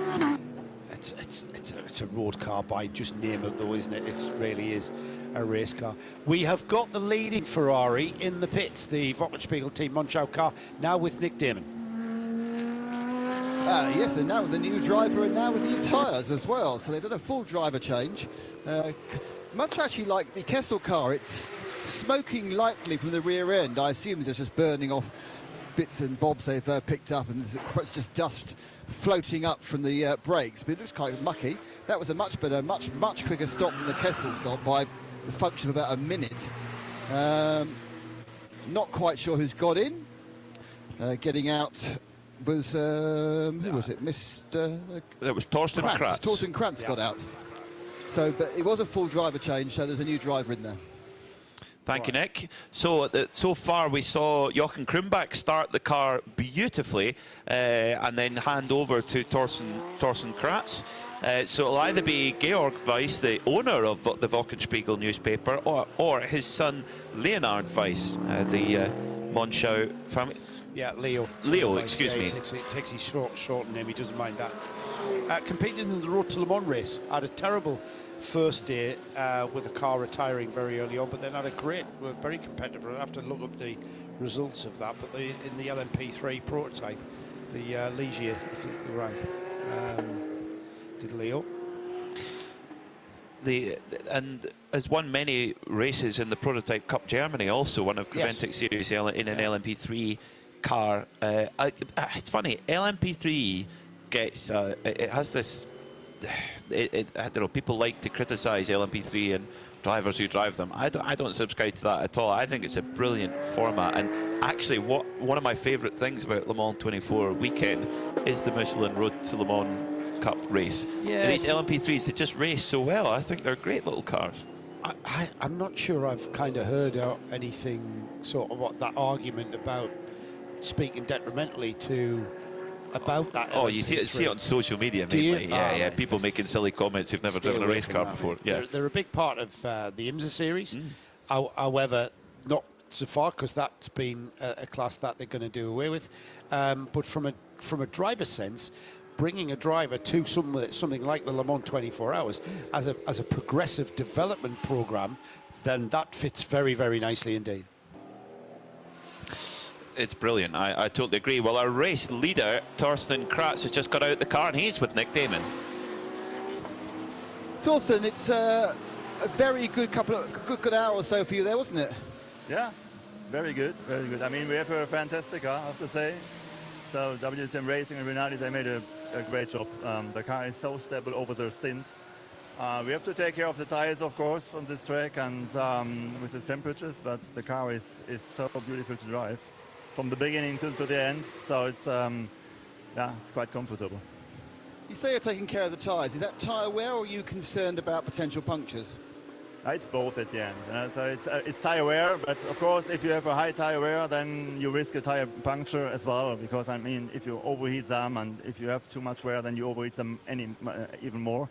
So you have to manage it a bit. You have not to push too hard. You have to push when it's necessary, and then you have to release a bit and yeah, taking more care and Race up. Thank you, Torsten. Well done. Thank you.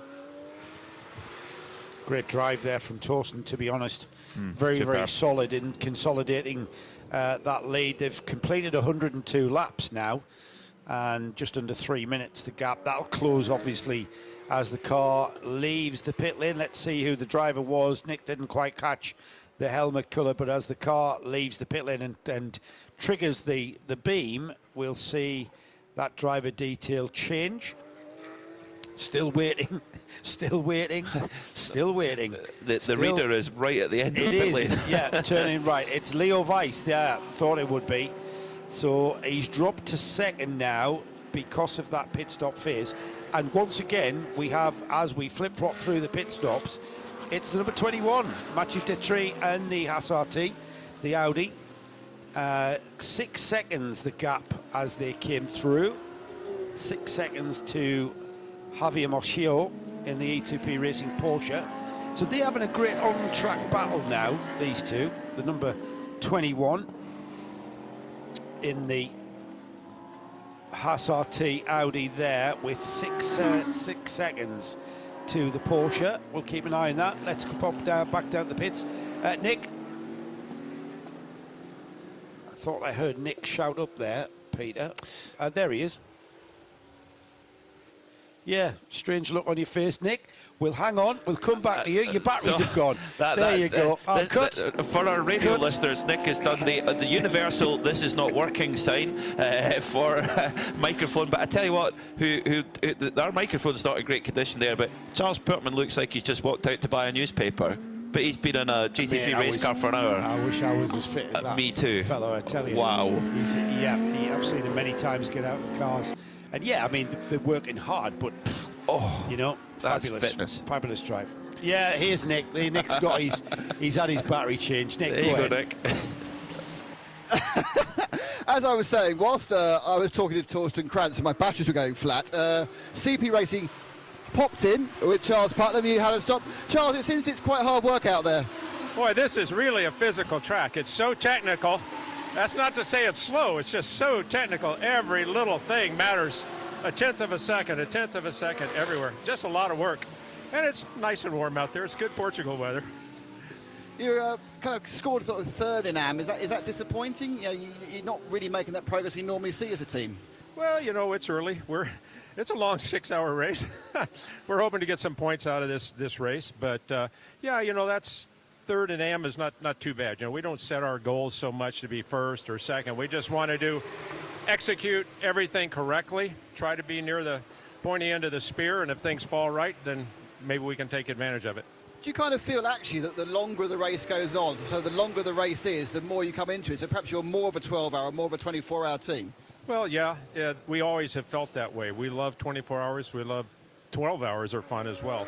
But yeah, you know, a lot of the races we run with Creventic are split 12-hour races, 6 hour and 6 hours. But we do like the longer runs. Great stuff. Thanks, Charles. All right. Thanks for being here. Nick, thanks, man. Nick, before you leave CP Racing, Charles Espinlab there in the background as you were talking to Charles Putman. We want to ask him about his In-N-Out Burger logo on his helmet, and whether he's got a deal for In-N-Out Burgers, which are one of my favourite burgers, but they're only available on the west coast of the United States. And Charles Espinlab is actually a Floridian, so what's he doing? Charles now. Go on, ask him that one then. Charles, there's a... okay, I have a very, very important question to ask you, Charles. The team up in the garage have noticed something I've known for a long time, that you have sponsorship on your helmet from In-N-Out Burgers. What is the deal? How many free burgers do you get? And given the fact I think you live in Florida, they don't have In-N-Out Burger there. No, not at all. I've never gotten one free hamburger from In-N-Out Burger. I just really, really like them. Being from Florida, I have a really good friend, Scooter Gable, who actually just won at the Classic Le Mans last weekend. Congratulations to him. But he always said, you got to go to In-N-Out Burger, you got to go to In-N-Out Burger. So I was helping a team, actually, that Joe Foster was driving with. I was going to help build the car so I can get some team points when they raced at Phoenix, because the guy I was driving with wasn't going. Anyway, long story short, I finally got to try an In-N-Out Burger. Bought one, drove it through the drive-through, got out on the light, took a bite, drove around, got another one, and been a big fan ever since. Asked them if they had a sticker. Story from there is, when I first started racing, I couldn't afford to paint my helmet, so I just had a white cue ball helmet. So my buddies said, you got to put something on your helmet so we know it's you in the car. And that just became my trademark for all the years.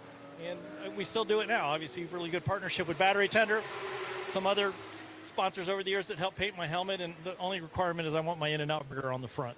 That's amazing. So, despite being the wrong side of the country, you're prepared to travel for another In-N-Out Burger. It's animal style, isn't it? They have to be. They have a secret menu with all kinds of different things. But the funny stuff, you can ask like all the guys when we race in America, all the guys from the East Coast, when we land to go to like Laguna Seca or something, it's a race. Who's posting? Who got the first In-N-Out Burger? And everybody goes. Not everybody, but the guys that eat meat will all post like, who got the In-N-Out Burger first? And it's kind of a tradition. Whenever we go to a city that has In-N-Out Burger, Austin has them, by the way, we go to them. All right, Austin, right, but better get the Dakota as quickly as possible. Thanks, Charles. All right, take care. Yeah, I was pretty sure Brilliant. I'd had an In-N-Out Burger. And there was one In that Texas. Hindhoff took us to in Austin when we were here with this series at Quarter. And yeah, I mean, I concur with Charles. Mate, if you ever go to the West Coast, or not that far across, if you ever go to I Texas, love a good burger. oh, mate, they are absolutely outstanding. My wife's auntie and uncle live in Texas. They Holiday. don't travel well, mate. So No, but we'll posting go over one and to you. visit and Well, play when golf you go and and have visit, an In-N-Out Burger. yeah, absolutely. Great. Yeah. Fantastic. Hindhoff And has look, the naked ones. Not is that what? Don't visualise Hindhoff naked. Rather he not. has the ones without the bun, which is mega. You have this big, massive, crispy lettuce with the burger inside, and it's a very messy deal. So very messy deal. Get lots of napkins. Yeah, absolutely. That's the sign of a good burger if you need lots of napkins. Yeah. So I think what Charles Espenlaub should do is clip that from our broadcast. Send it to In-N-Out yeah. Burger saying, come on, guys. At least give us a couple of free burgers. At least I've had you on my helmet for 20 years or however long it's been. Yeah. Every Brilliant. time he's in town, he should get a free burger. Absolutely. Which, considering he's East Coast, there's not going to be that many burgers. Exactly. Come on, guys. Come on, guys. Excellent. So, Mathieu Detry, Haas RT, lead by 11.4. You know, the bigger that lead gets, the bigger our measure of Antiguan rum gets after the race when we pop by to see Sandrine Haas. Javier Mortillo, the owner of E2P Racing, is in second. Leo Weiss in third. Who are just having a great day at the office. And, you know, for Wochenspiegel Team Monza, they had the fastest lap of the race in the Nürburgring 24-hour. They won the Pro-Am class. They were 5th overall. And if they could win this race overall as an AM car, what a story that would be. 6 hours, 12 hours, 24 hours doesn't really matter. To win overall as an AM car is mighty impressive. They've got 2 hours and 33 minutes to go. And you've been talking about it, Joe, absolutely right, picking up on a lot of the drivers. Tyre management, that's going to be their biggest concern right now, keeping those tyres in. It absolutely has been from the very outset. It will be tomorrow. We will reiterate and talk about tyre management throughout the rest of this 2.5 hours, and certainly for pretty much from the green flag tomorrow at the start of the Hankook 12 hours of Estoril. We will be talking about managing those tyres, and I am surprised at only seeing one puncture. Now, that puncture was to the current leader, the 21 Haas RT Audi. We saw one left rear puncture, to be precise, and I thought we would perhaps see more of them for no other reason other than the kind of load that we get. We've got a lot of right-handers here at Estoril. The biggest one being the final turn, the parabolic Ayrton Senna, turn 13, out. You've got to maximise your exit speed. You can't back off. You've got to be so patient. It goes on and on and on and on and on. But all the time it's going on and on, it's loading up that left rear. It's certainly loading up the front left as well, because that's the tyre that you're turning on and pivoting around, so to speak. But yeah, tyre management. Also, I think it was Charles Putman who mentioned earlier on in one of his interviews that it's an abrasive surface. So that, coupled with the nature of the track and the nature of the turns, yeah, you can easily completely mully your tyres if you go out there and start driving hard and start really being aggressive into the turns on the steering, you know, heavy on the throttle, spinning the wheels up. Those Hankook tyres are going to go away from you. So it's the team. I think the team that wins certainly wins the qualifying race, and then tomorrow goes on to win the 12-hour race. I think it'll be the team and the drivers that sort of have the right attitude, the right mental attitude towards how they drive this track, with that tyre management in the forefront of their mind. So down in the pit lane, Nick Damon has got a car to join him. That's the number 90 of C2P Racing. Yeah, they're scored in second place as they came on. The lights on the front of the screen say they are second place. Standard service, full service with driver change. Out got Javier Morchillo, and I think it was Pablo Buguera who got in, is my guess, because he didn't have the same svelte look as Antonio Cianero did, had in the pit lane. So I think that's the different driver. The Porsche did receive a little injection of fluid to the rear right, so I'm sure as a Porsche expert, Pete Mack will know exactly what that is. But they bunged in some oil or some water or whatever it is that goes in the rear right. Thank you, Nick. That's the oil bottle, pressurised oil bottle, which they developed during the RS Spider years. The little pressurised oil bottle just went straight in and quick fill. Axel Sartingen is into the number 930 HRT performance car. He was the driver that started that car. Correct. And he was telling us earlier on about how you can travel from Cologne to Hamburg in 2 hours, he said. Yeah, and he says, I usually average, you're allowed to in Germany, of course. And I said, and he told us what his average speed was. I thought, what car are you doing that in? Because it was, well the other side of 200 kilometres an hour. He goes, a GT2 RS Porsche or a Ferrari SF90. I'm thinking, yeah, I'll do it. Yeah, yeah, flat out at 190 miles an hour on the Autobahn, yeah. And what did he call the right-hand lanes, the slow lanes? He called that the EV lane, wasn't it, for the electric cars, who can't go that fast because their batteries don't last that long if you do. He says, I only manage about 200 kilometres on a tank of fuel. That's right. That speed. Yes. I was like, wow, 120 miles for our British and American listeners and viewers. 2.5 hours to go. In 992, it's been a really strong day for Red Camels Jordans, as one of their main rivals, number 903 Red Ant crew, come in. Down to Nick. Yep, they are in, and it is getting in to the very windy down there. It's getting quite blowy down here, actually. There's some dust coming off, and it's 903 in. Is getting Yannick Redont out of the car. It's got somebody. It's got Kobe de Bruyke. Here comes the Red Camels car, so the two of them are right together, I think.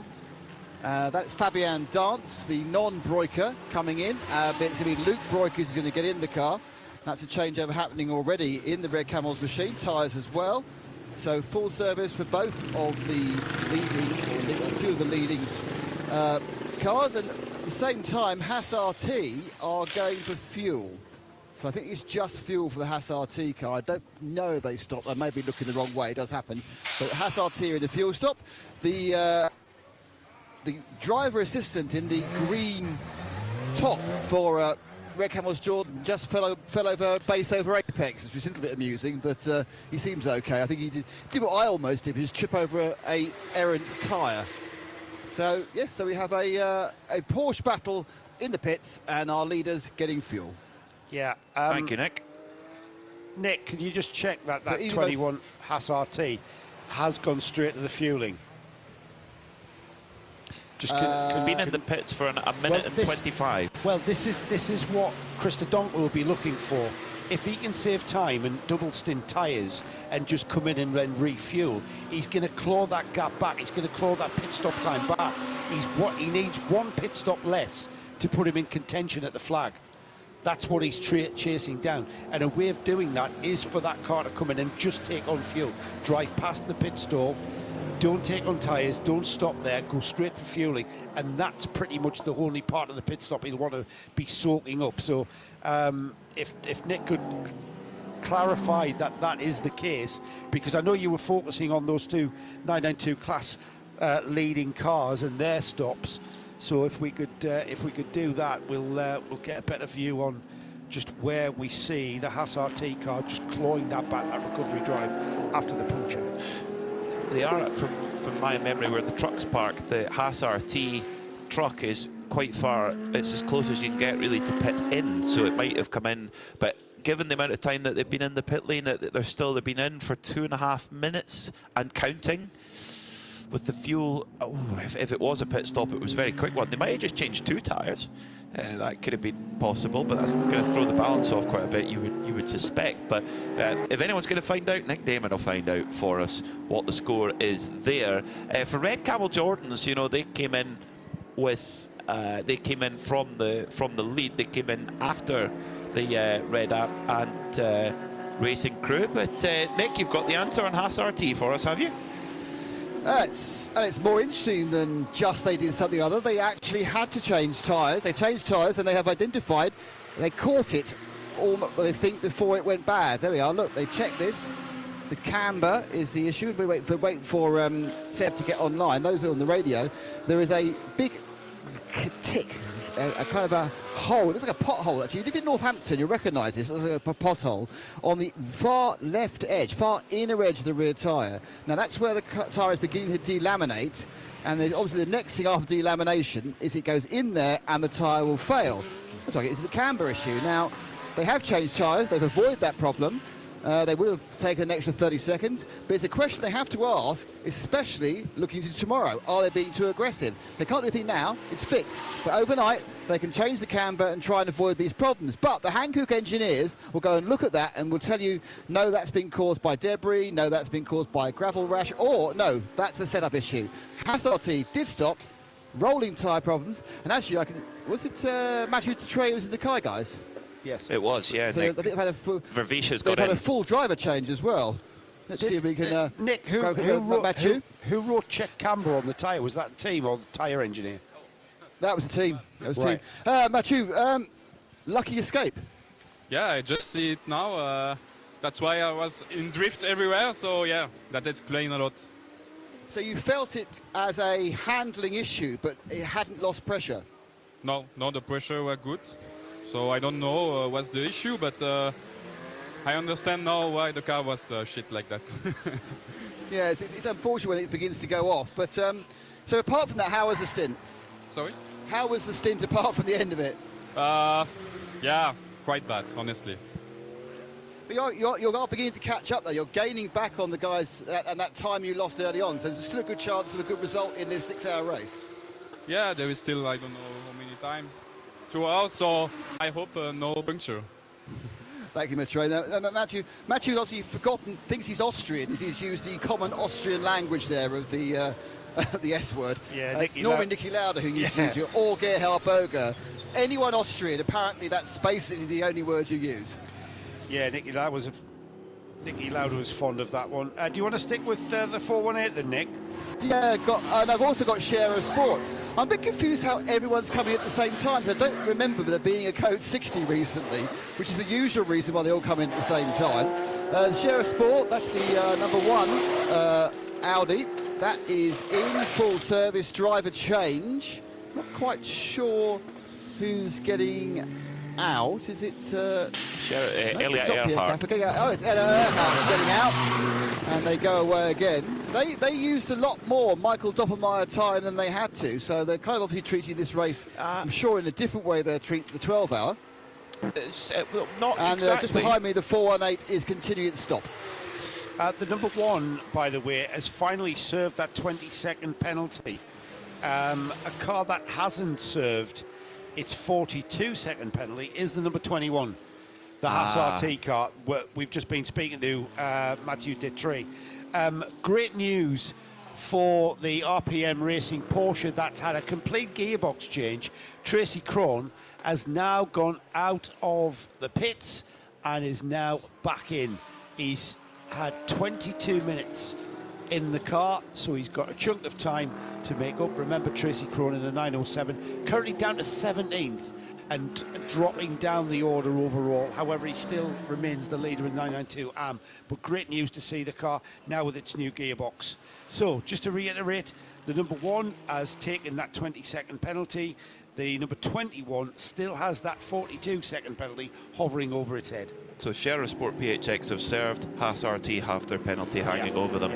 Fantastic work from the RPM Racing mechanics to get Tracy Krohn and the bright green and blue Porsche out onto circuit. It's such a shame because that opening stint from Johnson was spellbinding. They were so quick and really fighting up the front overall in 992. So yeah, brilliant work though from Krohn Racing.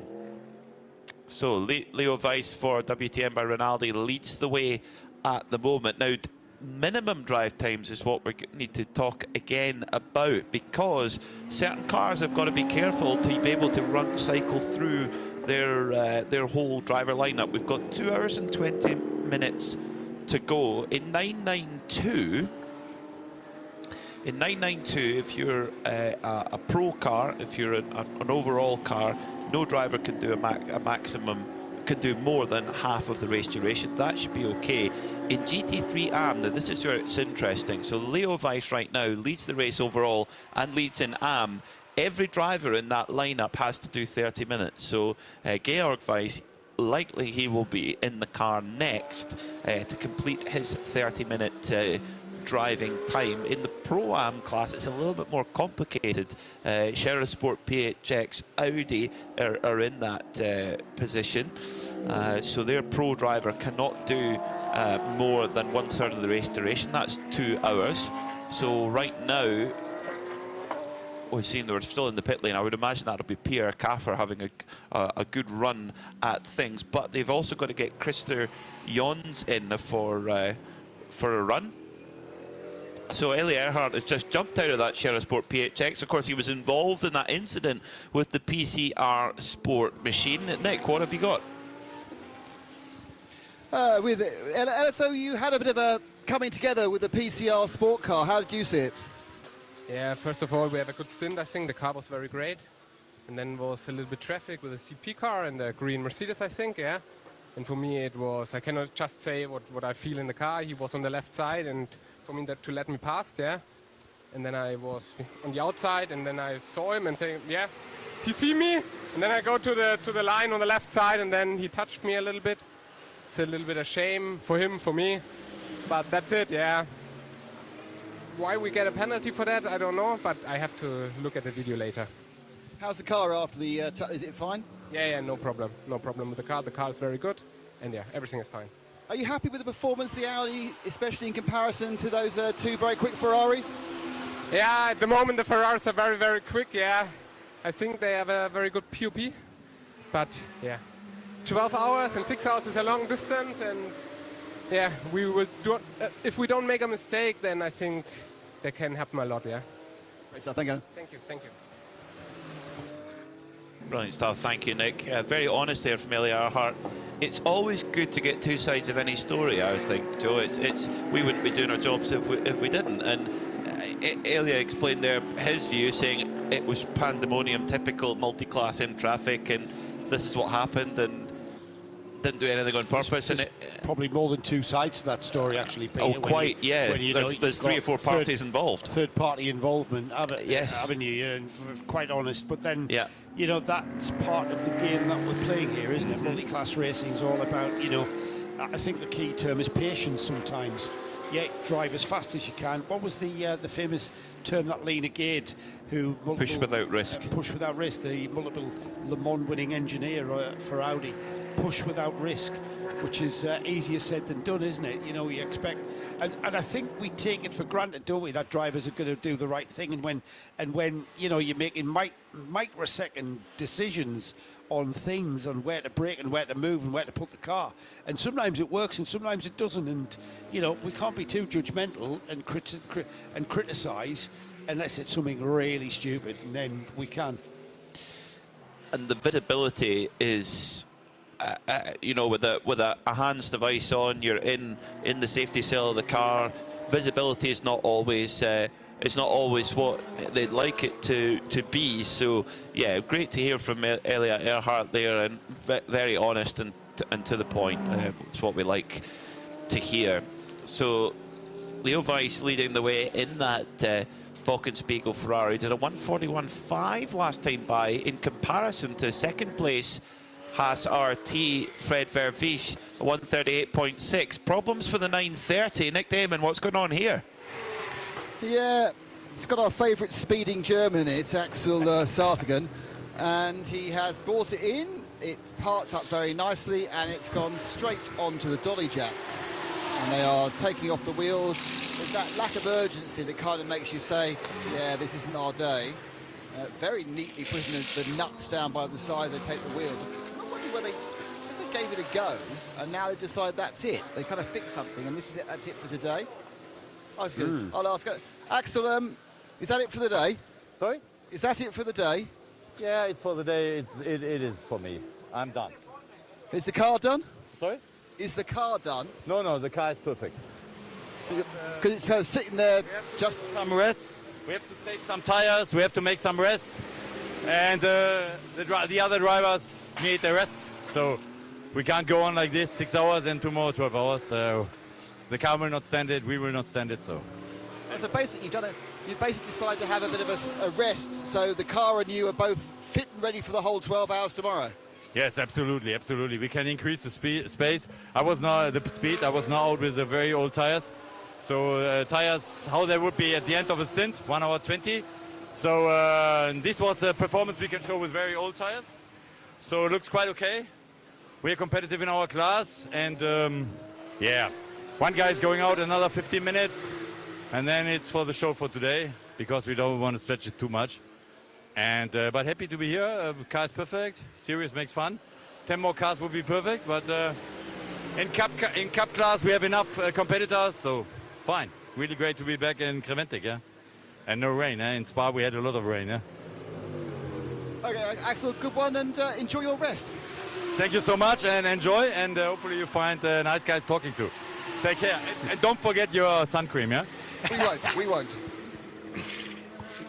Great advice from Brilliant. Axel. I mean, you know what? It's kind of quite a sensible approach. That, you know, I've just said we take for granted that drivers will, you know, do things. We also take for granted that race cars will just go round and round. Now then, considering where the 930 is, it's 5th in the 992 class. It's 5th and last in the 992 class. It's 5 laps off 4th place in the 992 class. So if it's done, it's obligatory, mandatory race time, which I believe he has with coming up with 2 hours to go. I might be wrong on that. But there is no point in chasing or taking the life out of the components on that car for the sake of... And I don't think they're running in the championship. No, they raced at Spa. no. They missed the next rounds at Monza. The 930 car was Toro Racing by HRT, Right, so it was a completely different driver lineup, totally yeah. different. Yeah. So yeah, I mean that makes a lot of sense. They're going to park the car. I think he said there one of his teammates taking the car out for 50 minutes. So for these drivers, for that team, the 930 car, it is a pure qualifying race. They've qualified for the race.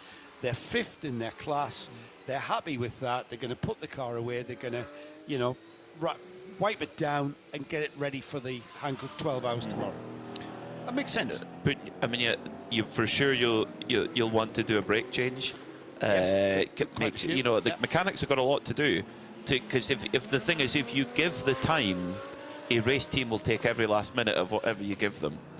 That car will be prepared to almost factory fresh again, new brakes. everything put back together. You like to think so. Yeah, you'd hope so. You certainly got the opportunity to do that anyway. So yeah, just come in, and they've had the run out and see what we can do tomorrow. Because actually, with interestingly, the 992 AMs, through no fault of their own, it's been technical. Ironically, the 992 AMs have both been taken out by attrition of their own doing. All the 992 regulars, there's been no attrition at all. So yeah, if you feel like you've kind of not run the pace of the top guys, then yeah, why not come in, and tomorrow over 12 hours, I think we will see some attrition. You've said it now, so you've just said that, right? No attrition in 992. I'm going to say this: we've only had one code 60. That was that early code 60 for 33 minutes. We're really pushing the margins here and hexing everything about this next 2 hours. So yeah, I mean, it makes a lot of sense. We've got a cracking race for 992 on us still. So we're going into the final 2 hours. We've got the leader on 115 laps. And second place, the leader being the Red Camels car, the 909 car. Luke Breukers at the wheel of that. Second place is the Veely Motorsport by EB Motors. They are 57 seconds behind in second place. Sabino De Castro at the wheel of that. And that's on pace. That's exactly the same strategy. Yes. There's no offset there. That is a real gap. That is a real gap. And then a further 18 seconds behind second place is the Red Ant Racing. Yannick Redon at the wheel of the 903.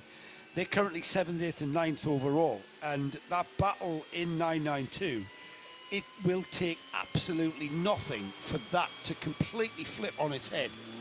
A puncture, an off, a spin, anything is within those top three in that class.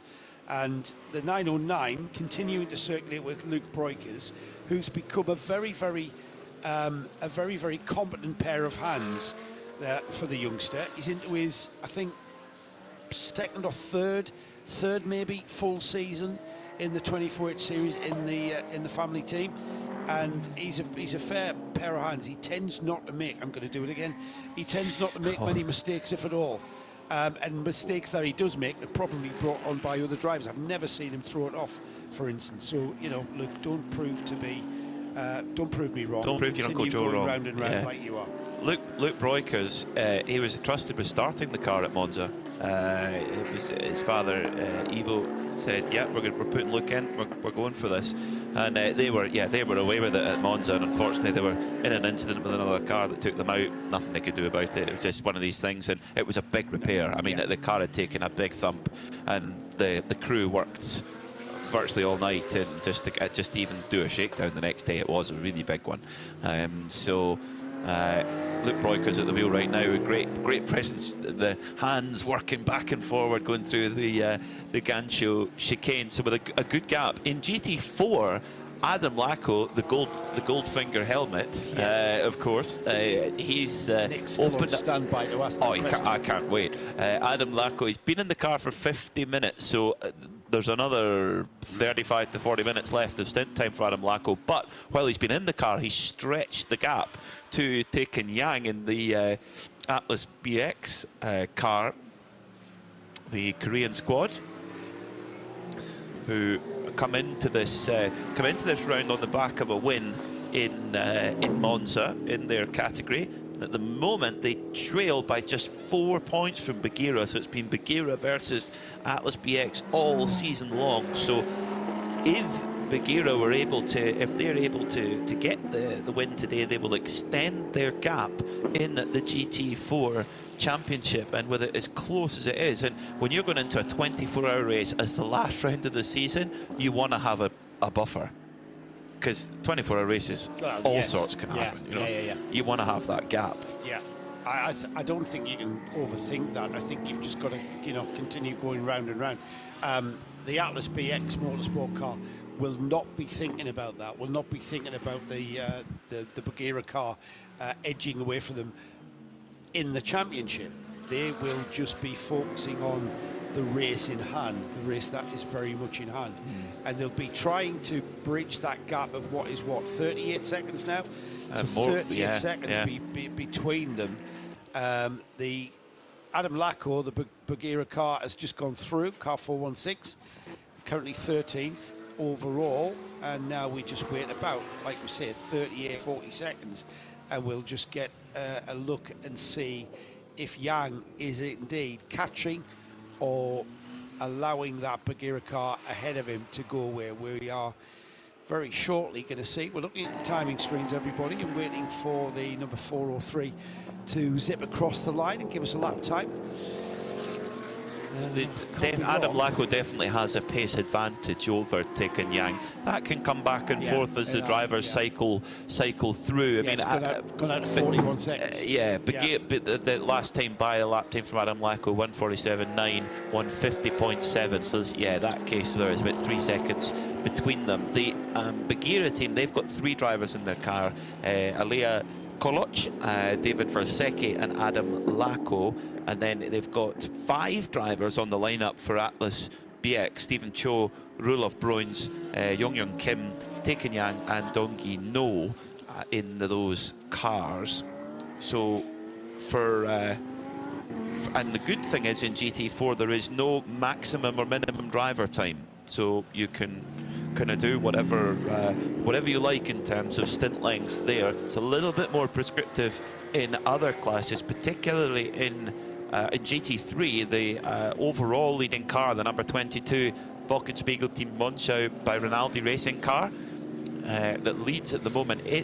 They are an AM car, so they have to, their AM drivers must do a minimum of 30 minutes. The AM Plus, which I don't believe they have any in the AM Pluses, no limit or minimum for them. So, and the semi-pro drivers can do a maximum of a quarter of the race. That's an hour and now that's interesting. A maximum of an hour and a half, I think. No, and that's exactly. Of course, we've just got the semi-pro driver in board at the moment, Leo Weiss, who's done 35 minutes, so he's perfectly safe on that. But Leo Weiss cannot do more than an hour and a half, so he will need to get out of the car at the end of this stint. So in about 25 minutes or so, our leader will pit, driver change, and likely Leo will hand over to his father, Georg, who has to complete 30 minutes of driver time. And the thing is, if you don't hit your driver time, it's the end of the race, really. It's a really important thing in multi-class sports car racing. When you have a blend of drivers across the car, you can have pros, semi-pros and AMs, and they're at different speeds, different paces, and they all have to hit their either minimum or indeed not exceed their maximum driving time. And when you deploy those drivers at exact points is really important. We mentioned earlier, we've only had one period of code 60. It did go on for half an hour and it was all in the first hour, but as we discussed, 60 kilometers an hour, you're basically on a pit limiter or a cruise control, if like in your road car. 60 kilometers an hour and you cannot go any faster. So, you know, Joe, you or I would be the same speed as any of the drivers out there. Everybody's equal at 60 kilometers an hour. So if you're trying to burn up driving time, perfect time to do it. But so far, no more code 60. Yeah, I know. Sounds like we're doing this on purpose, trying to hex a bit of... Yeah, we're not trying to shake things up. I mean, all right, we've got a small grid. We know that. We've got a small grid coming into that. But it's you know, great driving. We've had some, you know, the track isn't crowded here. We've got 2.5 miles, just over 4 kilometers of racetrack here at the ESTORIL circuit, and so plenty of room, you know, there's plenty of room, and I'm sure that's been at the forefront of people's minds when they are behind the wheel of these cars. And you know, there's no need to be impatient, there's no need to go for those dive bombing moves to get by slower traffic. You can just wait, take your time and be patient. I'm pretty sure things might change going towards the inside of the next 2 hours, as Frederick Verveech back at the wheel of the Haas RT entry, the number 21. That is the car that we saw take a puncture earlier on, and that dropped the car out of what was the lead of this race. We saw the tyres on, who was it that brought the car in? Mathieu Detry, wasn't it? He brought the car in, and there was clear blisters on the inside edge of that left rear. It's the left rear that takes the brunt of the abuse here at Estoril. Just around getting towards the final stages of the lap into the final turn now, turn 13 for the number 21. Just going around the outside of some slow traffic before 1/6, the Bugara car that we were speaking about. But that final turn, the parabolic Ayrton Senna, absolutely burns up those left rear tyres. So we saw how close that car was to perhaps encountering another issue with that left rear, and the team will be concerned with that. You saw, I think it was Nick down in the pits with the tyre as it came off, and the team had put a message to the tyre for the engineer to respond to at the end of this race. Check, camber was the message on the tyre. Now, Mathieu Detry mentioned that the car was sliding around, and we've just seen how loose that car is. The car just come out of the Lamy hairpin, which is turn 3 here, and the car absolutely sliding out of the corner, sliding in, mid-corner sliding, the rear end coming round, the car rotating, and now that's going to put an excessive amount of heat through that tyre. If it's scrubbing across the surface of the tyre, we've heard from drivers say that, I think it was Charles Putman who said that the track here is abrasive. You start sliding around and you're going to abuse the tyre even more than you are ordinarily abusing it. So it's going to become a factor, and I'm pretty sure that when that car next comes into the pits, the engineers, the tyre engineers, even the Hankook tyre engineers, are going to be all over that left rear tyre to see if they have encountered more blistering on that car. Now, that might be a setup issue, but tomorrow, in the longer race, twice as long we are racing for tomorrow, that's going to be perhaps an even bigger issue over the longer distance. And it's something that the team are managing, something that the drivers are aware of. And the 21 Viviche Haas RT Audi, second place, about 1 minute and 59 behind the leading Wochenspiegel team, Manschau Ferrari, and just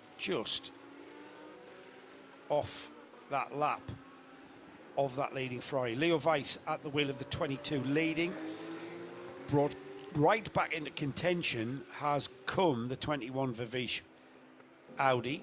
Behind them, 27 seconds behind them, is Alexander Kutiera in the Kessel Ferrari number 8. Just been watching that out on track. And in fourth place, the 85, Shane Lewis, now at the wheel of CB Racing's Mercedes AMG, and that car is just about 1 minute and 18 behind that third place car. So still very much in contention, Peter, for, and I haven't even mentioned the fifth place car, who again is in contention, Pablo Buguera in the E2P Racing Porsche. He's a further 46 seconds behind the CP car, and then a 1 minute 44 before we see the number 1, Krista Johns at the Shearer Sport, at the wheel of the Shearer Sport Audi. All of these GT3 cars, first to sixth, are not exactly out of contention. They are still very much in contention. Another hour's ticked by, my friend. It has indeed. So we're about to go and have a look at our hourly rundown. That we are. Let's take a look then at how things stand with a little under 2 hours to go here in the 6-hour qualifying race for the 12 hours of Estoril. Wochenspiegel Team Monschau by Rinaldi Racing, they lead with Leo Weiss at the wheel by 1 minute and 49 seconds from the recovering Haas RT Audi crew, with Fred Vervisch on board right now and putting in some stunning pace behind the wheel of that Audi R8. Then it's Kessel Racing in their Ferrari. They're in third at the moment with Alessandro Cutrera at the wheel. Then CP Racing, Shane Lewis, Mr. Sideburns himself, he's there and in fourth. Then in fifth, it's E2P Racing, the other AM class car, the Porsche, Pablo Berguera driving at the moment. Then it's Christer Jonsford, Sherisport PHX, who interestingly haven't deployed Pierre Caffer yet, so they've kept him in reserve. He's not yet got on board that car. Then it's number 909 Red Camel Jordans. They're your leader in 992 with Luke Breukers at the wheel, and then behind them, 59 seconds behind them, is the Willy Motorsport by Ebby Motors Porsche. Red Ant Racing are third in 992 with Yannick Redant at the wheel just now. Then your GTX leader in the overall top 10. Good stuff from the RD Signs CLI Racing Team crew, Nicolas Michelon, at the wheel of that Lamborghini Huracan Super Trofeo, one of the most dramatic cars out there on circuit. Then it's Red Ant Racing's sister car in 11th, number 904. MP Racing, Thomas Gosner at the wheel of their Mercedes in 12th. Then Bagheera ZM Racing lead in GT4 by 49 seconds from Atlas BX Motorsport, Tai Kun Yang doing the driving GTs right now. HRT Performance, Axel Sartigan, we spoke to a few moments ago. They are parked up for the day. They will come back tomorrow to fight another day. PCR Sport, unfortunately, had a collision with the GT3 car earlier on. That put them down the order. They are back out circulating, which is great. RPM Racing, likewise, out and circulating now after a gearbox change. Vortex, they are unfortunately back in the pits now, sadly, after... in fact, they've just come into the pits, so they're running quite well too after an earlier incident. But sadly, HRT Performance, the number 967, again, more technical gremlins causing an issue for them. That's a real pity, unfortunately. So, we're into the final 2 hours of this race. The run to the finish starts right now. So, Joe Bradley, an hour and 56 minutes to go.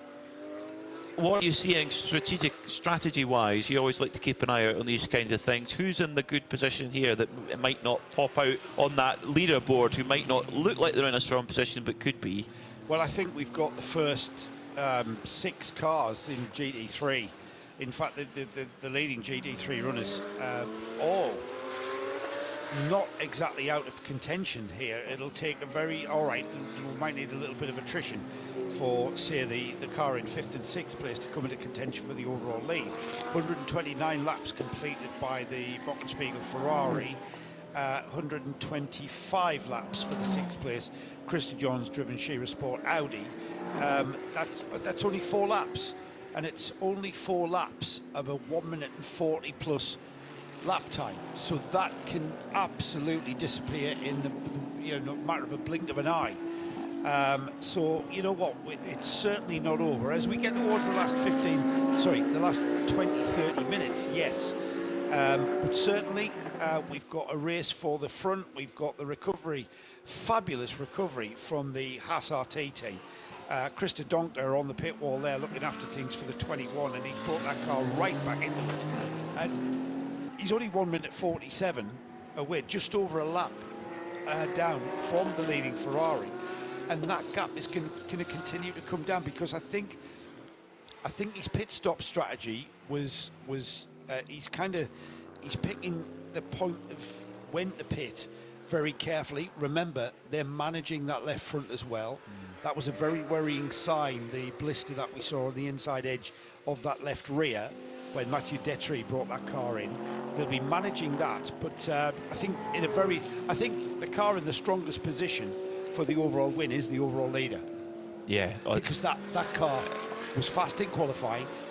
It's been fast all day. Testing and practice. Just rolled out the been truck, rapid. Absolutely rapid, and it's got a very, very strong driver lineup. It's got good. I think it's got very good depth, because you've got a balance. Is that the AM class cars get a leg up in terms of balance of performance. So it's the very fastest iteration of that Ferrari 296. The Kesta Racing car runs 30 kilograms heavier and runs less turbo boost because it's a pro class car. Same model, they buy the same one off the shelf, but it's balanced differently for this competition. So if you've got, but to qualify to be an AM class car, you've got to have a run of AM drivers. But the delta in performance between a really fast amateur driver and a not so fast is huge, and it's a much bigger delta from, say, you know, an Audi factory driver to a BMW factory driver, which is a matter of, you know, milliseconds between them. So the whole package is what I'm trying to say. The whole package that Volkenspiegel Team Monza have come here with, when I saw the balance of performance, when I saw the drivers, and you saw that amazing Ferrari 296, which I genuinely believe has moved the GT3 game on this season. Yeah, I think I would concur with everything you've just said there, no doubt about it. We've got the 930 Porsche, the HRT Performance Porsche that we heard was kind of over for the day. But we've now got Kari-Pekka Larsson has taken the car out. We knew Axel told us that another one of his teammates was going to take the car out for a 50-minute run, just to kind of a bit of practice. They're treating this as a qualifying race. They can't improve their class position, so they're kind of just treating this now on the run-in to complete their required race distance for them to qualify for points, and they'll qualify for 5th place in the 992 class, and I kind of see that sensible approach. They're on the outlap now, the 930. Now, question, have Haas RT served that penalty yet? Let's have a look. Because they're looking good, but no, they haven't. No, still not. That's interesting. So Haas RT, I mean, this has been an amazing fight back, because they lost several laps with having to limp back to the pit lane, and Frederik Verveesch, the pro, did not overdo it on the way back, and there was no other damage apart from the tyre. Sometimes you see cars come back when you think, surely that car's been in the barriers, when you see all the damage, but it's just from a tyre, you know, from the tyre damage and the tyre delaminating and flapping around. So, if, you know, Fred Verveesch did lose quite a lot of time, but he had to get the car back safely. Yellow flag at turn 4, that's Curva VIP, that's the uphill left-hander in sector 1.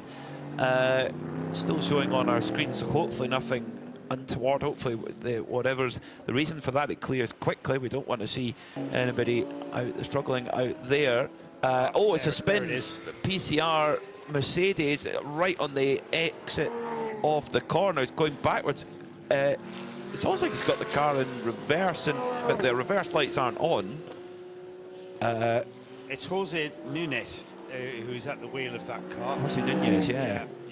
Is he going to try and do a flick turn here? If he does, he's going to spray gravel everywhere. Put the left-hand rear wheel into the gravel. Now the left-hand front wheel's in the gravel. I don't like this. He's still in reverse. I don't like this. And he's reversing now well out of the turn on the straight. He's trying to reverse away from the gravel. He's got the car on the dirt. He's missed the gravel trap. He's not pointing. He's pointing the opposite way to where he should be travelling. He's now pointing the car towards a gap in the barrier to put it out of harm's way. I'm not sure whether he's going to spin turn this and resume, or whether or not he's going to be searching for a gear on a paddle shift car, unless he's got a massive problem. He's turning towards the track, Peter. He's turning around. Not much lock on these GT4 race cars. Good thing is it's got a road gearbox. And he's now gone across the track, and now he's reversing back onto the track, and now he'll go forward. He's still on the grass. He's not quite on the track. Oh, where's he going? Turns right and down. Turns right and down, and we are back on the track for the 418. Let's head down to the pits. What you got there, Nick?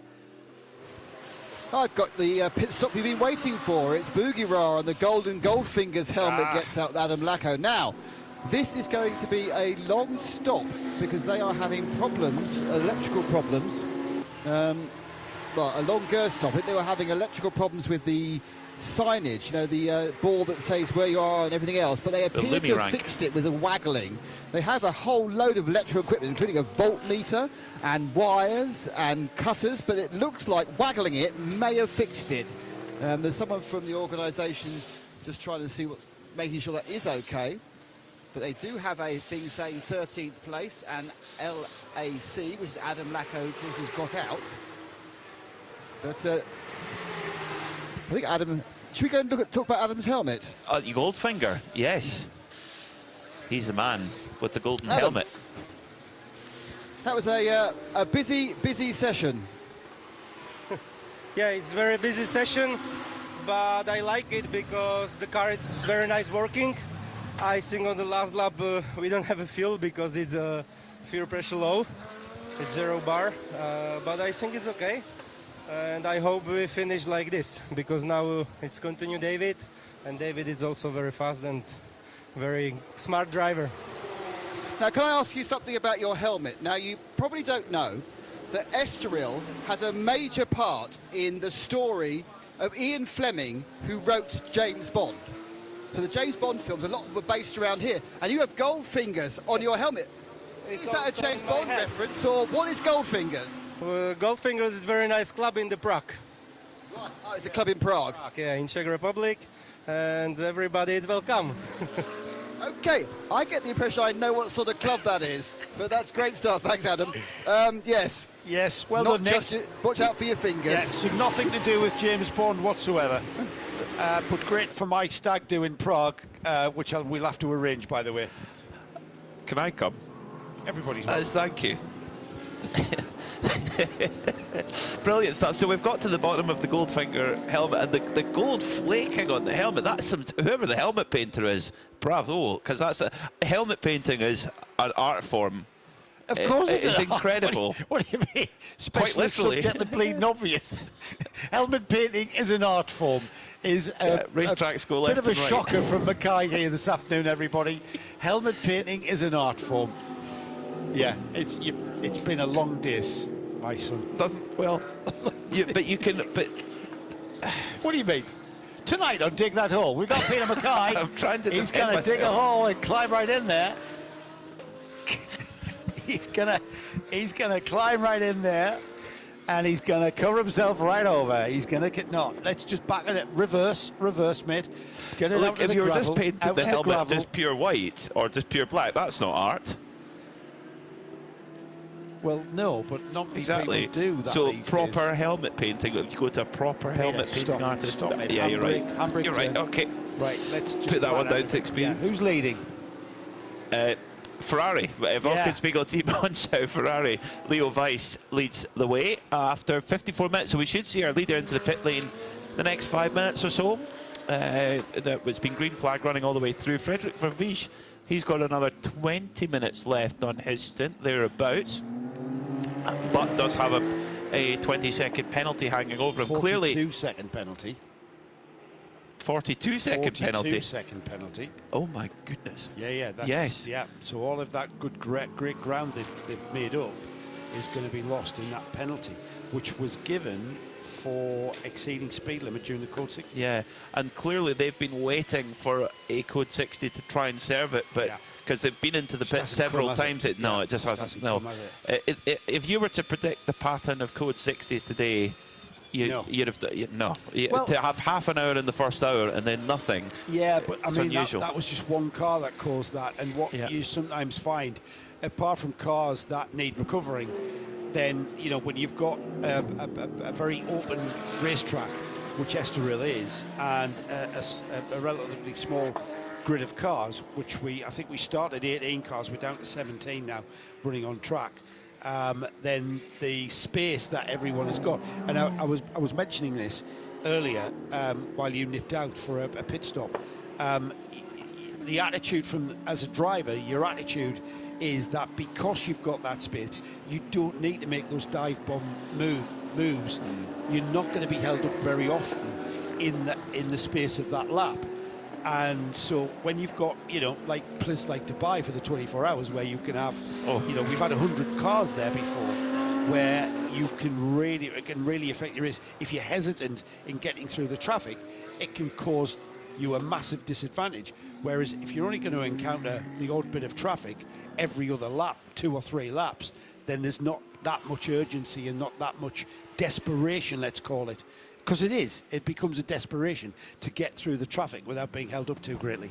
It's a very good point. There is more room to roam here for certain, and quite a lot of hairpin corners where you can go. If you're the faster car, you've got space to get through as well at certain points of this circuit.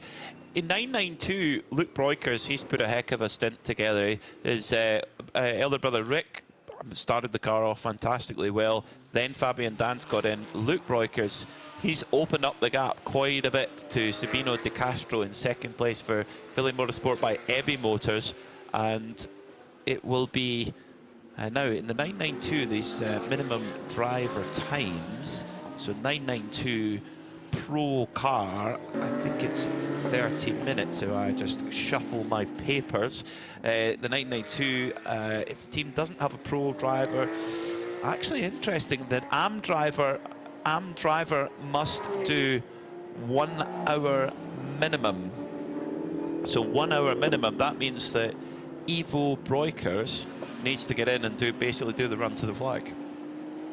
Not that that's a disadvantage, that's not what I'm saying. I'm saying is that they need to remember they need to get Ivo in the car. I saw Ivo earlier and he was in his civvies. I don't think he's had his race suit on at all day.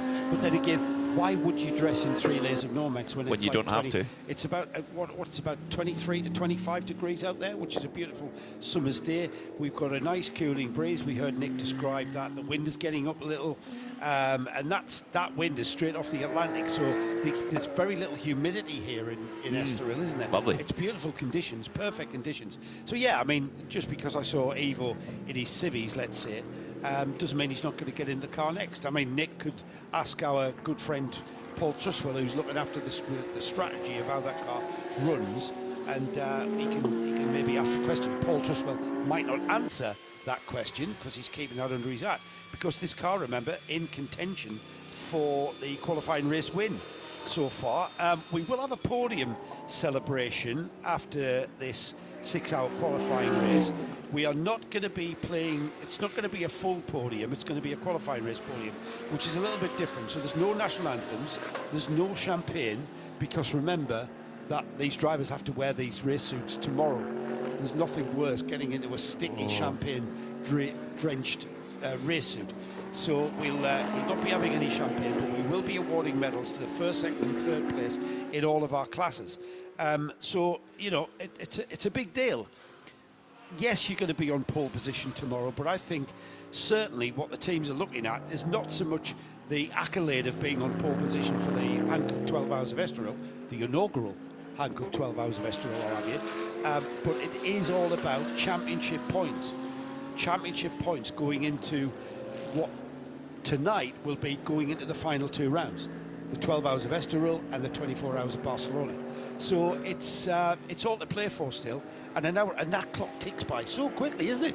An hour and 40 minutes. I looked at 5 minutes ago, there was 2 hours and 3 minutes on that clock, and now there's an hour and 40. So it is getting towards that stage of the race where you're just going to be wanting to consolidate what you're doing. You're not going to take any chances, and you're going to just let that clock tick down and keep the pace going. Shane Lewis is in the CP Racing Mercedes.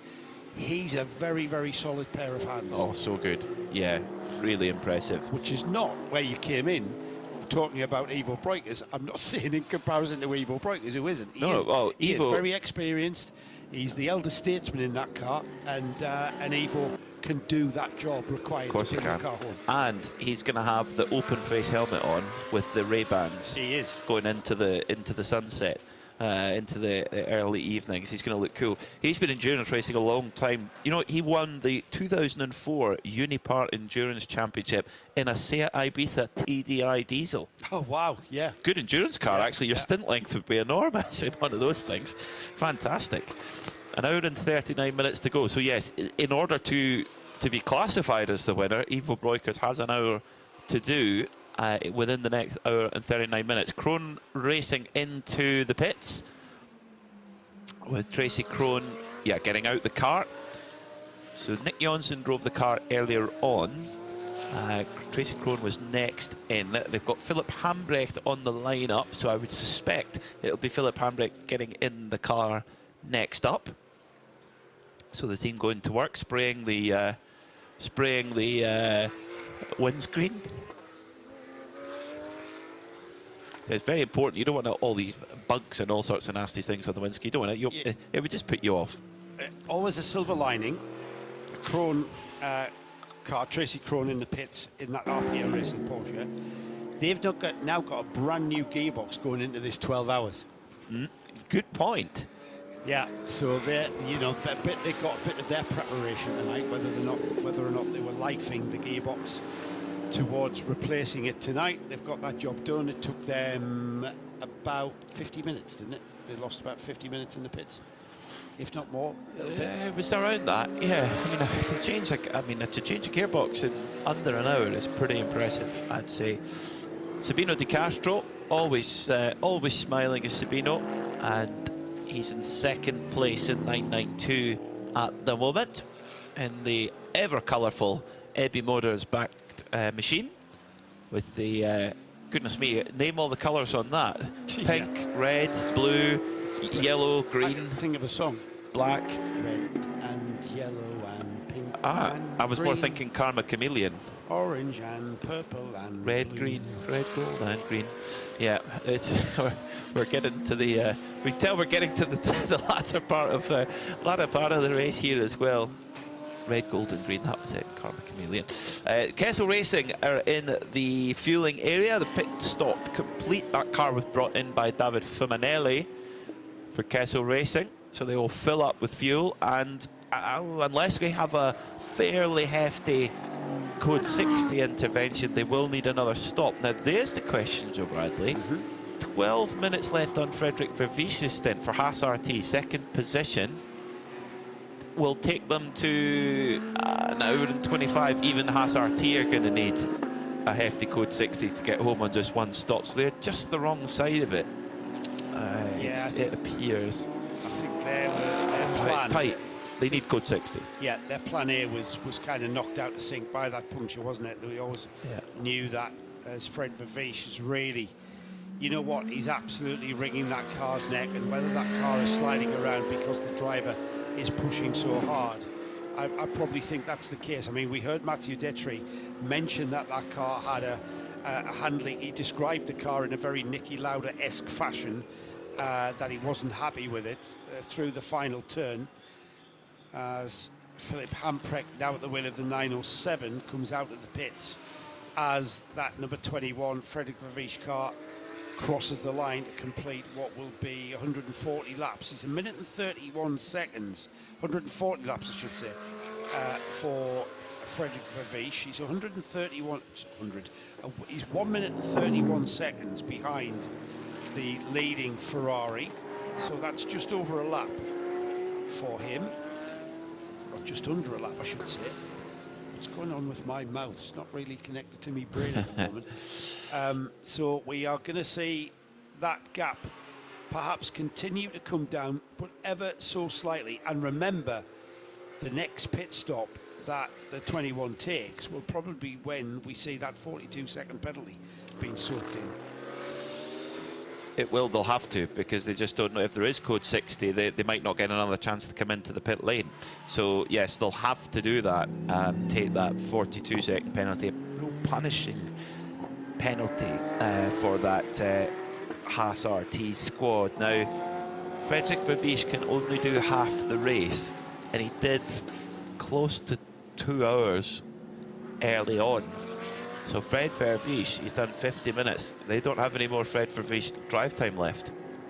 So when he pits, when Frederick Vervies pits, they either put in Mathieu Detry or Gregory Servet in the car. So and that's putting your most lethal weapon in the toolbox. Unfortunately for Fred Vervies, he's been lapping the consistency. Watching him on the timing screen over the last 50 minutes, just mid 138s. Time and time again. Nobody's getting close to that kind of pace consistently. You might see the odd one-off fast lap, but it's the relentlessness of Frederick Vervies' pace in that Audi. You think how much experience he has at the wheel of an Audi R8 as well. He'll know that car like his favourite slippers at home. Hello to Casberry, who's joining us, just finishing work back in the UK, and joining us for the final hour or so of this 6-hour qualifying race. Leo Weiss has just gone through and completed 142 laps. 1 minute 40.2 was his lap time. Vervies, chasing him down in that number 21 Audi, has been lapping in the 38s. We are getting towards now. He's just coming out of turn 6 and going into Orea and then into the Ganshaw chicane. Very, very tight. He's got some He's got some traffic there that's getting in his way, and that will cost him a little bit of time. But he gets by that 992 class Porsche quite effectively through the S's now, and then we'll get a chance to see his lap time. Here he is, turn 13 now he's at, the parabolic array at the centre, so he's not far off completing what will be 142 laps for himself, and we'll see what the gap is and see what his lap time is. So 1 minute 40.2 was Leo Weiss's lap time. Vervish 139.2, so he's took a second out of it. And then Weiss comes through almost immediately, 139.3. So Weiss is they're lapping together, Peter. They're lapping absolutely on pace. That's certainly the closest Leo Weiss has been for a handful of laps. I think that could have been to be with Vervies's little stutter in traffic, because he's been just nailing in the mid 1 minute 38s. That was a 139.2 last time by, but that doesn't matter. You know, that's exactly what Leo Weiss needs to do. Just keep that consistency. And let the others make the mistakes. I mean, Haas RT, you know, they got a penalty for speeding in code 60. Yes, that's a mistake. Whatever way you look at it, it doesn't really matter where it comes from. That's a mistake. So, Leo, that's the thing about WTM by Rinaldi. They've been flawless ever since they rolled that car out of the truck. They have been on it in terms of qualifying. Drivers making no mistakes. Really, this has been a superb performance. And it's almost a pity that we call it a qualifying race, because this has been a 6-hour sprint that they've just mastered the competition. They've swept the floor with everybody. We've still got 90 minutes to go. There's a lot to go, but performance so far. I mean, it's always easy to call the driver of the day the car in the lead, but this is what they're doing as an AM car to beat the pro cars like the Haas RT and Share Sport PHX Pro Am. They won overall at Monza last time out. It's been brilliant, really good. Yeah, we've come to take that for granted, haven't we, from this team? The Fockenspiegel team, Monschau, always tends to be up at the top of the timing screens whenever we see the car out there. They have got experience of winning in this series, though, as well. Absolutely, yes. Catalunya 24-hour winner.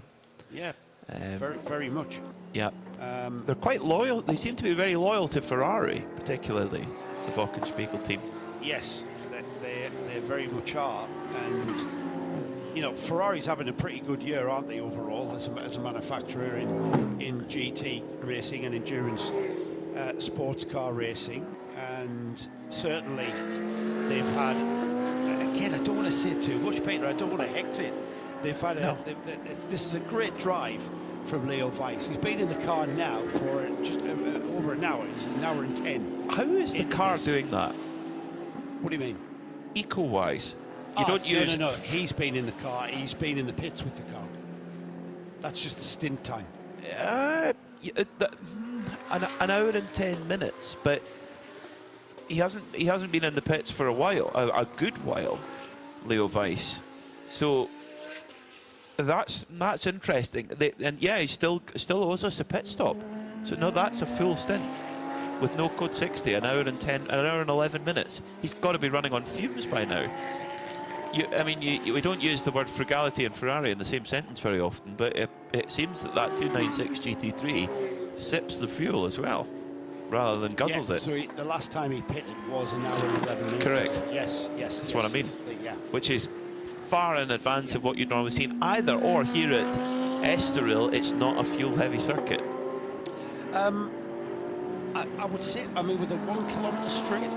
True. We haven't really got any really slow turns. All right, the chicane is pretty slow. The hairpins are not. It's a flowing track, isn't it? It's not a stop and turn kind of track. Perhaps You're rolling the throttle chicane. quite a lot. Yeah, maybe. I don't know. I think an hour and 15. He's got an hour and 12, so he's got to be close to a pit stop. Basically, what we're trying to say here, everybody, is he's got to be close to a pit stop now. It might be that the team have put him out and said, okay, we've got a good pace. In fact, we need you to hit a certain fuel the onboard. But he's been doing a lot of fuel saving, because we've got an hour and 28 minutes to go. His father, Georg, on minimum driver time, must do 30 minutes. Georg goes in for 30 minutes, and then you can reset again and put a different driver in. And that would mean that would sort of sort out. They know they're going to have to stop again anyway. So do the minimum 30 minutes with Georg behind the wheel, and then you put in Jochen Krumbach or Torsten Kratz into the car, who were fantastic earlier on. Driver rotation-wise, I think it would be Krumbach, wouldn't it? Who you going to be? With Georg Weiss has not driven at all yet. Ah, right. So he needs to do 30 minutes between now and in the next hour and a half. So the next hour and a half, yeah. So he does his minimum 30, stops, and then you put someone else in. Weiss has just gone through again, 146 laps completed, 1 minute 40.3.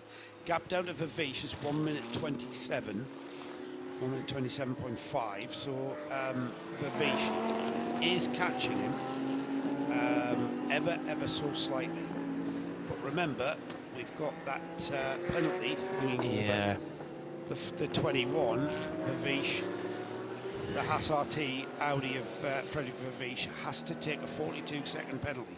So that's gonna take the excitement away. That's gonna put the Leo Weiss WTM Ferrari a lap ahead of the next car in contention with it, and it's actually going to. So Shane Lewis is a further.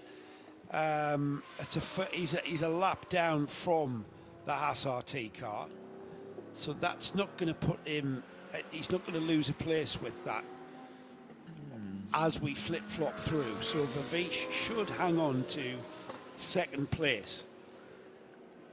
Potentially so. And for CP Racing, if they can get on the that it's going to be tough to beat the Wochenspiegel Team Monsau car for the AM Championship, for the AM class. However, the Wochenspiegel Team Monsau Ferrari team, they're not in the championship chase. CP Racing have got to worry about E2P Racing in the AM Championship chase. But for Shane Lewis and the team, for them to get in, for them to be able to do that, would be quite, would be quite remarkable to get up onto the podium. Nick Damon is down in the pit lane. Nick, who's come to see you? I've got the first two. The Haas team came in first. It's a full service with tyres. They did not take their penalty, however. They drove straight in. Fred Vervish is out of the car now, and that car's already away. In has come Weiss as well. Now, it's Torsten Kratz getting into the 22 Wochenspiegel WTM Rinaldi Racing Ferrari 296. So they are sitting there in a row behind, waiting to go. Getting a little bit of a top-up, and car dropped down. So two good stops for the top two. But key point is that Haas did not take their penalty. Thank you, Nick. So, interestingly, Haas RT not taking their penalty.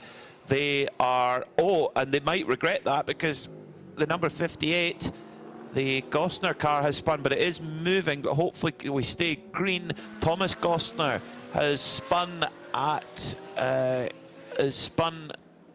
not sure where that it's is, hard to tell, actually, from the camera angle that we have here in the booth. But Thomas Gosner, he's got the car under its power. Race leader is in the pits, so Leo Weiss brought the straight to fuel. No, he Torsten Kratz of course. got on board as Nick. We should listen to Nick, shouldn't we? Thomas Gosner has. That's the Lamy hairpin, isn't it? He's going to got it in reverse. Is it? Yes, it is. I think it is the Lamy. So the 58 Mercedes of Gosner just tried, and you know what? He's doing a great job there, because he's trying not to interfere at all with the track, with the cars on track, and he's managed to get that car turned around, and he continues. And just to confirm, that was indeed the Lamy hairpin at turn 3. He's now in the curve of VIP, which is turn 4. Comes out onto the back straight through the kink at turn 5, and he hasn't caused any kind of issue. He hasn't caused a code 60. He's had a spin. He's got the car back moving, and he's resumed in. And he did a very, very careful job of regaining that track, didn't he? He didn't just spin the car around and continue. He took his time, and he was very cautious with bringing the car back onto the track and not interfering with anyone's race, as far as we could see. So I think Thomas Gostner used to, when he was younger, I reckon he worked in maybe the hire car depot at the airport, or worked in a car dealership where he had to move cars around in a very tight space, because that was amazing. A man of many talents. He's also a competitive glider racer. Oh, really? As well. Wow. Yeah, so he's a man of all sorts of talent, as well as founding a very successful renewable energy company also. Yeah. So he's got all the talents. But most of all, being able to turn an AMG Mercedes on a 50-pence piece and turn it around somehow. It was a bit Austin Powers, wasn't it? Because he was trying not to put the car. He was trying not to put the car on the track. He turned it around without causing any kind of interference with what was going on the track. So great work from the number 58 Mercedes driver, Thomas Gostner. Now regained his confidence and circulating through. Now, you've got two lovely daughters, Joe. Can you imagine how proud that he must be getting to go out and go racing with his son and his two girls? And I know. Fantastic. Well, we mentioned, didn't we? Well, here's a question. So we mentioned about father and son driver lineups. Yes. I can't think of any father and daughter driver lineups. Because Jackie X and Vanina never drove together, did they? Are you sure? I don't think they did. Vanina's career, Jackie had long they might have retired. done some Did they historics. Ah, yes, could have done. They might have done. I'm not really sure. Again, if you know. So our questions to the collective are thus: they are father and son teams, people who won in an R8 prototype as well as an R8 GT car, and father and daughter crews. That's a good one. Crews, yeah. You do see it a lot in rallying, driver and co-driver. Right. You do see that. Okay. That's a lot more. But in sports car racing, different story. I can't think of any off the top of my head. Yeah. Which probably means there isn't any, other than the Gostner family. Yeah. Brilliant. So he's not just driving. He's driving with two daughters and a son. That's a complete driver awesome. lineup. That's brilliant. Yeah, it really is. That's great stuff. I mean, fabulous. To share your, I mean, you can't, you always you'd love your children to share the same passion as you, but you never know.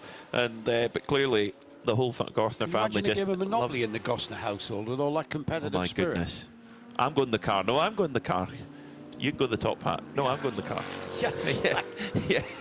Yes. So you owe me £1,000. Yeah, give me the rent on that hotel. That's going to bankrupt me. I don't care. Torsten Kratz, the 4-time Nürburgring 24-hour class winner, is on board the leading Wochenspiegel team Monschau Ferrari. Now, Georg Weiss is on the entry list. However, if he was not to go in the car, I think they would still be okay, but then Georg Weiss would not be awarded as a race winner. He would not be down as a race winner in the car. But it's just a qualifying race, isn't it? Yes. And this is why I'm a bit, because this is brand new. This is a brand new. It is a brand new concept. Yes. A qualifying race. So he's maybe saving for tomorrow. Does he have to take part in the qualifying race to be eligible to take part in the main race? That's an overnight question, I think. Yeah, it is. Yes. Yeah. Well, we might get the answer already, because we've still got an hour and 20. So in that 80 minutes or so, we're going to see whether that car's going to have to pit before the finish. Look who the leader is. I mean, it's Shane inherited. Lewis. The leader has been inherited. The leader of the race has been inherited by dint of pit stops. However, the CP Racing Mercedes, Shane Lewis, with his Emerson Fittipaldi, Jackie Stewart-esque sideburns, ever increasing, ever edging towards his chin. I can't wait to see them at Barcelona. That's 2 months of solid growth he's got there. I tell you what, we need a tape measure to take into the pit lane tomorrow. Length and overall bushiness is really important. Yeah, Yes. I mean, I'm a big Sideburn fan as well. That's a huge Sideburn fan. They're a bit tame at the moment because I had my hair cut recently, but they can really grow out when they want to. I'll grow mine. If Shane Lewis grows, he's in the car right now, so someone can tell him when he gets out. His teammates will be, though. If he grows them out, I'll grow mine all the way to September, and we can see who's got the biggest sideburns. Well, Yeah, he's just coming into pit lane right now. Just do that. So Well, an hour and 18-minute stint. So 6.2 litre V8 and frugality often don't go together in the same sentence. But Shane Lewis has made that tank of fuel last a long, long way. And with an hour and 18 minutes left on the clock, this could be the last stop. Nick Damon, pit lane's getting busy again. No.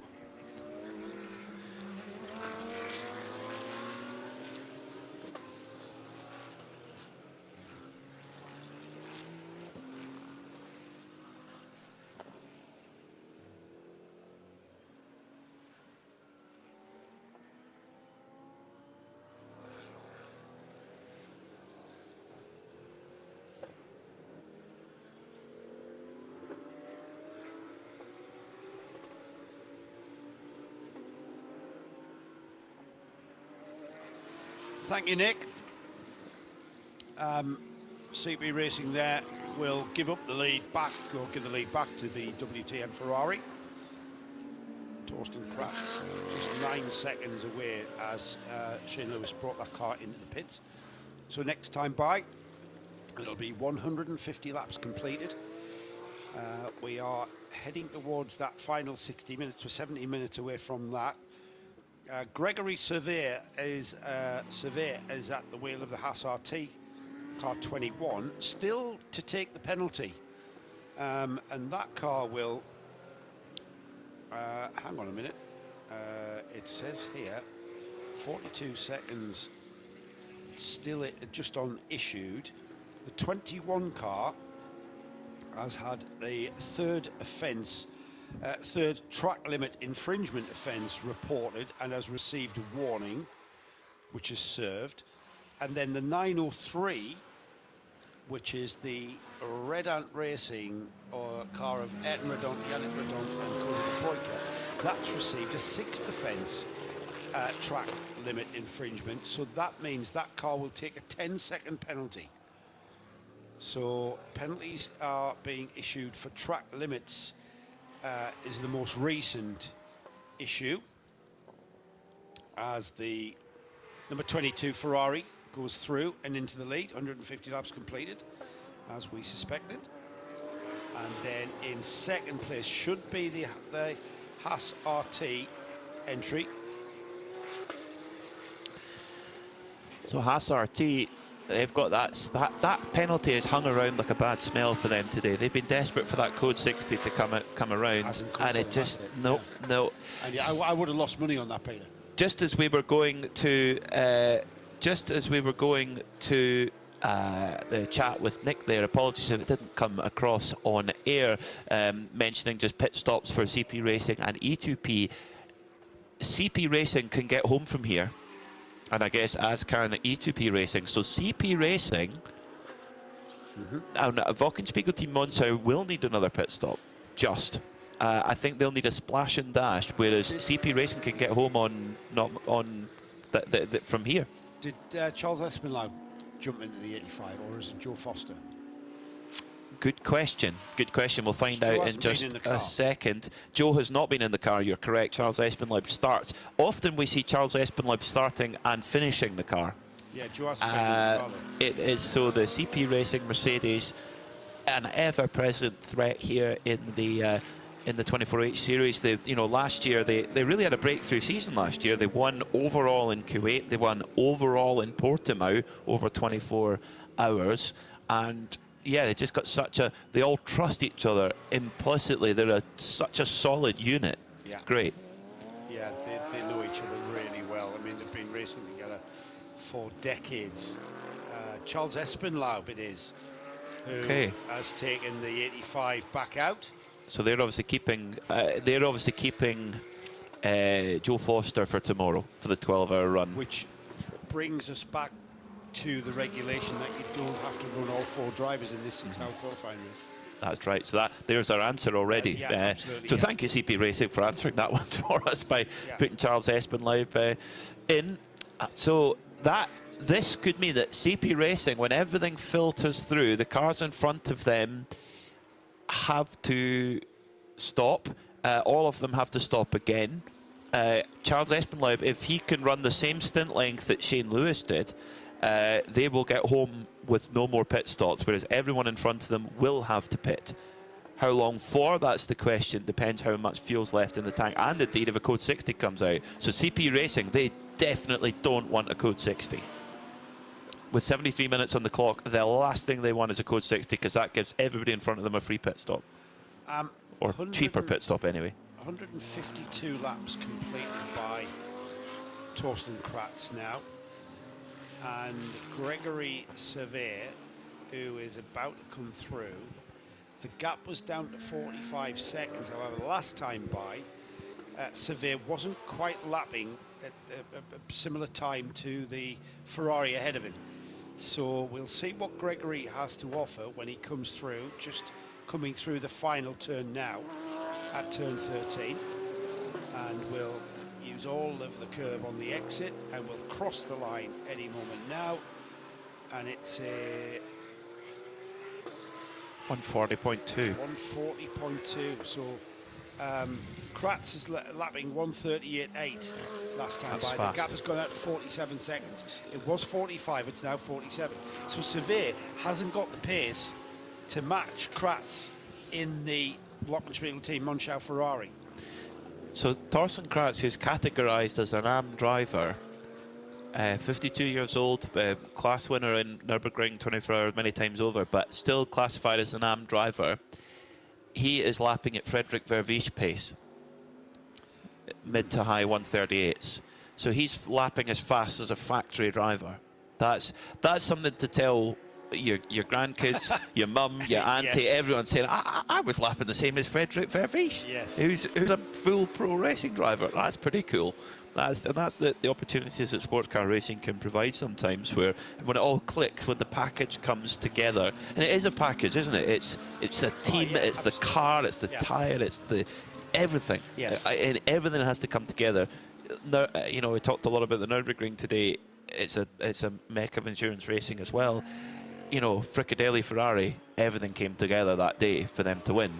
It happened. I mean, Ferrari at Le Mans this year, everything clicked. Well, I can't remember the last time the winner of the Le Mans 24 Hours was pulled out of a gravel trap sometime in the race and then went on to win. And you just know it's your day, don't you? Then Yeah, when that I mean, happens. yeah, Yeah, probably and the didn't at that Toyota point. hits a squirrel, which might have been Italian. Yeah, absolutely. The Italian squirrel. Yeah, that's Yeah. what made it a great race. Yeah. Gasberry's joined in with a dad and daughter, not quite a dad and daughter, but a husband and wife. Stefan Petter Hansel and his wife Andrea Petter Hansel competed in and won the Dakar Rally together. Oh, that's bravo. That's a great stat. Stefan Petter Hansel's one of my he's a geek. heroes. He's an absolute geek, Mr. Berry. He's Yeah. one of us. Yeah.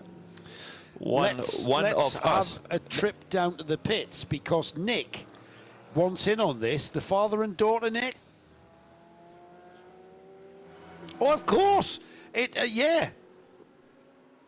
And, of course, very good. The Hoffers. the Hofer team. There's been two of them. We've had a ladies' champion racing with her dad. And now a husband. And now So her you've got husband. a husband and wife, father and daughter. Chantel. And there are two of them. Chantel Prince and Michael and Kroll. And Stephanie and Peter Cox. great one, Nick. Very good, Yeah, Nick. you- Very our good. brains weren't working. No, so Stefan and Peter Cox, that's a fantastic one. Very, very good. Very, Yeah, very of good course, yeah. indeed from And Nick. of course, Chantel Prince and Nate Kroll, who won the ladies' championship Yes. in this series as Chantel Kroll. She married Alex Prince, became Chantel Prince. She now drives the Hofer car with her dad, Michael Kroll. And her uncle, Martin Kroll, she's actually been in a car with. And her husband, Alex Prince. So yeah, that was an obvious one. How the hell did I not get that? Well, Nick Damon wins the trivia, that's for sure. Yeah, well done, Nick. Good job from Gasberry as well, very who good, dig yeah. that one out as the Paris Dakar winning husband and wife. That's a dynamic. That's a bit tricky. I mean, I can't even go to the supermarket with Sam without critiquing her drive. Well, is it in the Scottish Legends Championship? We had Speedy Dan Clark in the Legends cars, and his wife Elby's racing in the same championship. And I asked him, I said, "Have you been?" Because he's a very experienced national level driver, and I said, have you been passing on some tips? He says, well, I was. He says, but she's getting too close now. So Oh, really? Yeah. Yeah, so stop giving the very tips. good. And you've heard of Hoonigan Racing, Ken Block's team. yes, yeah, they're yeah. because they're from the northeast, they're called Toonigan Racing. Right, I Brilliant. love it, yeah. Yeah. Toonigan. Toonigan. Like yeah. that. Yeah. So, an hour and 8 minutes to go, and then David Fiminelli is on board the Kessel Racing Ferrari, the GT3 Ferrari. So David Fiminelli, the Pro Class driver, is a 138.3 at the moment. Nick Damon has got Red Ant Racing. The 904, of course, there are 2 red ants. This is the red ant that doesn't have any red ants in it, or red ants. We also have the Gosner, the MP Racing Green Machine Mercedes coming in. They're having a full service as well. And we're going to get Pierre Caffa any second now in the getting into the number 1 car, the Share Sport Phoenix Racing Machine.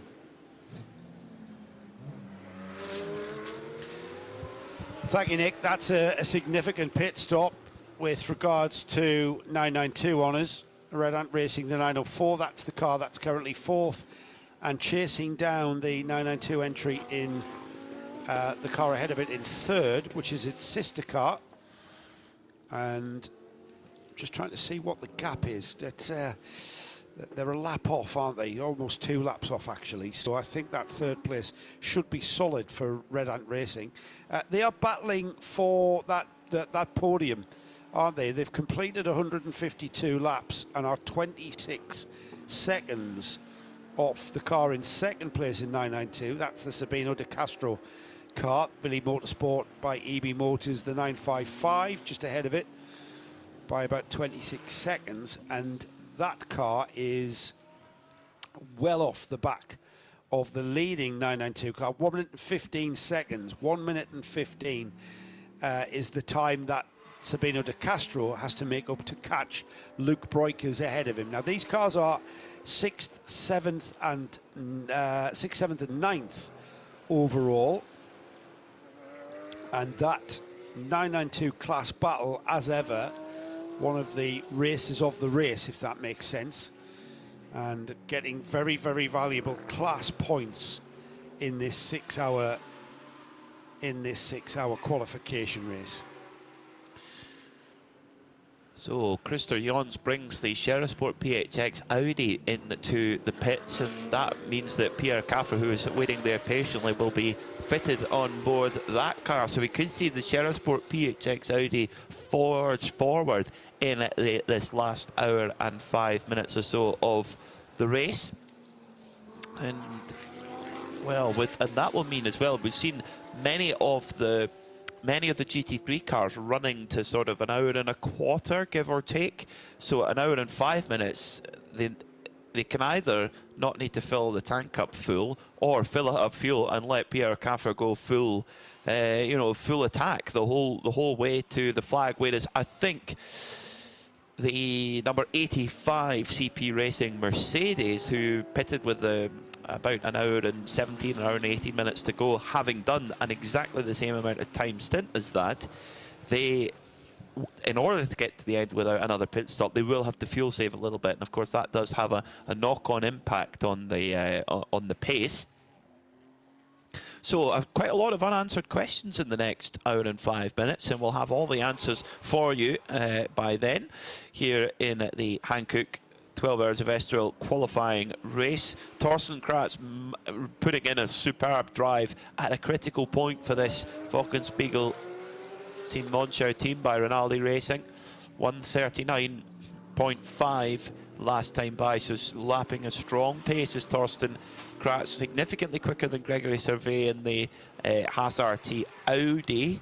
But a little bit off the pace of the Kessel Racing Ferrari of David Fiminelli. But David Fiminelli is classified as a pro driver, Torsten Kratz as an AM. So the job that the Wochenspiegel guys have done, they have punched so far above their weight. It's just been consistent, hasn't it? Yeah. I think that's the strength, really, in the consistency of their driver lineup. I think the Haas RT Audi also has a very consistent driver lineup. However, what was to their detriment was, of course, that puncture. And who would have thought just one puncture, as you know, that has just brought things to really it's put them out of overall lead contention to a point. You know, they've still got 54 seconds. That's gone out from 45. Now it's up to 54. It will take very little for that to disappear if we have a situation, an incident with slower traffic, a spin, anything that will just, you know, that 54 seconds will disappear in the blink of an eye. So you've really got to be, you know, it's very easy to see 1 hour to go in a 6 hour race and think, all right, we're there, guys, we're there. No, you're not there by any chance. not. It's the most dangerous hour. If there's 3 minutes on the clock, you're still not there. You're not there until that flag is flying. No question about it. I totally agree with that. So Haas RT in second. You mentioned punctures at Summit Monza. We saw a lot of punctures. We had very intense heat there as well, and a lot of the points on the circuit, the chicanes at Monza, the drivers had striking the curbs, and that caused problems. Today, different, like you said, only one puncture for Haas RT. They did have that little bit of damage to the tyre, which they suspected might have been camber. So they could have. You know, it might be something that they have to tweak the setup for tomorrow to make sure they take that risk away, because I think on outright consistency of pace, Haas RT have the car to win overall. Nick Damon, someone serving a penalty. Yes, it was Red Ant, the 903, who've served the penalty. The red Ant. It's now trundled on down to the pit lane to get its full service. They have changed drivers, so out has got Yannick Redont. I'm not quite sure who's got in. My guess is on rotation it should be his brother, Ayrton Redont. And Ayrton does have a Cineresque helmet, so that's interesting. Or was it Ayrton who got out? I may have missed a set of changes. And they are now rolling away. So that's another service. The team currently locked in battle with the other red animal, the red camel. Yeah, battle of the red-coloured species. That 10-second penalty, what Nick has just described, is for a track limit infringement. It's the 6th offence track limit. That's just, he hasn't just gone across the white line once, or that car hasn't indeed. So 6th offence for the 903. That has now served that penalty and is back out and underway. Another bit of news, the number 1 Audi of the Shearer Sport team now got Pia Kaffer at the wheel of the number 1. So we're going to see that car optimised. It's currently in the 6th overall in GT3, 1st in the Pro-Am class, and that car now 7th overall, and will be chasing the cars ahead of him, who he may gain ground because they have got there's the cars ahead of him, Antonio Siniero, the E2P car does also pit stop, as does the red camel car, and Nick is there with it. Yeah, full service of Red Camels. It's going to be. We are going to see Ivo Breukers get in and do his minimum drive time to score his points. Out has got Luke, and the tyres are already being changed. No requirement on this Porsche for a top up of oil, so obviously running well. This is a very new car, of course. They new in Spa, but they did damage it in Monza. Last bit of seatbelt tightening. Luke walks away, and Ivo drives away massively down 100 metres and then stops at fuel. Thank you, Nick. So, Ivo Breukers is going to wait in the... Oh, no, he's just going into the fuel station now. So, Nick, this is an inquiry for you. We've opened your mic if you want to have a chat to us. It's a question for Trussers. Now, Ivo's still on the pit lane, into fueling. He's got to do a minimum of 1 hour. We'd like you to confirm that with that team strategist, Mr. Truswell. I will pass that confirmation to my erstwhile colleague. Hang on. 30 minutes. I'm handing over to Peter right now. Sorry, forget that. We've clarified it ourselves. He only has to do a minimum 30 minutes. There you go. Well done. Easy clarification. Yes, thanks for that. It was. Thank you, Nick. So, what we've just done there on live TV is doubt Paul Truswell. which was that should have been our With what, downfall sorry? straight. Well, but on live television, we just doubted Paul Trustwell, who's their team strategist. Do you think he was going to make that mistake? How did No he? way. Well, No yes, I chance. know, no chance. No No, chance. that's why I doubted myself. That's why you doubted yourself. Yeah, when I you was like, checked. wait a minute. I that's tell you not what, right. you know the Audi R8 question you posed? Go on. I tell you what, there was one bloke who I thought, if anyone knows the answer, and he's been probably working feverishly listening at home across in the United States. And this is for those who are just joining us. This is who has won in an Audi R8 prototype as well as the Audi R8 GT3 car. Right now at the wheel of the number one, Pierre Kaffer for Sport PHX has done that. He won Sebring 2004 in a prototype and has done it in a GT. Go on, Joe, tell me. Janos Wimpfen. Do you know Janos? Have you met Janos? No. Oh, no. Man, Janos, great guy. I wish he was here. Used to be here at some of these races quite a while ago. So here we go. Other Audi Proto winners who also won overall in an Audi GT. Frank Biela, good one. 2012 VLN. Capello, Dindo Capello, 5 wins in Italian GT. Marcel Fassler, SRO Sprint, 2017. Did he drive an R8 prototype though? Marcel I think he might be an Fassler. R10. I think he came after. Okay, yeah. It's got to be an R8 Janos, prototype. You're listening to this. Yeah. So Marcel Fassler were questioning, was he in an R8? Or an R10. Andre Lotterer, Likewise. likewise. He missed the R8.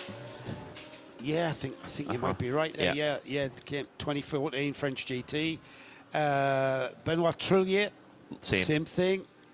It's got to be an Audi R8. Ortelli, lots of GT wins, and Ortelli, yes, did race in R8 Yeah. prototype in That's a good one. 2005 at Silverstone. So brilliant. Thanks, Janos. That is excellent. Great stuff. What knowledge. But A plus for effort. we're questioning Fassler, Lotterer, and Trillier, who came at a later age, didn't it? Yeah, they came at the 2010s. R10 at the didn't they? earliest, yeah. 2010s, the R10s. Brilliant trivia. Great one there to see. But it's quite a boast, Pierre Kaffer. But Stefan Ortelli, of course, that's a fantastic shout to win. And he's still going, is Stefan Ortelli. He was raced in Spa at the weekend. Still cracking on. Still ever as quick, the Monegasque driver. Pierre Kaffer, this is, well, interesting to see how much Kaffer's going to throw at this. Because it's all about how much ground can you make up. Yes, Pierre Kaffer's pace is really impressive. Just done a 139.3 last time by, but did come across a little bit of traffic, came up behind Antonio Cinero. In fact, that was for position, changed for position. Pierre Kaffer goes past Antonio Cinero, and for young Antonio, this will be quite an education. If he can hook in behind Pierre Kaffer in that Audi for a couple of laps, that will be a real clinic behind one of the best endurance races there's been. 2 Nürburgring 24-hour wins, 1 overall, 1 in class. He's won Le Mans 24 hours in GT2 with Ferrari. He's won Sebring in GT2 with Ferrari. He's won Sebring overall, of course, in that Audi R8 prototype. And you think the teams he's driven for, Risi, Manthey, AF Corsa, Phoenix, Champion, Audi Velox, WRT, Flying Lizard, And you name it. another thing to hate him for is he doesn't look a day that he's aged. He doesn't look any 46. difference as when he was 19. I mean, look at Nick. He looked 60 when he was 30. Pierre Kaffer. Anyways, yeah. That there, Peter, is exactly why what I was describing earlier. He's not just a driver in that Shearer Sport with PHX. He is part of the structure of everything about that team and everything about how that number one Audi goes about its race.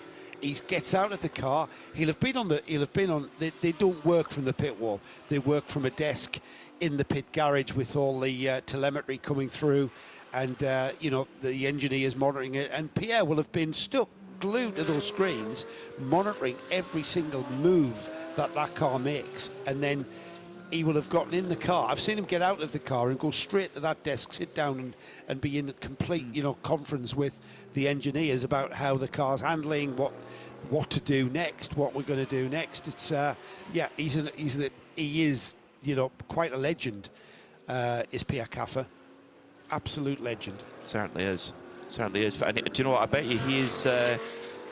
I bet you he is relieved to get in the car then. If he's got the kind of stress of running the car and making all these kinds of choices and what's got to happen, but he is he's just going to be relieved just to get behind the wheel and enjoy. Just relax and enjoy. Yeah, I'm pretty for sure a drive at home on a brilliant circuit and a great race car. What more can you ask for? Ahead of him, who was a pit stop ahead of him? Go on. Here, listen to this, mate. Listen Go to on. this. He's just got in the car, right? I don't know how many. He's only done a couple of laps. He's just put in a 1:38.417. That's the fastest lap the car has put in all day. Yeah. Bosh, straight Bosh. in. It was, Get in. you know, it was someone's Bosh. come on the radio going, "Oh, Bradley's waxing. Bradley and Mackay are just waxing lyrical about you. You need to pick up the pace a little bit." Okay, watch this. Yeah. Watch this. Hold my beer. as they Yes, say. but the best lap time of the WTM by Rinaldi racing car. Now, bear in mind that they've which would have been set by Leo Weiss, 1:37.5. So Pierre Caffer on the best lap of the day is 9/10 of a second off the best of the AM class WTM by Rinaldi racing car. They've dominated today. They really have dominated. Kessel Racing in their Ferrari, they're in third. Their best is a 1:37.4, which is the best lap of the race from anybody. So Kessel Racing, best lap of the race. They had that in Monza as well, funnily enough. So Janos is he thought we meant all prototypes, Audi prototypes. Capello, he confirms Capello did win in the R8. Yeah, we didn't question that one, Janos. Fazla, Trullier and Lotterer, all R18s. They never won in an R10. That's interesting. Yeah, that makes sense. Yeah, they were on the scene after that, weren't they? Yeah, of course. Yeah, R10 was being switched for the R18. That's good knowledge. So it's Ortelli and Capello. Fantastic. We've won in an and Pierre Caffer, of course, as we've mentioned. Super stuff. Well, Nick definitely wins the father and daughter quiz with Stefan and Peter Cox. That was a great one. That was a really good one. Yeah, it was an excellent one. The one that was so obvious, I could smack myself around the head, which I'll let Nick do later with a damn cabbage leaf. Yeah, great stuff. Great stuff from Gasberry as well with the husband and wife team winning the Paris-Dakar, the Peter Hansels. Ivo Breukers now at the wheel of the 909 doing his stint to give himself championship points. He needs to do a minimum of 30 minutes. He'll be able to do a minimum of just under an hour, taking that car to the flag. It's currently leading the 992 class. He's got a gap of 1 minute and 12 seconds over the second place, Philly Motorsports by EB Motors. Sergio Nicolai at the wheel of the number 955 now. They are 7th and 8th overall. Just ahead of them on the track, though, is the 1st, 2nd, 3rd, 4th, 5th and 6th place GT3 cars. And with Torsten Kratz leading this race by 1 minute and 7 seconds from Gregory Surveyor in the Haas RT, cars 22 and 21 respectively. 3rd place is the number 8, David Fuminelli in the Kessel Racing Ferrari. And then we've got the CP Racing, Charles Espenlaub. At 2 minutes and 31 seconds is the gap between Fuminelli in 3rd and Espenlaub in 4th. And then we've got 1 minute and 22 seconds for Pierre Caffer to make that ground. Another personal best lap time from Caffer there. He's just putting them in lap after lap. 1:38.3 for Caffer, who's got a 5-second gap over the 6th place Antonio Seniero in the E2P Racing Porsche. And that gap's going to extend. That gap's going to go out from 5 seconds because Caffer is lapping about a second and a half quicker than the Porsche behind him. So the only car really that is in a position to challenge is in the next, and time's running out to do this, is Pierre Caffer, who is catching. He's got 1 minute and 22 to make up on Charles Espenlaub, and I'm not sure even the legend that is Pierre Caffer can do that to the legend that is Charles Espenlaub. Very true. In the 992 class, Ivo Breukers has got to keep himself honest here. He's lapping very strong, low 1 minute 43s, which I think is exactly the window he needs to be in right now. And so Joe Nicolai has just put in the best lap of the race for his car, a 1:41.766.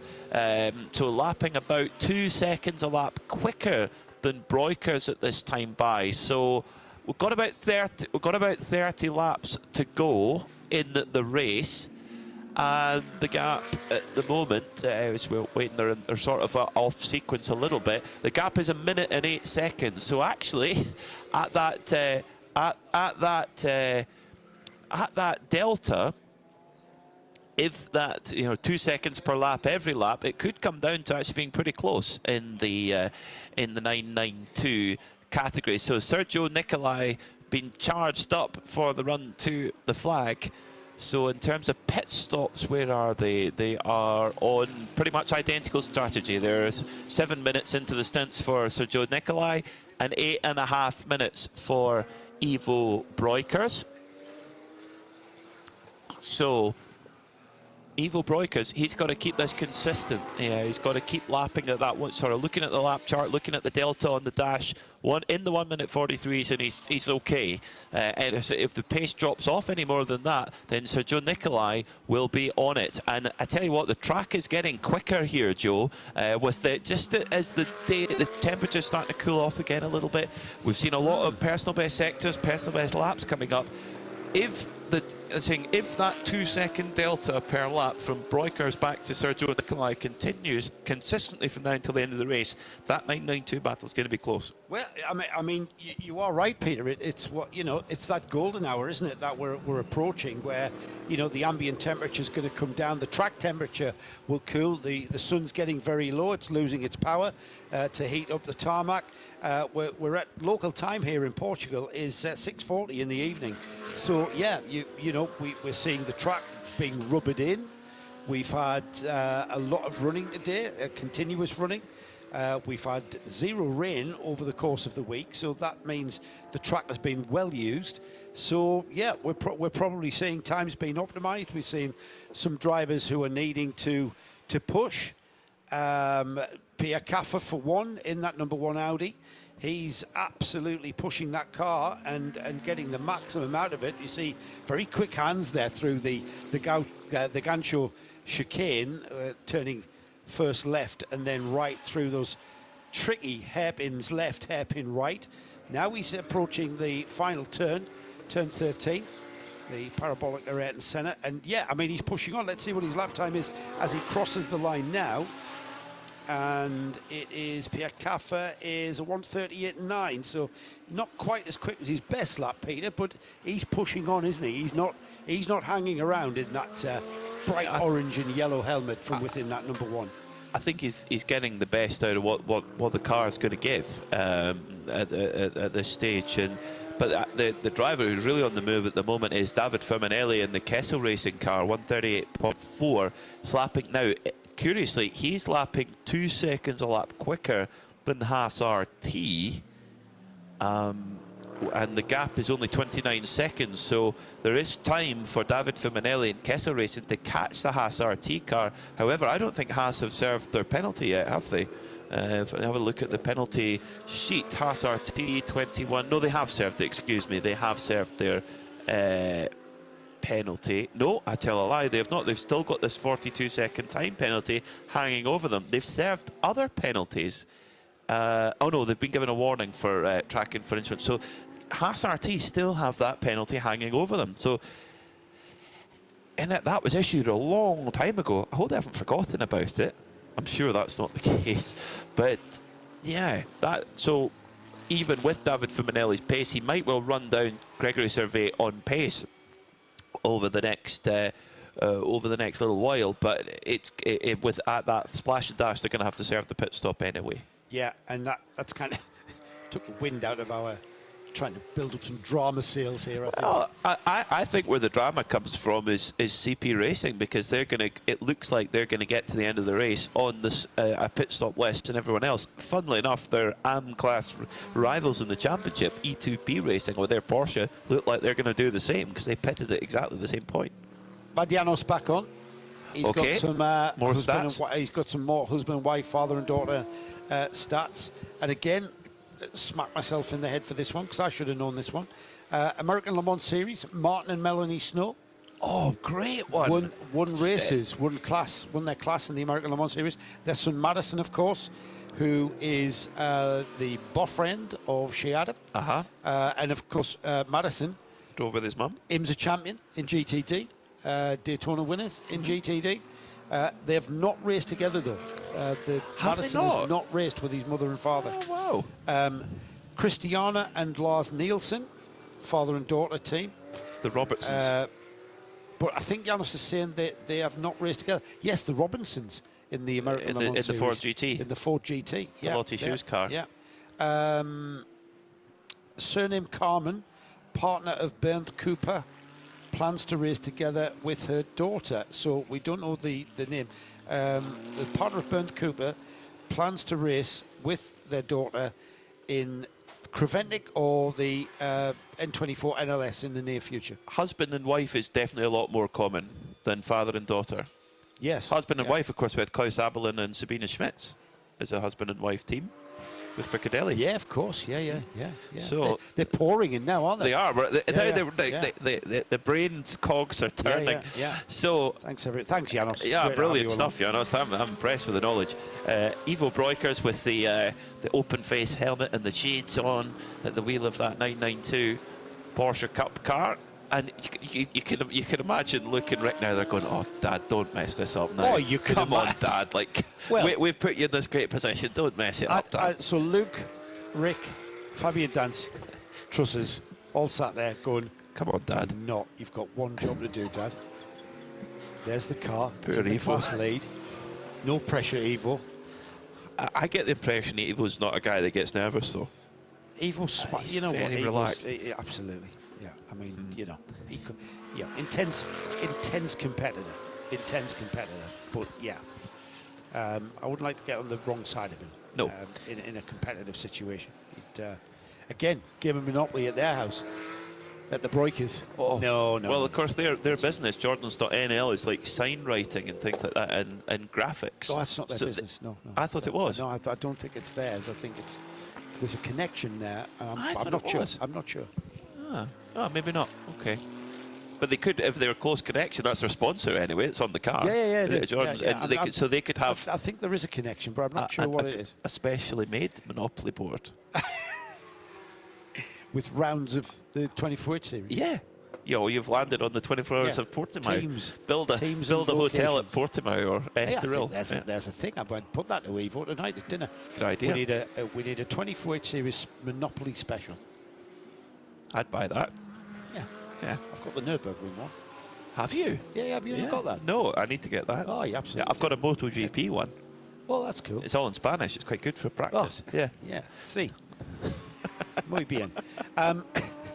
We're getting close to the point in this race where we are pretty much certain that everyone in that top sort of 10 that are in contention for overall honours and class honours are running to the flag. I'm right, I haven't missed anything there, Peter, have I? We all are running to the flag. Absolutely, we're running to the flag. Yeah. There's 41 minutes to go, and it'll run to. Clock will come down, and then wherever, depending on when the leader passes, we will get the white flag. So, white flag will tell us that we'll have one lap remaining. It's a minute and 12 seconds is the gap between Thorsten Kratz for WTM by Rinaldi Racing and Gregory Servet for Haas RT. Now remember, Haas RT, they do have a 42-second penalty which will not be added at the end of the race. They have to serve that in pit lane. They have to come in, go into the penalty box, excuse me, and come back out again. So that actually, although it's 42 seconds, it actually takes a bit longer than that to serve it. You've got a couple of seconds going in, a couple of seconds going out. So it does accumulate a little bit more. David Fuminelli has just brought the Kessel Racing Ferrari into the pit. So 40 minutes to go. We've got Kessel Racing making their 6th pit stop of the day. We believe those around them will have to serve pit stops as well. So Fuminelli comes in. I suspect, Joe, that Fuminelli. That's the one that caught me out because everyone's on 5 pit stops, and that's a 6th pit stop for that car. And I'm not quite sure where I've missed that. I have to look back over my sheets. I'm pretty sure that the leading Ferrari, number 22, that's a run to the flag. The Haas RT car we've mentioned will have to serve this penalty. I know there's a regulation. They might want to be arguing this penalty that was issued for exceeding speed limits. I've not seen any Haas R T-shirts go past our window to race control, though. Unless No, they've been there neither arguing have it I. ever since, No, and we neither missed have them. I. No, maybe, you know, we'll wait and see. That's not for us to speculate on. No. We'll wait and see how that one pans out. So David Fuminelli in the number 8 Ferrari into the pits. Now, when I think about it, I should have seen that one coming, because Charles Espinlaub was running third with Pierre Caffer. Pierre Caffer's going to try and benefit the most out of this Kessel Racing pit stop, and will make ground. Might not get him the place, he might not be able to overtake the number 8 Ferrari, but it's certainly going to put him in contention. David Fuminelli, last time by 1 minute 41, I think is what I'm seeing there. We'll wait and see how that pans out. So we're inside the final 40 minutes then. This is the 6-hour qualifying race for the Hankook 12 Hours of Estoril, which will take place tomorrow. And it's not just about racing for grid position to start the 12 hours tomorrow. This is a point-scoring 6-hour race. We're going to have a podium. It's going to be Nick Damon who will take you through the podium process, where medals will be awarded. It's not going to be a normal race ending podium where we have national anthems and champagne spraying, but it is going to be a podium where awards are going to be made to our class winners, first, second and third, and Nick is going to be out there doing that. But we're still just over half an hour away from that. So with out of the pits has gone the number 8 Kessel Ferrari, now with Marco Frezza at the wheel of that car, now on his outlap. Another very fast driver, a driver who raced back here at Estoril in GT Open in 2008. So he has driven here before, but that's a while ago. But I'm sure he could the same. Yeah, it hasn't changed. That's very true. That's how long ago it was that I was here. Marco Frezza, he was a Formula Renault driver for many, many years, single-seater driver before moving to GTs, and found his success in GTs, and has won in the 991 class, that which we don't have anymore. Of course, it's progressed to 992 generation of Porsche Cup cars. But Marco Frezza, a very good pair of hands for them to have in their car for the run to the flag. Yeah, strong finish for the number 8 Kessel Ferrari. I like how in the font of the number 8 that they've got in a kind of roundel on the thing. Yeah, it looks like retro. Barry Sheen style. Yes, it's quite retro. Very retro. Yeah, quite retro. It's super cool. Trust Kessel and Ferrari to get a lovely looking car. When they have a red car that they sometimes bring out, and that roundel is very, very similar to the Nart Ferraris, the North American racing team Ferraris that ran in the 70s. Yeah, and it because of that, it gives it that very retro feel, which is quite spectacular.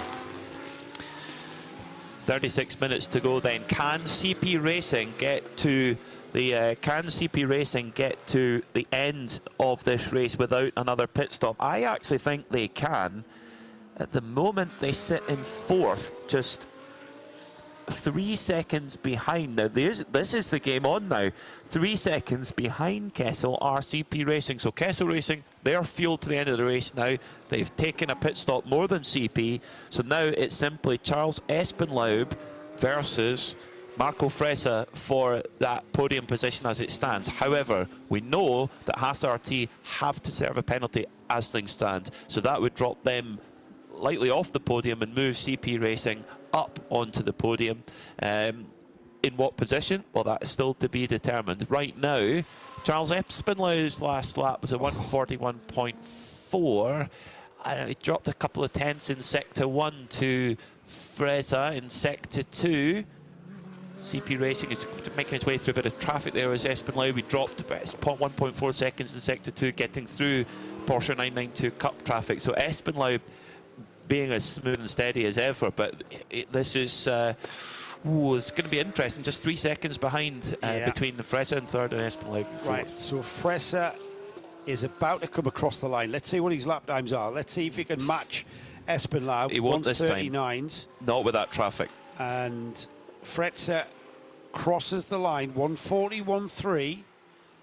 And then we've got Espinlaub, who puts in a 140, 134. No, 138.4 for Fressa. Ah, right, I can't see. My eyes have got crossed there. We've got a small time screen Yeah. here. 141.3 for Espenlaub, but Espenlaub was held in traffic big time. Okay. And So gap's lost gone out from 1.4. 3.5 to 5.9. So Correct. 6 seconds, almost doubled. Yeah, that's right.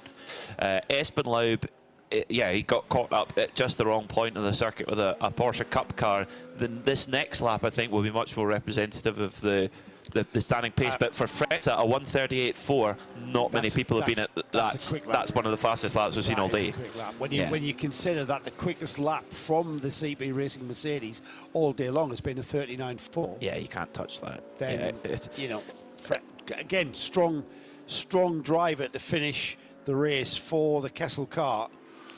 And the car's strong. No question about it. The Ferrari, either in Pro trim or in even quicker AM trim, that Ferrari 296 GT3 has been a masterful machine since rolling out this week here in Estoril. Speaking to some of the drivers who have raced it, Felipe Fernandez-Lazar, who won Nürburgring 24-hour in that car, he says it's like driving an the chassis-wise, handling-wise, he says it's like driving an LMP3 car. And when you think about the construction of it, the carbon monocoque, etc., that Orica have built alongside Ferrari, no wonder. And for a circuit here that's so technical and so challenging like Estoril, no wonder the car's doing so well. And then it's got the grunt down the straight as well. When you see those 296 Ferraris unclothed, you can see the engineering that's gone into them. Prototype standard engineering, like you say. I'm not surprised that's the way the car fails. And just, and that's what they do, isn't it, with GT racing? They just keep pushing that envelope, until the cars become too expensive to run, too expensive to buy, and then we have that cycle. I don't know how far, I'm not going to argue, debate how far we're off from that cycle. Of course, right now, I'm just loving GT3 racing, and I'm one of the people who are happy to see GT3s going to Le Mans for the 24 hours. I think there's a massive amount of GT3 cars out there across the world, and we're not going to be short of an entry in that class at Le Mans for sure. I think very, very, very. That will be the hottest ticket. ACO. Yeah. It will be the hottest ticket in town, a GT invite for Le Mans. You think about demand to supply, it's by far the biggest, it's by far the rarest ticket to the ball to get in the GT3. But I think that Ferrari duo is the biggest step change we've seen in GT racing since the Ford GT came along. That changed GTE for good. Well, that was, I actually don't think so much of a step forward as that Ford GT was in GTE, because that was a prototype car. Yeah. Plain and simple. Yeah. That was a prototype car that was homologated with a very minimal amount of cars built for it to qualify.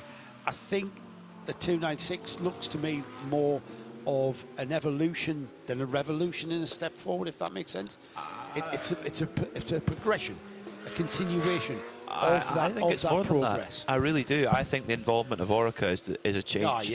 I think for someone like Ferrari to go out, yes, there's certain components on the car that are always outsourced, that you might always go to, I don't know, a Brembo or an AP or Multimatic for dampers. There are lots of suppliers. I'm not saying one particularly, but for a company like Ferrari to go, really third party, not having it in-house for real big major components of the car and major design and build of the car, I think that says an awful lot. A bit like Ford did with Multimatic, with the GT.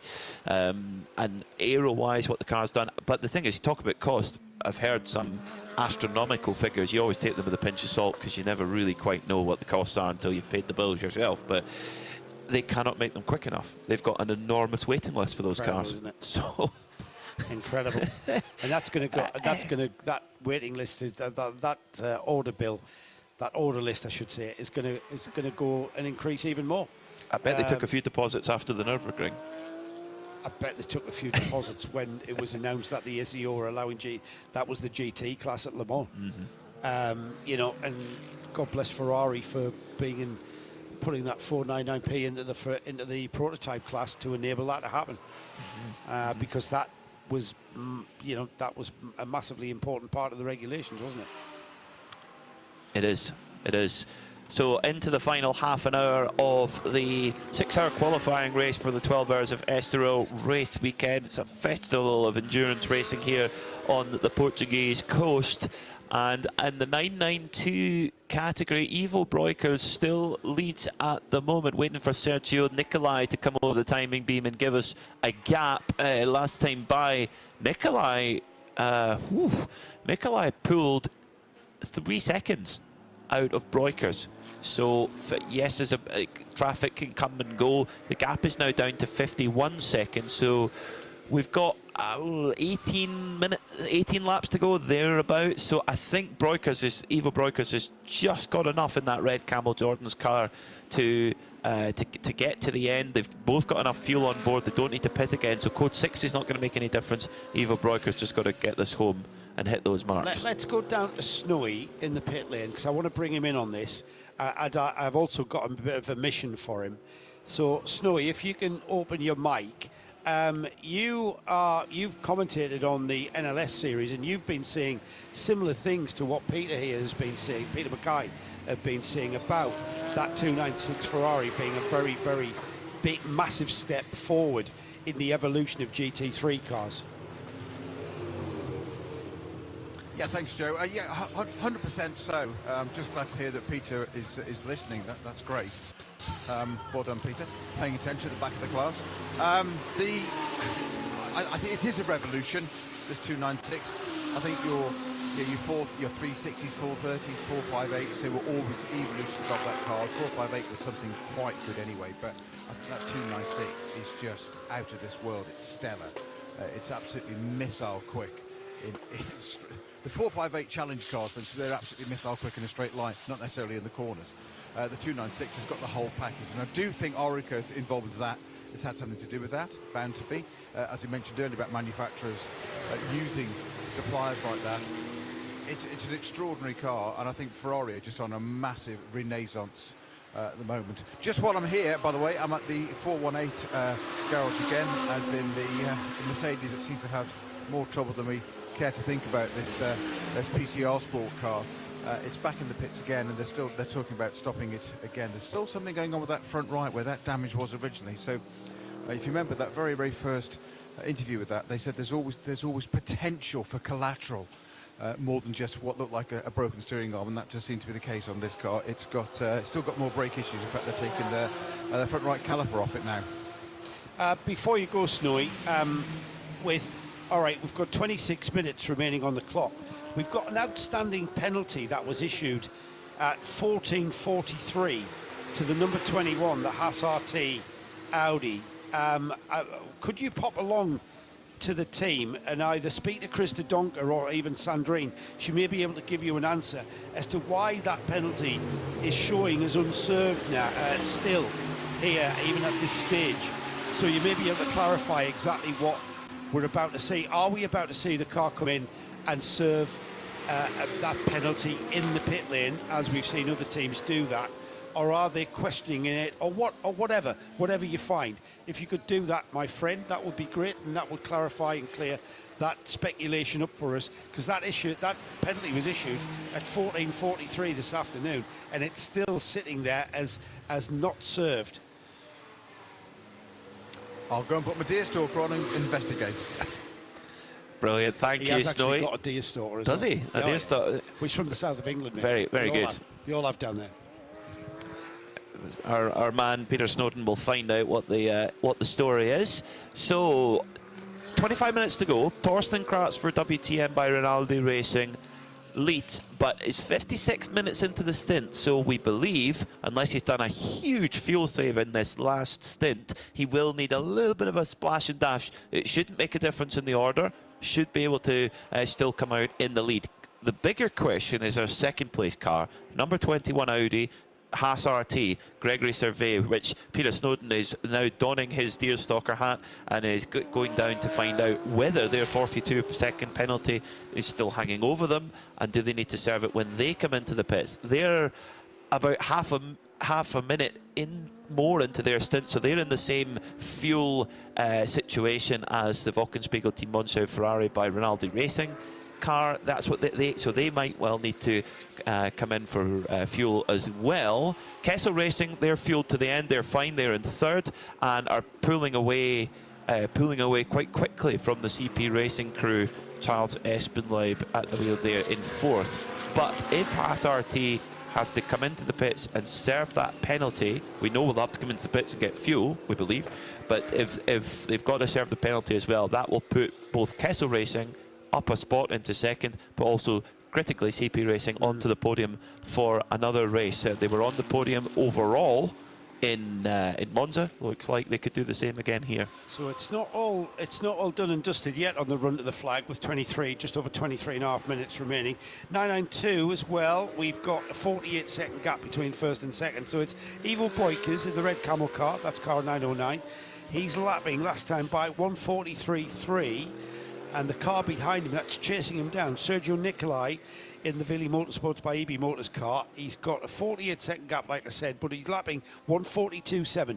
So it's just about a half a second, and with just over 20 minutes to go, if they continue lapping in that vein, then time is going to run out before Nicolai can get on terms with Breukers and maybe sort of show himself in the mirrors of that number 909. So it's the 909 with the 955 Vili Motorsports car in second. A further, 1 minute and 19 seconds, so it's a lap down off the lead lap in the 992 class. Ayrton Radont is at the wheel of the 903 Red Ant Racing Porsche, and he's lapping in the 43.5s.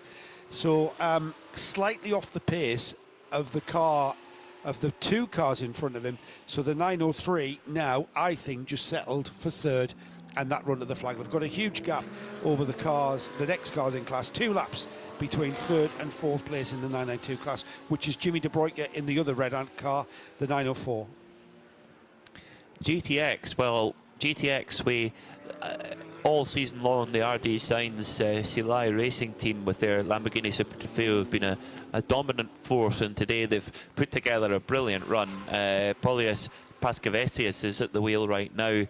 Their rival, the Vortex V8, it's not been an ideal day for them. They had, unfortunately, a brake failure coming into the parabolic interior, which brought out our only Code 60 of the day. 30 minutes of Code 60 in the opening hour, and they're quite far down the order. So GTX looks sewn up. In GT4, well, it looked like, this is the question now, Atlas BX Motorsport, now they can, with that problem for Bagheera with their electrical issue, Atlas BX Motorsport, they might be able to get to the end. They're leading, and they might be able to get to the end, Joe, without coming in for more fuel. And that's going to bring them close together in the championship.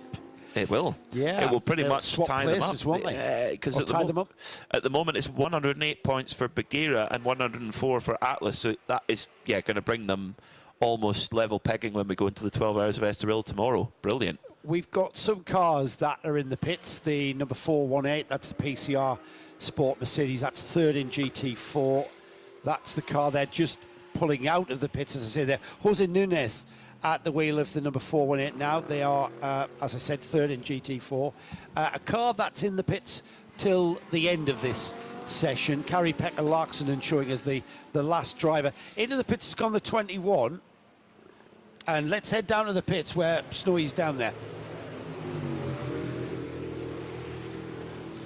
Yeah, hi. I've just had a good chat with Chris Donkert at Haas RT regarding outstanding penalties to go and investigate, and it's very interesting. It's basically speeding under. Well, the race directors are saying the car was speeding by 3k under the Code 60 earlier in the race. That's why it's so long ago and still outstanding. However, they say their data doesn't align with that, and it's not correct. So they have, they're not going to serve the penalty during the race. They've requested permission to submit the data at the race finish and say, sorry, but you're wrong, we're right. No way are we serving it now. Yes, they did explain it in slightly more direct terms. Yeah, did you speak to Chris, did you? I did, yes. Yeah, Chris is great. He would have told you in language you understood, Snowy. Yeah, I mean, that's what I was... Not broadcastable, though. Obviously, yes. Great stuff. That's why I was beginning to get a little bit dubious as to why that car had not served that penalty. And there's the car pulling out of the pits now, just seeing it, pulling out the pits. Gregory Severe into and out of fueling. That's all the car did. And showing in second place. So that's pretty much a run to the flag now for all of those cars in those positions, first, second, third, fourth, fifth, sixth, seventh, eighth. In the GT3, I've had a 7th and 8th in there, which is the 992 Cup cars as well. But everybody now running to the flag, unless, of course, the next 18 minutes or so brings a bit more drama, and it's going to have to be drama and incident that really stirs things up, because at the moment, everybody's settling into a pace that's not really going to change any of that running order now all the way to the checkered flag. So it will be the end result for this 6-hour race here in Estoril will be decided in the stewards room over the next couple of hours. We've only got 18 minutes of racing left, but the competition carries on, and the team are well within their rights to show their data and show their information and say this is what we see. Tell us if you disagree or not. Which might mean Nick is still doing the podium at 11 p.m. tonight. Could do. Now well, we're having a glass of rum. Yes. Is this going to scupper our rum plans at Hazard? Sandrina's still got some Antiguan rum. Nick's going to hear that in about 30 seconds because he's listening online. Dear me, poor Nick. Now, a question is as well, is Haas RT, that just their little splash and dash, looks like they have come out in second. They've returned to racing in second place. We'll see how just once they come over the line to check that that's all okay. But Thorsten Kratz leads for Wochenspiegel Team Monsau Ferrari and will need a splash and dash, but again has the time in hand to do that. Has about a 3-minute advantage over the number 21 Haas RT squad. So there's time to come in and do a pit stop. Not an issue. So the top 3 at the moment, as they're going to finish on the road, if like I say, Joe, if we don't have any drama in the next 17 minutes, that top 3 on the road, Wochenspiegel Team Monsau, Haas RT and Kessel, looks set. But for CP Racing, they're looking like 4th overall at the moment, 2nd in their class. They'll be hoping that Haas RT's data doesn't show that, and that the penalty is given, and then they move up a bit a place. But you've got to be pretty confident to present a case like true. that, and you know, Chris Donker, the guy who's going to do that is a very experienced race engineer, and he'll not be doing that lightly. He'll be pretty confident that he has the data in front of him to present to the officials to negate that penalty. I mean, it was a massive penalty, 42 seconds, the biggest penalty we've seen today being issued. All the rest have been 5 seconds, 10 seconds. In fact, let's just clarify that. Yeah, 20 seconds is the largest one. Oh no, sorry, there's a 30-second time penalty for overtaking another car under yellow, and that was to the number 8. Sorry, no, that was cancelled. So I was right. 20-second time penalty for the number 1, causing a collision earlier in the race. So that was the largest penalty, 42 seconds, you know, more than Huge. double that one. So that must have been significantly over the code 60 limit.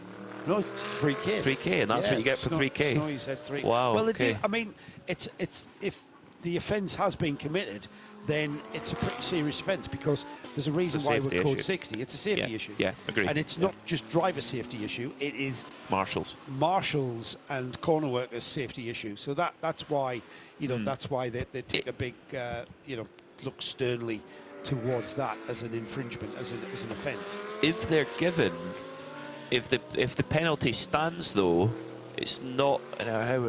Oh, now that's interesting. If they get given just 42 seconds, they will still finish ahead of Kessel Racing. If you threw the flag out now, that's right, it's 52 seconds. But the flag doesn't go out now. The flag goes in 15 minutes. And in 3rd place, Marco Fresa is lapping. He's just on a 38 flat.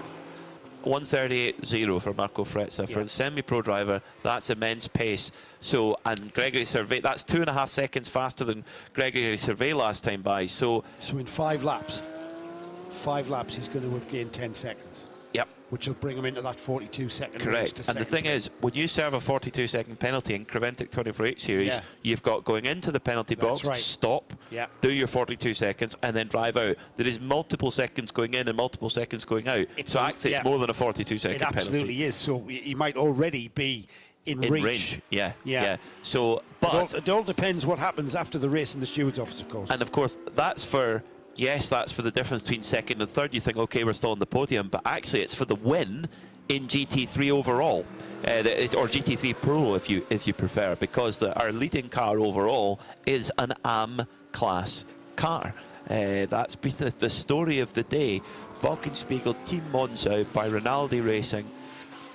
Just an exceptional performance from every man and woman in that team.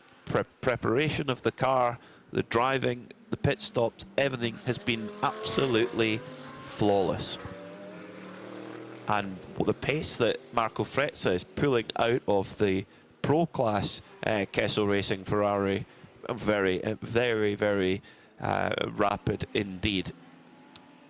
But as always, CP Racing, they're in fourth, they're second in the AM class. They'll bag a good chunk of points, and critically, they'll finish ahead of their championship rivals, E2P Racing. They are only ahead by 2 points in the GT3 AM standings at the moment, so any little advantage that they can get is really important. And when they go into the 12-hour race tomorrow, we basically, we reset and go again. The difference in grid positions is going to be minimal. If we finish the way we are now, CP Racing will start on the second row of the grid, and E2P Racing will start on the third row of the grid. So, that could change at turn 1 very easily. So grid position wise, they go again. But this round, if this were a boxing match, round 1 in that GT3 AM tussle is going the way of CP Racing at the moment, ahead of E2P. But E2P, the Spaniards in their Porsche, they could easily settle the score tomorrow in the 12-hour race.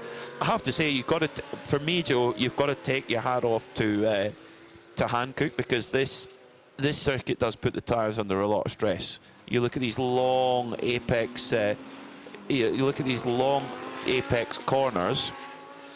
These long apex corners, like we saw at Monza, where a lot of the time there were a lot of long right-handers, long apex corners, and the rear left was getting worn out, and we were getting punctures. Today, we've not seen that, and I think Hankook, they'll have gone away like every tyre company does. They have learnings. They see what, maybe, is it a setup thing, is it a pressure thing, whatever it might be, is it a construction even of the tyre? Whatever they've done in that time, they've done a good job. They won't have changed the construction of the tyre. That's a pretty generic customer tyre. They'll have. What you get is, you always get the tyre company that you run will give you the parameters of where you should be running. So do you think they might have changed the parameter then, possibly? Well, they'll have been very concerned with the final corner here. Just looking at that for one, they're predominantly right-hand turns, but that final turn where that load on that left rear and also the left front, which is turning the car as well. So they'll have given the teams but the parameters that the tyre company gives you are not necessarily the optimum parameters that you want to stretch to. Yeah. However, I never ran an endurance series. I ran in a sprint series. So you would absolutely push to the edge and go over the edge of the parameters that the tyre company was giving you. Dunlop, for instance, and so the teams are doing that, and they will be doing that, and they will be pushing to the edge, and they will be trying things, because you will get performance from things like camber and caster and tyre pressure and how you use the tyre. But I think the teams themselves being sensible and looking at the configuration of this track and the layout of this track, and there would have been, you don't have to be a tyre engineer to realise that turn 13 is a tyre going to really absolutely push the tyre. The drivers will have been briefed. Peter Snowden's just opened his mic. I'd like to bring him in, because one of the mistakes. Well, before you talk about that splash and dash, Snowy, I'd like to bring you in on this. As a driver, what can you do?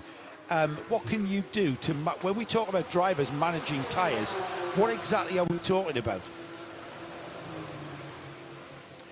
Well, just being very, very careful with all inputs and applications, as you said, not getting on the throttle too soon, not putting too much pressure through the rears, not grading them, understeer, getting on it, going in too deep, that kind of stuff, keeping away from curbs, just looking after them, treat them gently. It's one of the keys to endurance racing. So not sliding them once so you've got it sort of, carrying speed into the corner and just checking that speed so you're not kind of sliding and drifting the car. Is that another thing that a driver could influence? Yeah, absolutely so. I mean, that's never the best way with the car unless it's historic and it's showboating and it's fun. But it's in this kind of racing, it's not. So it's just looking after driving within the limits, knowing the car, and just not doing too much. And talking of which, we've got the 22 Ferrari just going past us right now. That's going for its final splash and dash as well, with the Mercedes 403 that's down there for Matlas BX Motorsports. That's just being refueled as we speak.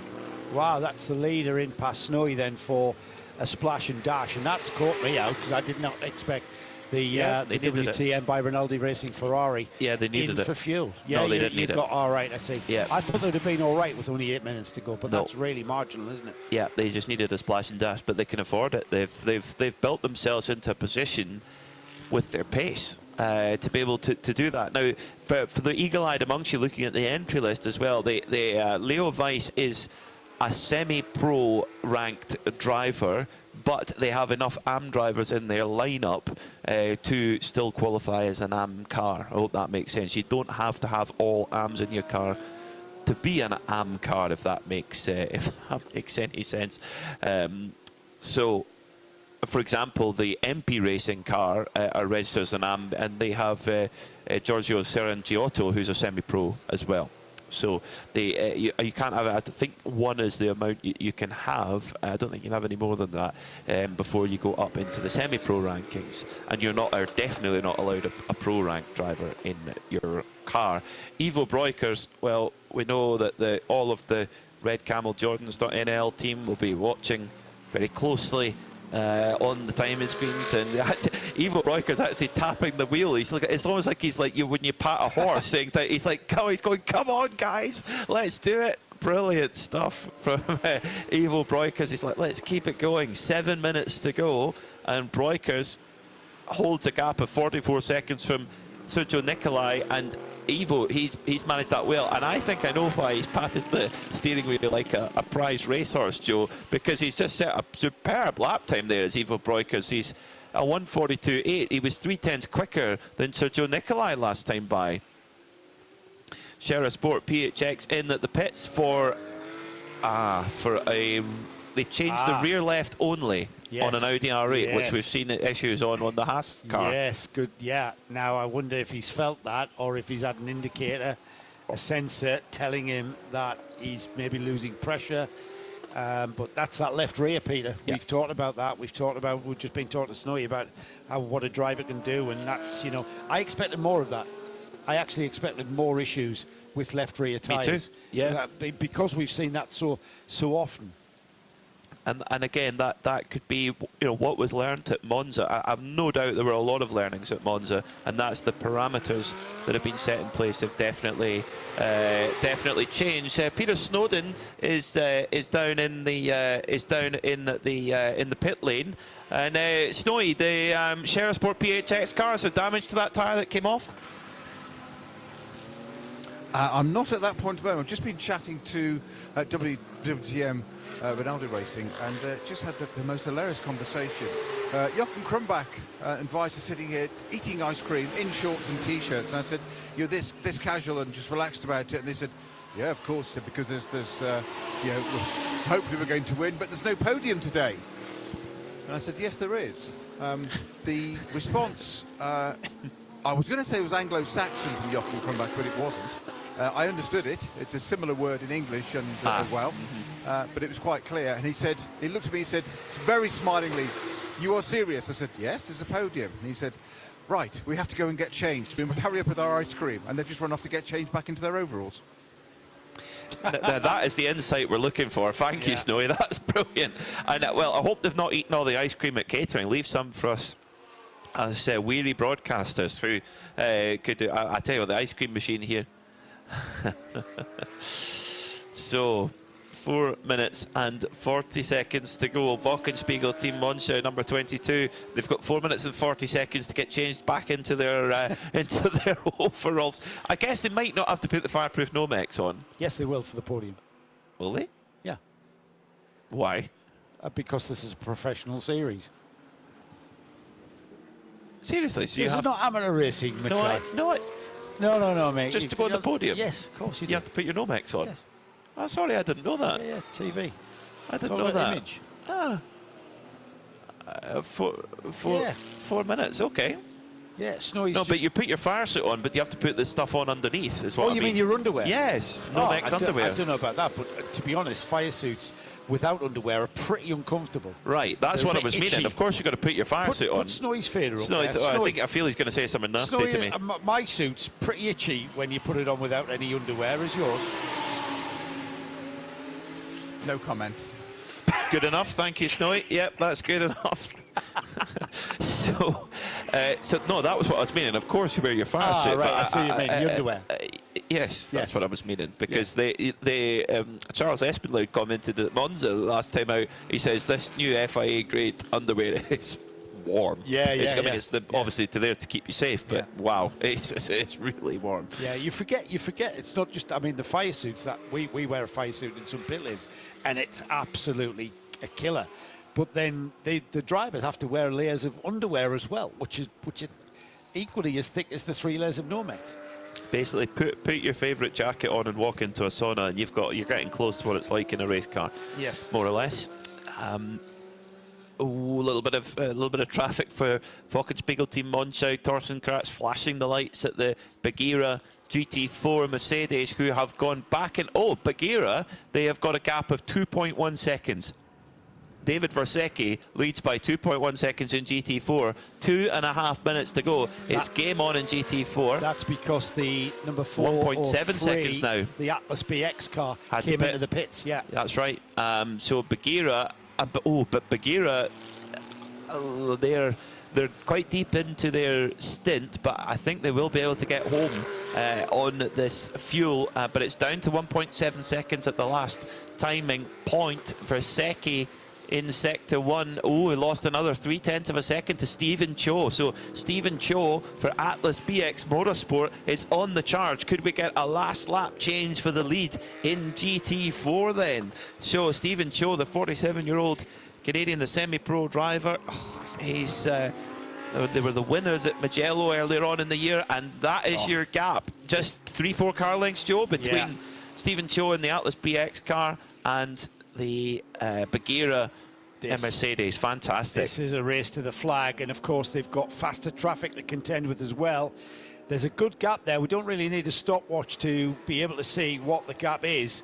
It's literally about 4 or 5 car lengths, and as we get the faster traffic getting in amongst it and overtaking the silver Atlas BX car and perhaps stifling it somewhat from its progress.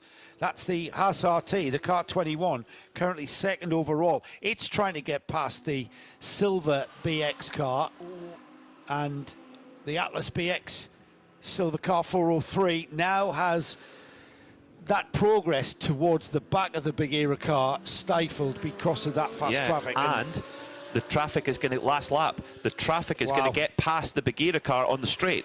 Yes. So the Bagheera car is not going to be fast. The Atlas car actually had to move out the way more or less. Didn't have to, but decided to. Well, he was so last lap. Completely compromised, didn't he? Compromised his progress. The gap has still come down. Half a second. David Versecki still lost half a second to Stephen Cho, so this is not done. 1.1 seconds is the gap here in GT4 to go on to the last lap. But up at the front, Thorsten Kratz for Wochenspiegel Team Monschau by Rinaldi Racing coming up towards Curva VIP for the final time. Joe, this has been one of the finest performances of the season by any car in any class. Yeah, textbook run, I think. The car started from the pole position and then ran on to... Did start from pole, didn't it? Yes. Yes, it did, yeah. The the number 22 Ferrari is being driven. And I think the reason for this strong run, Peter, I mentioned it before, is the consistency in the driver lineup. Yeah, agree. There's very little difference in that driver lineup, what they've used today. They haven't used Georg Weiss at all today. And I don't know whether that was tactical, but it's certainly, you know, Georg, in fairness to Georg, he doesn't expect to be as quick as his son Leo. But, you know, cracking run. They've never put a wheel wrong. They've been absolutely on it with their strategy, the way that they've used the pit stops. They didn't get excited with the first Code 60. They just did what they had to do. And here he is around the final turn and heading towards the flag. So Torsten Kratz for Wochenspiegel Team Monsau takes the checkered flag for Ferrari here at Estoril and wins the 6-hour qualifying race here in Estoril in the 24/8 series powered by Hankook. Great performance from them. We look back to the crew in the garage. They're delighted with that, and rightly so. It's been a perfect drive from that crew. In GT4 though, the game on for GT4 as the David Versecki for Bagheera Racing is trying to hold off Stephen Cho. So we'll come to our overall winner in just a moment, but David Versecki has just held off by actually pulled time out of Stephen Cho. So Bagheera win, but Snowy, down to you with our race winners. Thank you very much. I've just gone to have a quick chat with Leonard Weiss, who's suggested I go and talk to Jochen instead. And the biggest concern I've got at the moment is that I made you rush your ice cream and get your overalls back on. Yeah, we didn't know that we had to go on the podium, but we are, of course, we are happy. And for this, of course, for us, no problem to go back in our race suit. You have a spare dry set, don't you? Yes, we have, but in fact, it was already dry from the dryer, let's say. Yeah, it's okay. Yeah, because it's been no sweat at all, nice cool drive. It was, honestly, it was very wet, yeah. But now it's okay. So not only have you won today's race, of course, that makes you de facto pole sitters for tomorrow's 12-hour race. Yeah. So we are starting from the pole, and of course, we hope that we can repeat the same. But tomorrow is 12 hours, so it will be a really long race. So we will see. So it will starting from zero, of course. But let's say it's a nice beginning or a nice start to the weekend. Yeah, I mean, tomorrow's the same as today, but twice as long. But you don't start from zero, you start from pole. Yes, but today I also start from pole. So basically, from the start, it doesn't change. So, no, it's okay. More of the same? Of course.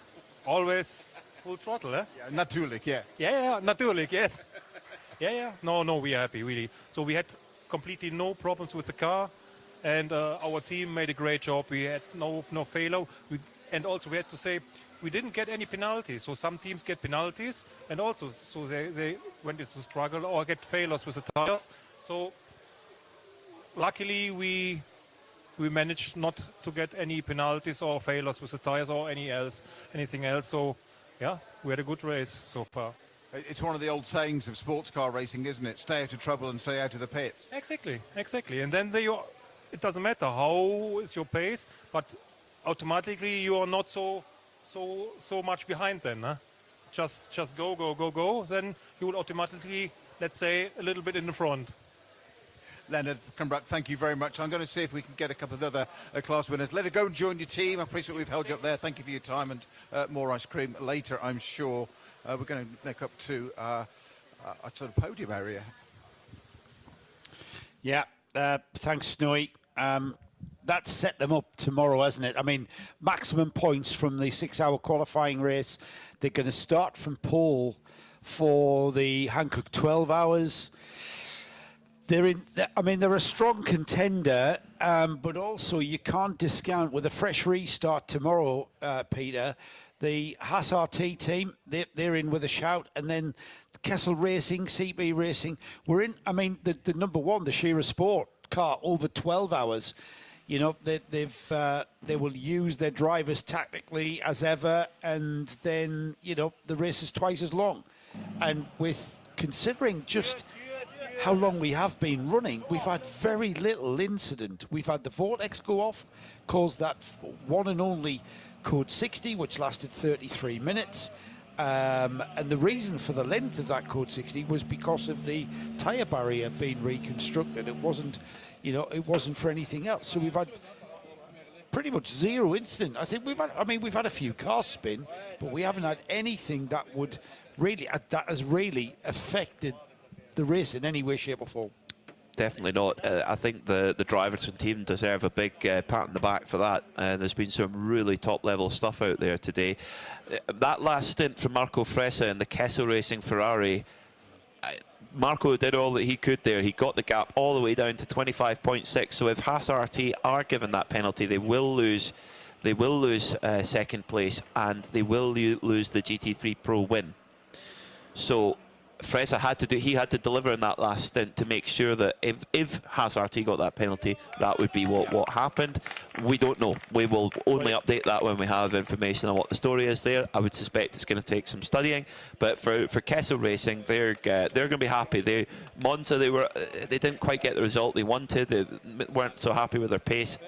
Not such a problem today. They've finished on the podium on the road, and they might well move up a spot and get a class win. But really, the story of the day is all about Wochenspiegel Team Monsau, who could this be their best season in the team's history? A Pro-Am win at the Nürburgring, 24-hour to be here. But Peter Snowden's down with our race winner. Snow, you're going to have to get in on the celebrations. Well, just exactly what we're trying to do. Just waiting for Torsten to get his lid off. While he does, I have a very quick word with Leonard. Leonard, you can't avoid it a second time. You've been part of this team as well. You can't just keep deferring to your teammates. Yeah. You've done as much work. My best. I try also always to get them in front of the camera, but sometimes you have to do. No, but very happy with the result. Really good to start from pole tomorrow. So yeah, let's see. You're not one of those drivers that's camera shy, are you? I don't know. I can't quite believe that. Sometimes maybe, but sometimes, depending on the mood. Yes. You should be in a good mood today. You've just won. I mean, look at Jochen's face. Look, that's the race. Yeah, for sure. Was really happy with the result, and yeah, it was a good race. Okay, thank you very much, Leonard. Let's have a quick word with Torsten Kratz. Torsten, so if not taken out. Torsten, you got taken out by Seb, our cameraman there. So just tell us, how good is this Ferrari? It's incredible, really. So this car is so nice to drive. Of course, we have to manage the tires as all of us, but it's really incredible. It's we have such a nice setup. We found a very nice setup to keep us on speed the whole stint. So Rinaldi and WTM made a great job. So the car was really perfect all the time. Very predictable and easy to drive, honestly. So yeah, it was a lot of fun.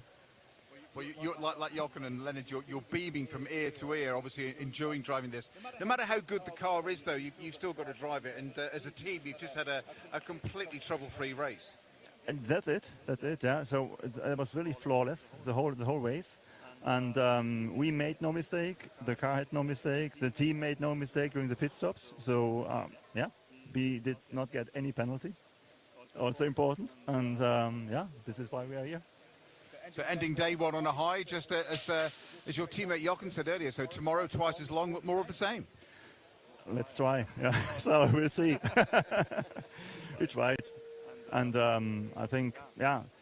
I mean it's one part or one thing to be without any failure for 6 hours. Tomorrow we have to do it for 12 hours. So this is important. So the car is fast. We have a good speed in our lineup. But, of course, there's always space for mistakes, and we have to avoid them. Yeah, I think we keep talking about the Ferrari being a good car, but I think, as you say, I think you three have got some speed in the three of you. Yeah. It seems to be a good team. Yeah. It's really balanced. You know, we are all on the same speed. I mean, for me, it's the very first time on the Ferrari, the very first time on a GT3 car. So I never drove a GT3 car before. I got some experience together with Leo on an LMP3. Since the last 2.5 years, so this helps a lot to jump in, and I'm really thankful to get this chance, to get the trust from Georg Weiss to drive this car. And yeah, I mean, it took not too much time to get the confidence in this car, and yeah, So I'm looking forward to tomorrow. Right, that's a sign of a good car, isn't it? Torsten, I'd normally say you go and celebrate. Obviously you can't, because tomorrow you're back on at 0900, but have a great evening. Torsten Kratz, thank you very much. Wow, what a great interview there, Snowy, with Torsten Kratz. Never driven a GT3 car before. You'd never know. Well, let's look at our results then as they finished on the road. Wochenspiegel Team Monschau by Rinaldi Racing take the win overall and in the AM class. What a performance. And by a good old margin as well. 1 minute and 49 seconds from Haas RT, who also deserve big credit for their recovery from a puncture very early on in the race. They finish second on the road. Then in third, it's Kessel Racing with their Ferrari, getting their first podium in 24H Series competition with this new Ferrari 296 GT3. As always, CP Racing, always fighting for the podium. They finish fourth overall, second in the AM class, and critically open up their championship lead just a tiny amount over E2P Racing, who finished fifth overall. Very good run from the Spanish crew. Sheriff Sport PHX was sixth after a late stop to replace the rear left tyre, and then seventh overall, Red Camel Jordans. Well, Dad did bring it home. Ivo Breukers took it on from his two sons, Luke and Rick, and their friend Fabian Dance, and got the car to the line and just got quicker and quicker throughout the stint. Philly Motorsport by Ebby Motors. They really did bounce back from their Monza disappointment to finish second in class. Third in the 992 class were Monza winners Red Ant Racing. Then rounding out the overall top 10 was MP Racing with their Mercedes. 11th and 4th in class was Red Ant Racing in 11th. Then RD Signs was 12th. On the road, Bagheera Racing finished 1.9 seconds ahead of Atlas BX Motorsport. BCR Sport GT4 Mercedes, they were 15th overall, third in GT4. HRT Performance sadly didn't make it to the flag, but will be back out tomorrow in 16th overall. RPM Racing, they did make it to the flag, had to change the gearbox mid-race. They'll come out swinging tomorrow. You can make no mistake about that. They showed great pace before they had that technical issue. Tracy Krohn, Nicholas Jonsson and Philip Hamprecht. Then it was the Vortex V8, who was in and out of the pits after a crash earlier on, but they did finish an HRT Performance. That mystery issue still lingering around that car. Hopefully it will stay away tomorrow. Well, it was a perfect race for Wochenspiegel Team Monschau. Let's look at the highlights of how it happened up and down the field here on a wonderful day's racing. A Friday afternoon racing at Estoril. What could be better?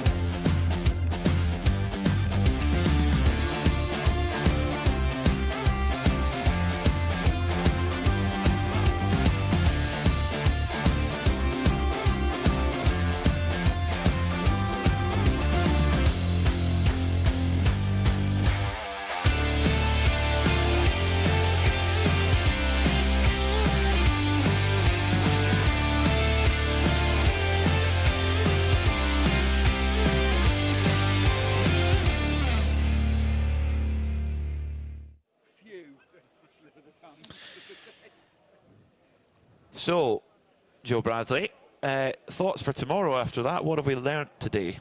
I mean, it was a great race. 6 hours of qualifying race for a grid tomorrow is not necessarily what it was all about. That's what it might sound like. It wasn't. There was championship points up for grabs. So it was effectively, it was a 6 hour motor race.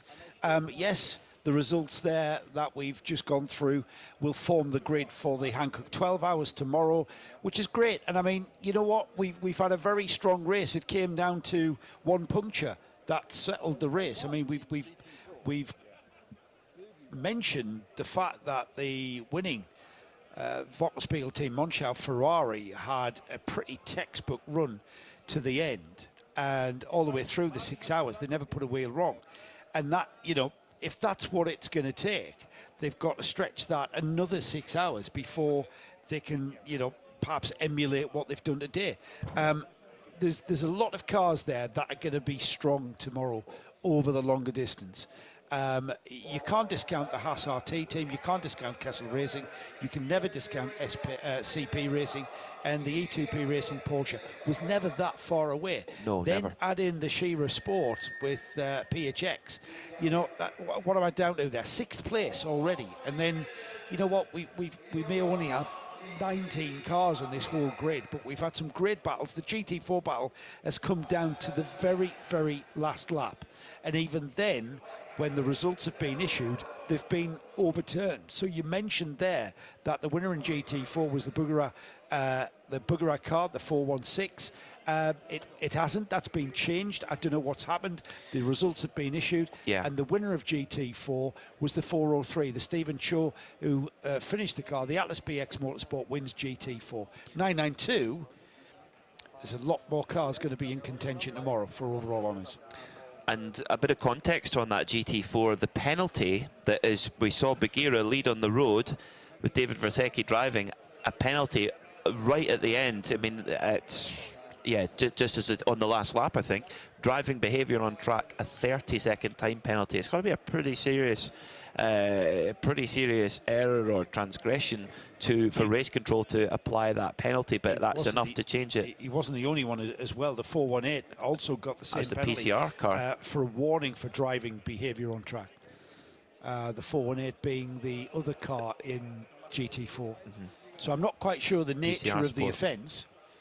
We didn't certainly see anything that sort of attracted our attention, but they've certainly attracted the attention of the officials with the issue of that 30-second time penalty. And it didn't need to be any more. It could have been a 5-second time penalty, and That's that would have right, been enough. yeah. It was only 1.9 Yeah, I mean, seconds on the road. But we did see that on pace, Stephen Cho appeared to have an edge over David Versecki, and Stephen Cho was getting closer and closer and closer, and then all of a sudden, he dropped right back. So have they come together on track? Have our two leading GT4s had a... Hopefully we'll have the answer to that question tomorrow. I mean, we'll if you think about it, we'll Peter, work hard around the paddock. at this point tomorrow, not exactly in time, but at this point tomorrow into the race, we're only at half distance. Oh, yeah. We've still got 6 hours of motor racing left. And that 6 hours can bring drama, incident, and that's why, I mean, certainly that's why I love endurance racing, because it has so many layers that you have to consider, has so much potential. And you're sitting literally on the edge of your seat, waiting for those elements to transpire, what they're going to be, what's the potential. Yes, they can pan out and it's just a straight run of the flag and nothing happens. But you're sitting here watching it and watching it unfold, and literally, what is this? Anything might happen, and it probably will. You know, and that's what we've got ahead of us tomorrow. We've got a 12-hour race here at Estoril. It's a great, fabulous track to race on. It's the first time we visited this track here with the 24H series. I certainly hope it's not the last. I've been here before. I've even been here with a race team before, and I knew what potential this track has. It's a very, very fast. It's very flowing, but it also has some very, very slow technical bits. And from an engineering sense, I know what's going on in those pit garages and I know what's going on in these debriefs that are going to take place now. It's all about how to get the best, optimize the tyre, but also make it last. Let's get down to the podium then with Nick Damon. Hello everyone, and welcome to the podium for the 6-hour qualifying race here at Estoril. And we'll start with the overall medal ceremony. And in third place, Car 8 Kessel Racing, LMDV, Alessandro Quercia, Marco Telleracchio, Marco Frezza and David Fuminelli.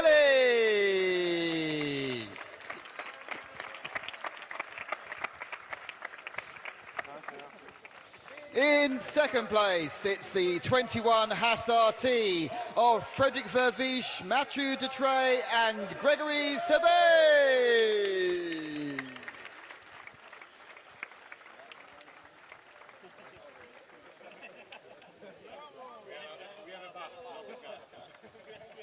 And your winners of the first Hankook 12 Hours of Estoril 6-hour qualifying race Wochenspiel Team Manschau by Rinaldi Racing. It's Jörg Weiss, Lennart Weiss, Jochen Krumbach and Torsten Krantz.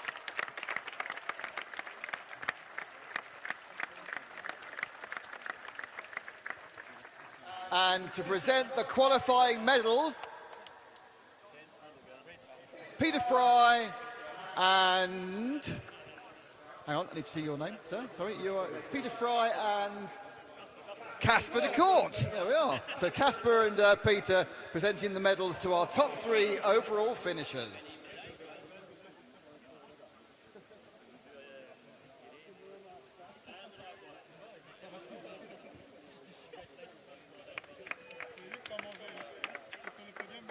I know that medals take longer to put on than trophies.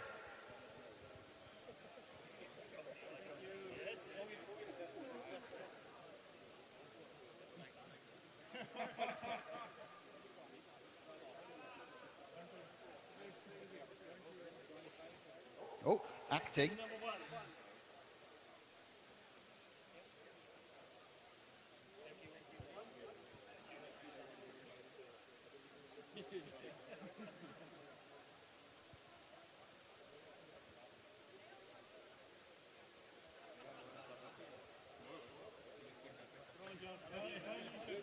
Congratulations, teams. If you could wave to the cameras below. Wave and together, hooray! Hooray! Thank you very much. You can go and prepare for tomorrow. Thank you, gentlemen. Oh, no, we want to close it. Want a cuddly one, sorry, cuddly one.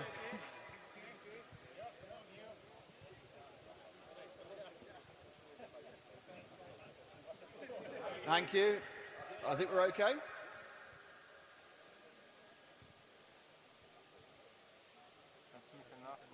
Yes, marvellous. Thank you very much indeed. Now you can go and enjoy. Well, you can't, because you can come back on again in a second. Our next podium ceremony is for the GT3 AM class. And in third place, car 90, the E2P racing machine of Javier Morchillo, Pablo Buguera and Antonio Cenero.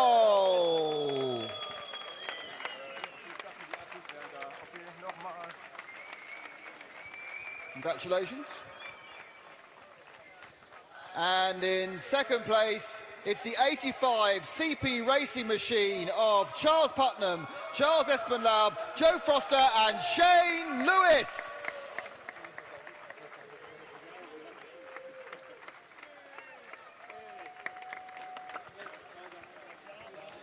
And your winners, once again, it's the 22 WTM by Rinaldi Racing team of Jörg Weiss, Lennart Weiss, Jochen Krumbach and Torsten Krantz.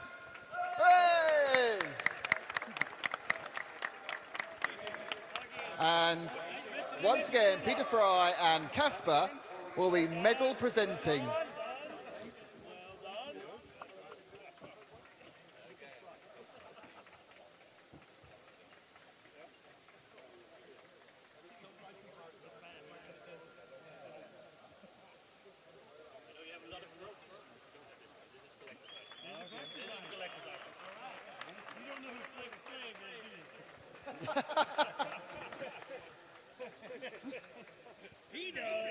Oh yeah.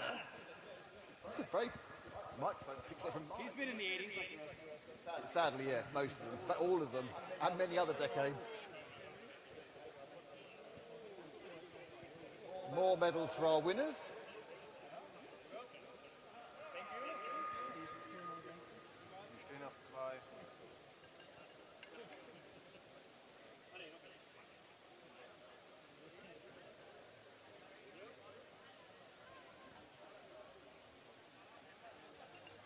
Okay, can we have a facing the camera shots?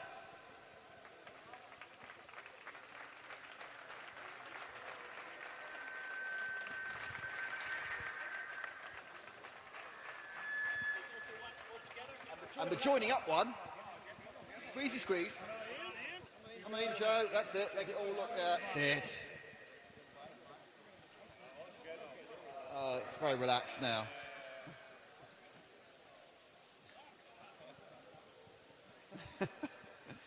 painted on smile for Shane there.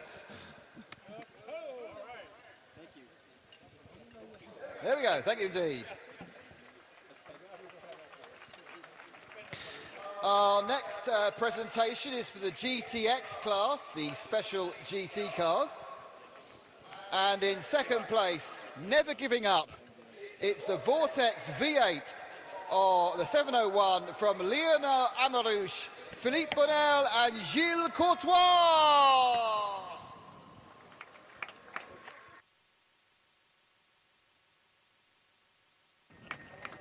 Well done, guys. And your winners in GTX, it's the 720 RD Signs Cianuli Racing Team of Audrius Butchkavikas, Nicola Michelon and Paulus Pavazikos. And presenting the medals, why it's Casper and Peter once again.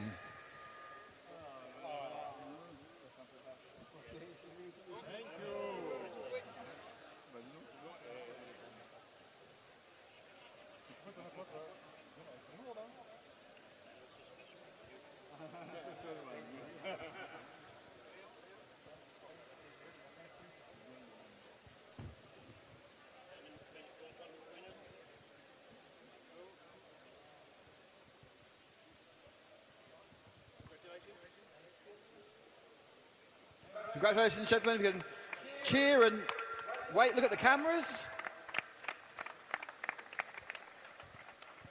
And a little bit, just come together, all up in there. You're all winners in my book.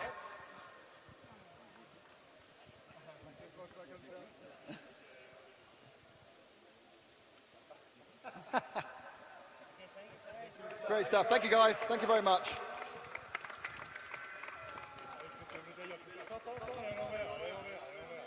I'll do their own pictures now. Okay, our next presentation is for the 992 Porsche 911 GT3 Cup class. And in third place, it's the 903 Red Ant Racing Team of Ayrton Redant, Yannick Redant and Kobe de Bruca.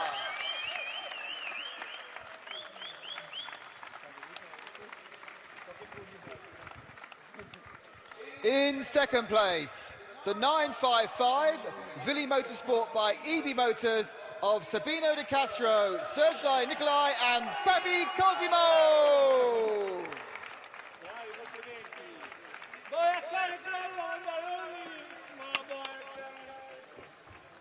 And the winners of the 992 class, it's the 909 Red Camel Jordan, of Ivo Breukers, Luke Breukers, Rick Breukers and Fabien Dawn. And medal time will be Peter and Casper.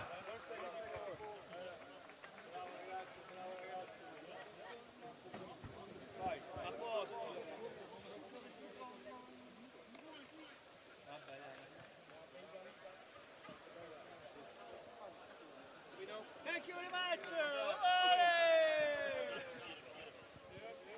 Un po' tipo wrestling, però va bene. La medaglia. Va bene. Oh, Fabrizio, dov'è Fabrizio? Guarda, Fabrizio Brogi!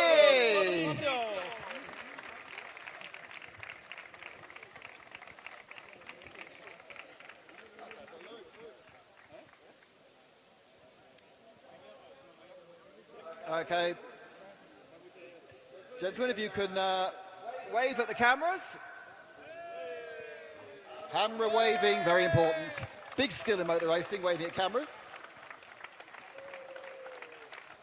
And if you can all scrunch up together, scrunch you up. That's the one. There we go, there's always one.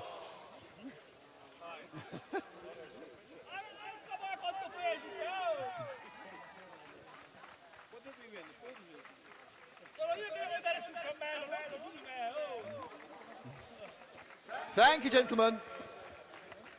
Thank you.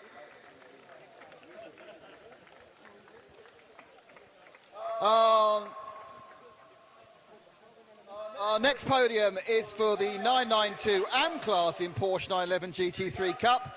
And we have the winner of that AM class. It's the 907 RPM racing team of Tracy Cron, Nicholas Johnson and Philippe Hampracht.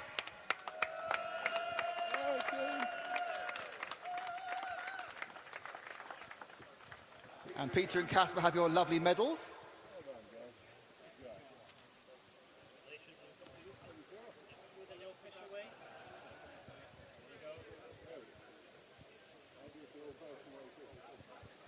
Thank you. Oh, no, one more to go. Sorry.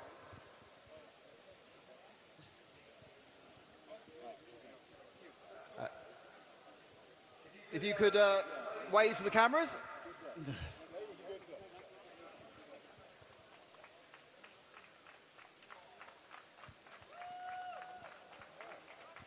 Well done. Congratulations, guys.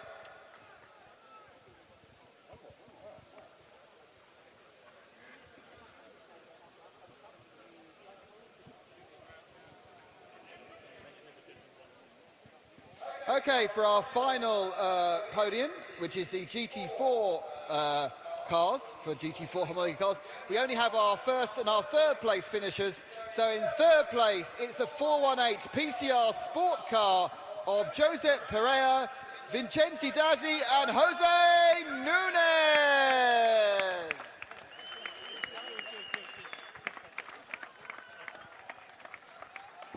And our winners in GT3, it's a 403 Atlas BX Motorsport team of Stephen Cho, Rolef Bruins, Yong Kyung Kim, Taekem Yang and Donig No.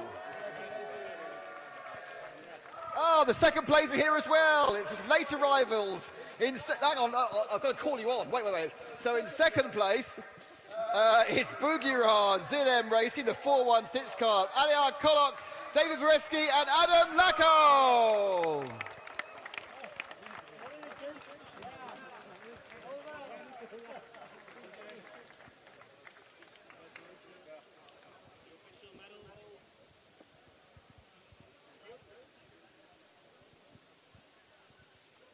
Medals for all.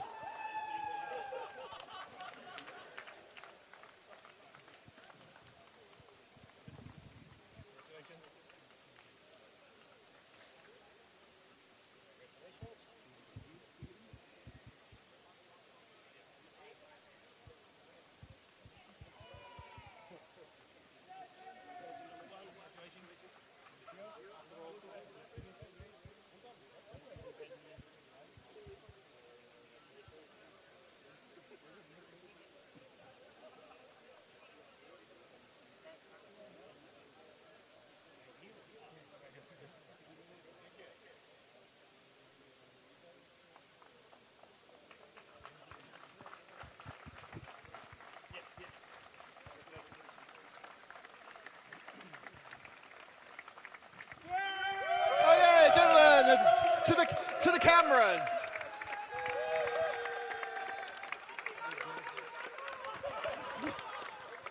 A happy Korean team.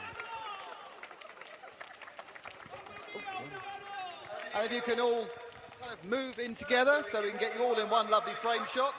Maybe if you move in there, that's fantastic. Thank you.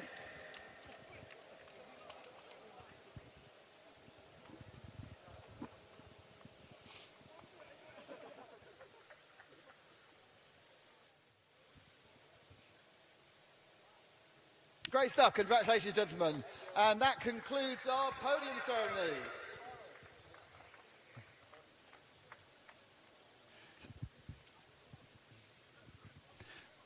So that is the end of our broadcast for today, but you have not got long to wait for more Creventic race action because it starts at 8:30 local time in Portugal. That's 9:30 in mainland Europe, when we'll be on air to give you all the action from the grid, the chats, the interviews before the race kicks off at 9 o'clock for 12 hours straight through for the Hankook 12 hours of ESTORIL. See you tomorrow morning.